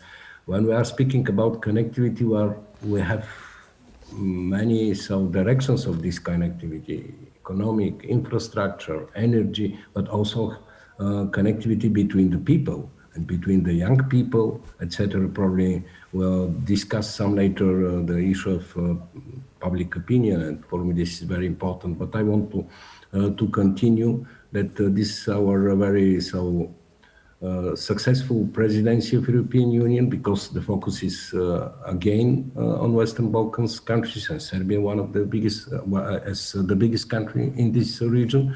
Now we continue also, as Mr. Svivanovic mentioned, from 1st of January 2021, my embassy will be the contact point of NATO in Serbia. For first time, Bulgaria will be contact point in Western Balkan country, and I'm very satisfied with this. And we have already perfect cooperation with the NATO liaison mission, and especially with General Tommaso Vitali and his staff, and we are preparing very careful. In this preparation, for us is very important to have and to discuss the expectations of our Serbian partners. This is very important, and in the next day we will have a lot of meetings to see what is important in this regard. And now I'm coming slowly to the issue of NATO.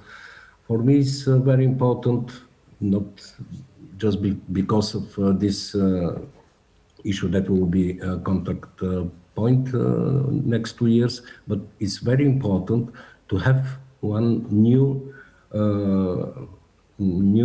understanding in Serbian society about NATO. It was mentioned many times. I think Mr.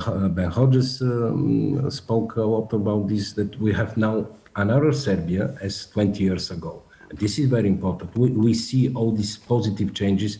And I want to say something else. Serbia is going to European Union. We have very regular negotiations. A lot of chapters are open, and we are discussing now new chapters to be open. But I want to mention that the values of European Union and the values of NATO are practically absolutely same. This is democracy, this is rule of law, human rights, good neighborhood relations, etc. That's why if Serbia and the other Western Balkan countries are accepting the values of EU, it's absolutely natural to accept also NATO and the values of NATO, because as we know, they are practically the same. And that's why for me, speaking about NATO and Serbia is very important, how the politicians, how they will explain this connectivity between the values. This is very important. And I was very impressed in the previous panel about the figures in this pool. We see that 54% of the Serbian population, they have negative opinion about NATO as organization, but 33% they have negative opinion about the cooperation between Serbia and NATO. Here we see this difference of 20% is speaking a lot. And this is the big reserve to change the public opinion here. Because it's not possible to have, yes, it was very interesting during the previous panel, the deputy chairman of Committee of for Foreign Policy in Skupština, she mentioned very clear that Italy, for example, is our very good partner in EU, and Italy was one of the countries which took part in the events in 1999. And it's very important to see this difference and this development in the understanding. And I would say that probably for us it's very, very important, for us, I mean for member states and for our partners here, is very important to go together and to work with the public opinion. And I will say very briefly how it was in my country. In beginning of the changes, it was so the word NATO was practically forbidden, like here. Mr. Svilanovich knows very well Solomon Passy, Foreign Minister of Foreign Affairs. He was member of the parliament in 1990, and it was great National Assembly, and he mentioned for the first time the word NATO, and that we have to apply for membership in NATO. It was in 1990, and in the same day, it was statement of his group in the parliament, of his party in the parliament, that it was personal opinion of Solomon Passy. And a few years later, in 1997, we started already. We applied for membership. It was also, it was not consensus in the beginning in Bulgaria, but few years later, we came to consensus, and it was probably so very, very interesting, or how to say, paradox, that the leader of the party, of Socialist Party, who was against NATO and very active in end of 90s, he was the president who signed the treaty for our full membership in NATO. And I'm giving this example with my country because it's very important to have consensus between the politicians, and to have consensus between the politicians and the society. And we absolutely respect the military neutrality of Serbia. This is absolutely clear. And in the same time, we support, of course, the cooperation, and we are working for more and more cooperation. Thank you I think Mr. Marco Di Paolo spoke about these figures, about this cooperation, and they are very, very interesting and very important. And we want, during these 2 years, when my embassy will be contact point in Serbia, we want to make this cooperation more and more and more practical. And the people, they to understand the sense of this cooperation, because it's very important here that the people in Serbia, the society, to know that NATO is also an organization which is very useful for the people. And we have in our agenda, and we already discussed the concrete events we'll work on. We are working on natural disasters, accidents, and research. It's very important. It's very important to work about the training of journalists, and to support so the knowledges, and to give knowledges of journalists, they to explain through the media how NATO could be useful for the people, and the people to see the benefit of this, and the benefit is mutual, because this is also development. Last point probably, I hope we'll speak about the public diplomacy, which is very important, and it will be part of our efforts in these 2 years. And one of them, we have to have cooperation and to explain this cooperation on the best way. And for me, it's very important how the NGOs will work and how we will cooperate with NGOs. We have concrete ideas. We have already concrete efforts on this, and I'm sure we will continue. I'm ready to take part in the discussion. Thank you very much. Thank you, Mr. Ambassador.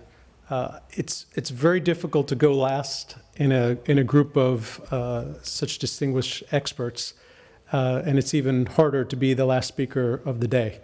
So what I'll do is I'm going to start with a question to you as a little bit of a reward for putting up with that. And it's actually going to be a question for everyone. I think you talked about the processes, the importance of the process of changing attitudes and perceptions. And that's really important to understand that it's a process. These things are not going to change overnight. I think we played practical bingo this evening, and each and every one of you spoke about practical aspects of the relationship between Serbia and the Euro-Atlantic community. And I want to come back to that because Ambassador, you first spoke about the necessity of integration of integration of the Western Balkans for the EU. General Hodges talked about the importance of its location as a key to the Black Sea. I'd like to ask you from Bulgaria's perspective and then from Romania's perspective, how do we look at this from that practical perspective and integrate Serbia beyond the Western Balkan Six, keeping in mind Romania, Bulgaria, Hungary, Greece are all part of the Euro-Atlantic space. How do you play a role in integrating not just the Western Balkans, but specifically Serbia?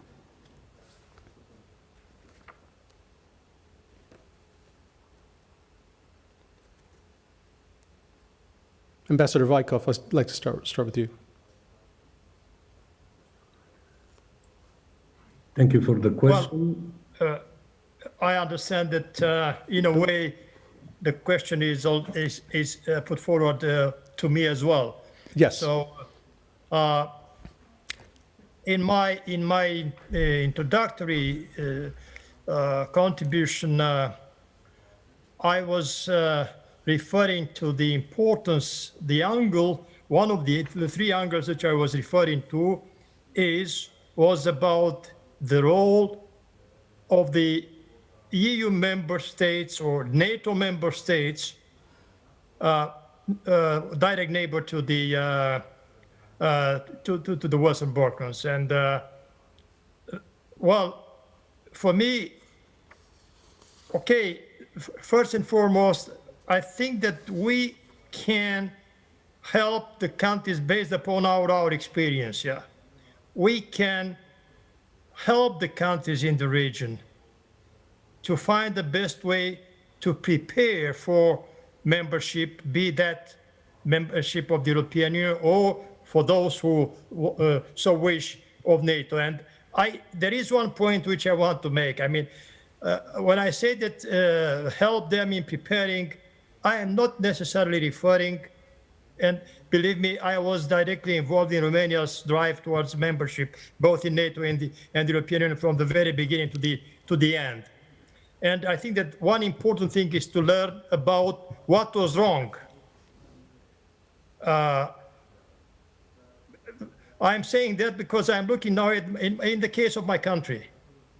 Even now, I mean, 13 years, almost 14 years since we became member of the European Union, there are still things which could have done and should have been done before the accession, so as to be able to benefit to the maximum possible of the status of a member state. Right. So this is one aspect which I want very much to stress. And secondly, as I mentioned, we are all countries here, I mean, a part of some important projects inside the European Union, for example, but which is also, when we come to infrastructure, for example, there you may see the link also with NATO. So these countries like mine and all the other, let's say, directly neighboring the Western Balkans should work more so as to involve these countries in European projects. I mentioned already the two of them, the CSI, and now very important as well is the EU strategy for the Danube region. Serbia is part of is a riparian to the Croatia is there, Hungary is there, Romania is there, Bulgaria.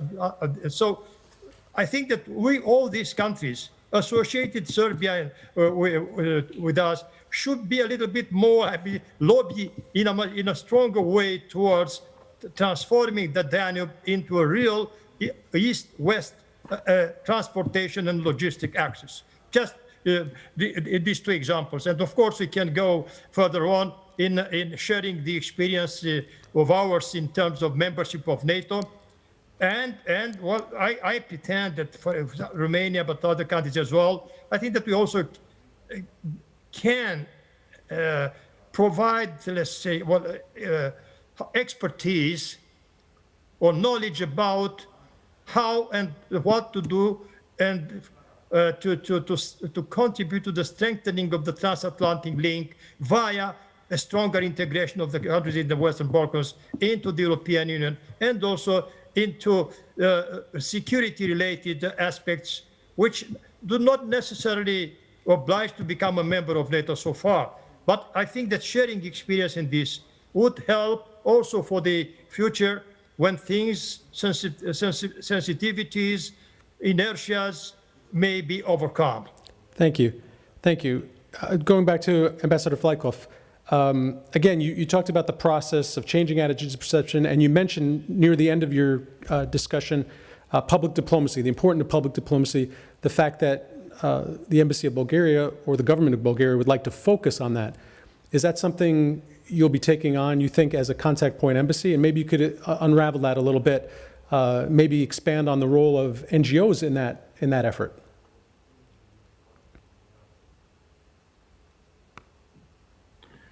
Thank you. They will be not just the efforts of my embassy. We have common efforts, of course, with the NATO liaison mission in Belgrade and with the member states, of course, and very important with our Serbian partners. I mentioned many times the need, and I'm sure it will be a very useful cooperation with our Serbian partners. And we have to work together on this to change somehow, or slowly to start to change the narratives in Serbian society about NATO. It was mentioned many times that the trend is positive, the trend is visible, but we have here one difference between the view of the politicians, the view of the people from civil society, and probably the results of the polls. Here is some gap, and we have to contribute this gap to be cancelled. Speaking about public diplomacy, I have in mind that we have to work in direction to have more and more trust. And what have I in mind? We have one of the biggest problems in last 5-10 years, not just here in the region, but in Europe, but probably in the world. It is the hybrid war. And we have a lot of problems, even in Bulgaria, member state of EU, of NATO. We have very close cooperation between European Union and NATO about fighting with this hybrid war. And really, we have now in Bulgaria, for example, and not just in Bulgaria, a lot of channels which are with sites which are just with fake news, and they have with small letters written there fake news, but the people, they don't know. We have the same problem here in Serbia. And speaking about public diplomacy, we have to present the truth. We have to present the real situation and to help somehow for fighting with these different examples of hybrid war. I fully agree when we spoke about the third factors about this competition here in the Balkans. I think Mr. General mentioned this. I fully agree with this. It's real competition. And this competition is not just in economy or some in security, etc. This competition is also about the people who work with the mind of the people and who make these people so manipulate in one or other direction. That's why I think that the responsibility of the politicians here in Serbia is very important. They to work on this, and I'm sure we have a positive trend, I hope.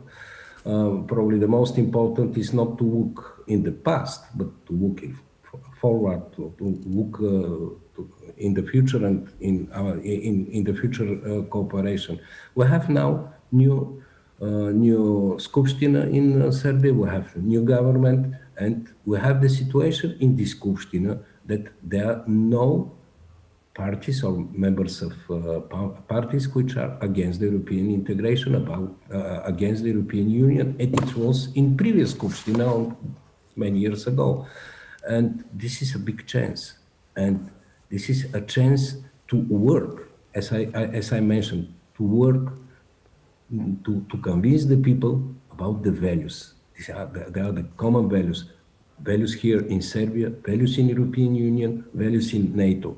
And having in mind the combination of all these factors, slowly it will start to the public opinion to be changed. And I will repeat once again, for me it's very, very important the role of NGOs, of civil society. This is something what was very, very important in my country, in Romania, in other former communist countries. Very important was the building of civil society, the support which the NGOs became from EU, from NATO, from United States, from different sources.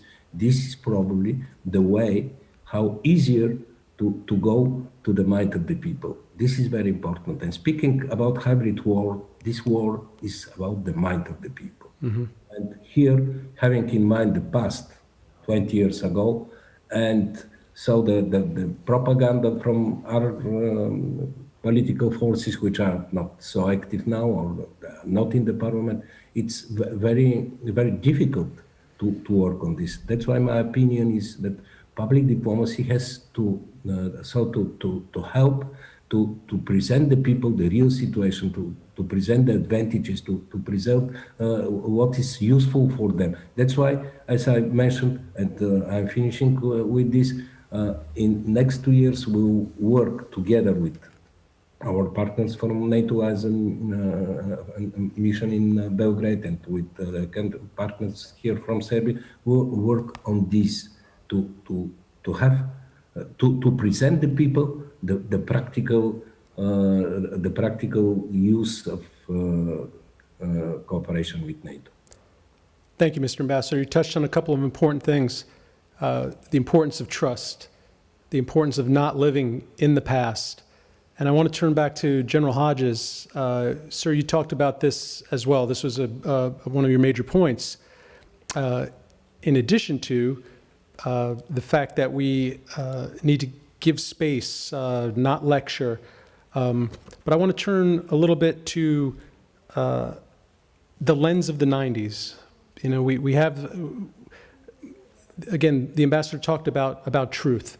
The truth of the matter is the 90s, I believe, was an aberration.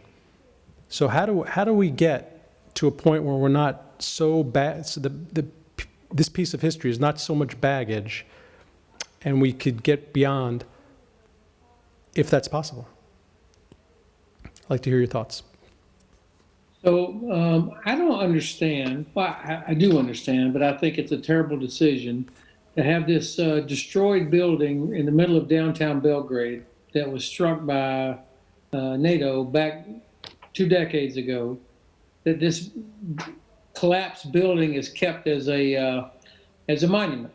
I'm not sure what good comes from that. You know, in the middle of Berlin, of course, they have the old Gedächtniskirche, the church that's there.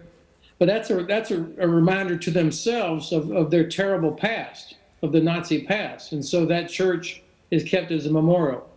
The church, the old MOD building in Belgrade, is kept as a reminder of how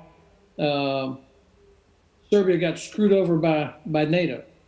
What possible good comes from that? And I think, you know, the Danube River is another example. How does Serbia benefit at all from the Danube River today? Really not, except for the occasional boat full of our grandparents that comes on a tour. The economic potential of the Danube River is probably not even 10% of what it could be.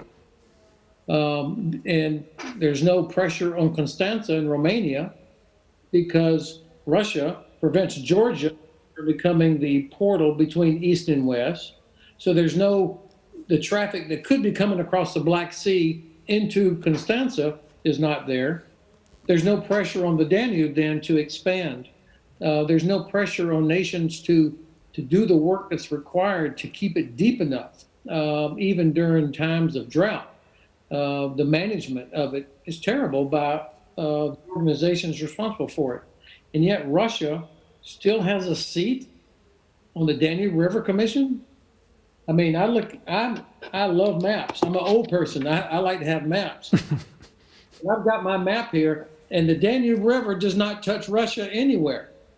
Why is Russia still on the Danube River Commission, and that Russian, German, and French are the three languages of the Danube River Commission? It makes no sense. So hopefully one day, young people in Serbia will get sick and tired of this, and they will say, we want a future, not staring at a destroyed building and not have this albatross of the beautiful Danube hung around our neck because people don't care. Thank you, sir. We're coming up on the end, but I'd like to give Goran, Marko the opportunity to make a couple minutes each, closing remarks, focusing on the practical steps forward from your perspective. Please, Marko, if you'd start, and then Goran, if you don't mind. Well, frankly, I think Marko is not online at this moment. He sent me a message as there is something pressing. I would actually like to continue what you've started, Lazar, and what Ben has now pointed out in more detail, the Danube. It is one unused potential in every respect, not only for Serbia, but for many countries. I guess you are all aware that the longest part of the river Danube goes through Serbia.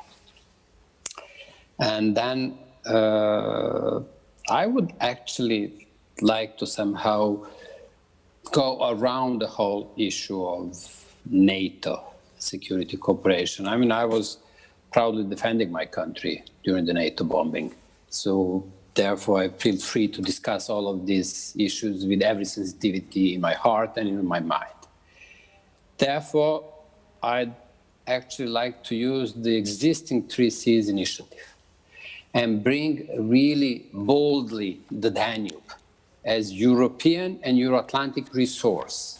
When I say in every respect, I mean the water, I mean economic cooperation, and of course, I'm now pointing out the need to organize also a models of security cooperation. That will make easier, including for Serbia, to engage. Because these are the neighboring countries, these are the EU member states, these are the NATO member states, these are our economic partners, this is our life, and this is our freedom. So, well, this is something that I think is underused. When I say underused, I have in mind the Danube as a macro-regional strategy. The money was never put into it. All of those who are coming in this panel, like Ambassador Ratko and Lazar, both are aware that the EU deliberately launched the macro-regional strategies, but deliberately decided not to put real money in them. Pity, because I think this was one of the avenues which could have been used in a better manner. Now we're referring at Danube macro-regional strategy. I think more could be done because this would bring all of us together and would make it easier for everyone to engage, including in the security formats of cooperation. So 3Cs and the boldly developed security cooperation along the Danube, being aware this is the economic heart of Europe, could be one of the ways to increase engagement of Serbia in cooperating with many NATO member states. Thank you. This was my last 2 cents, guys. Thank you, Goran. And Mark, I'm sorry for adding a vowel to your name, but I'll give you the last word, please. Thank you for waiting patiently. No problem. And it's dreadful to be the last speaker. I've learned so much listening to all of these gentlemen, so I don't deserve to sum up, but I'll be super brief.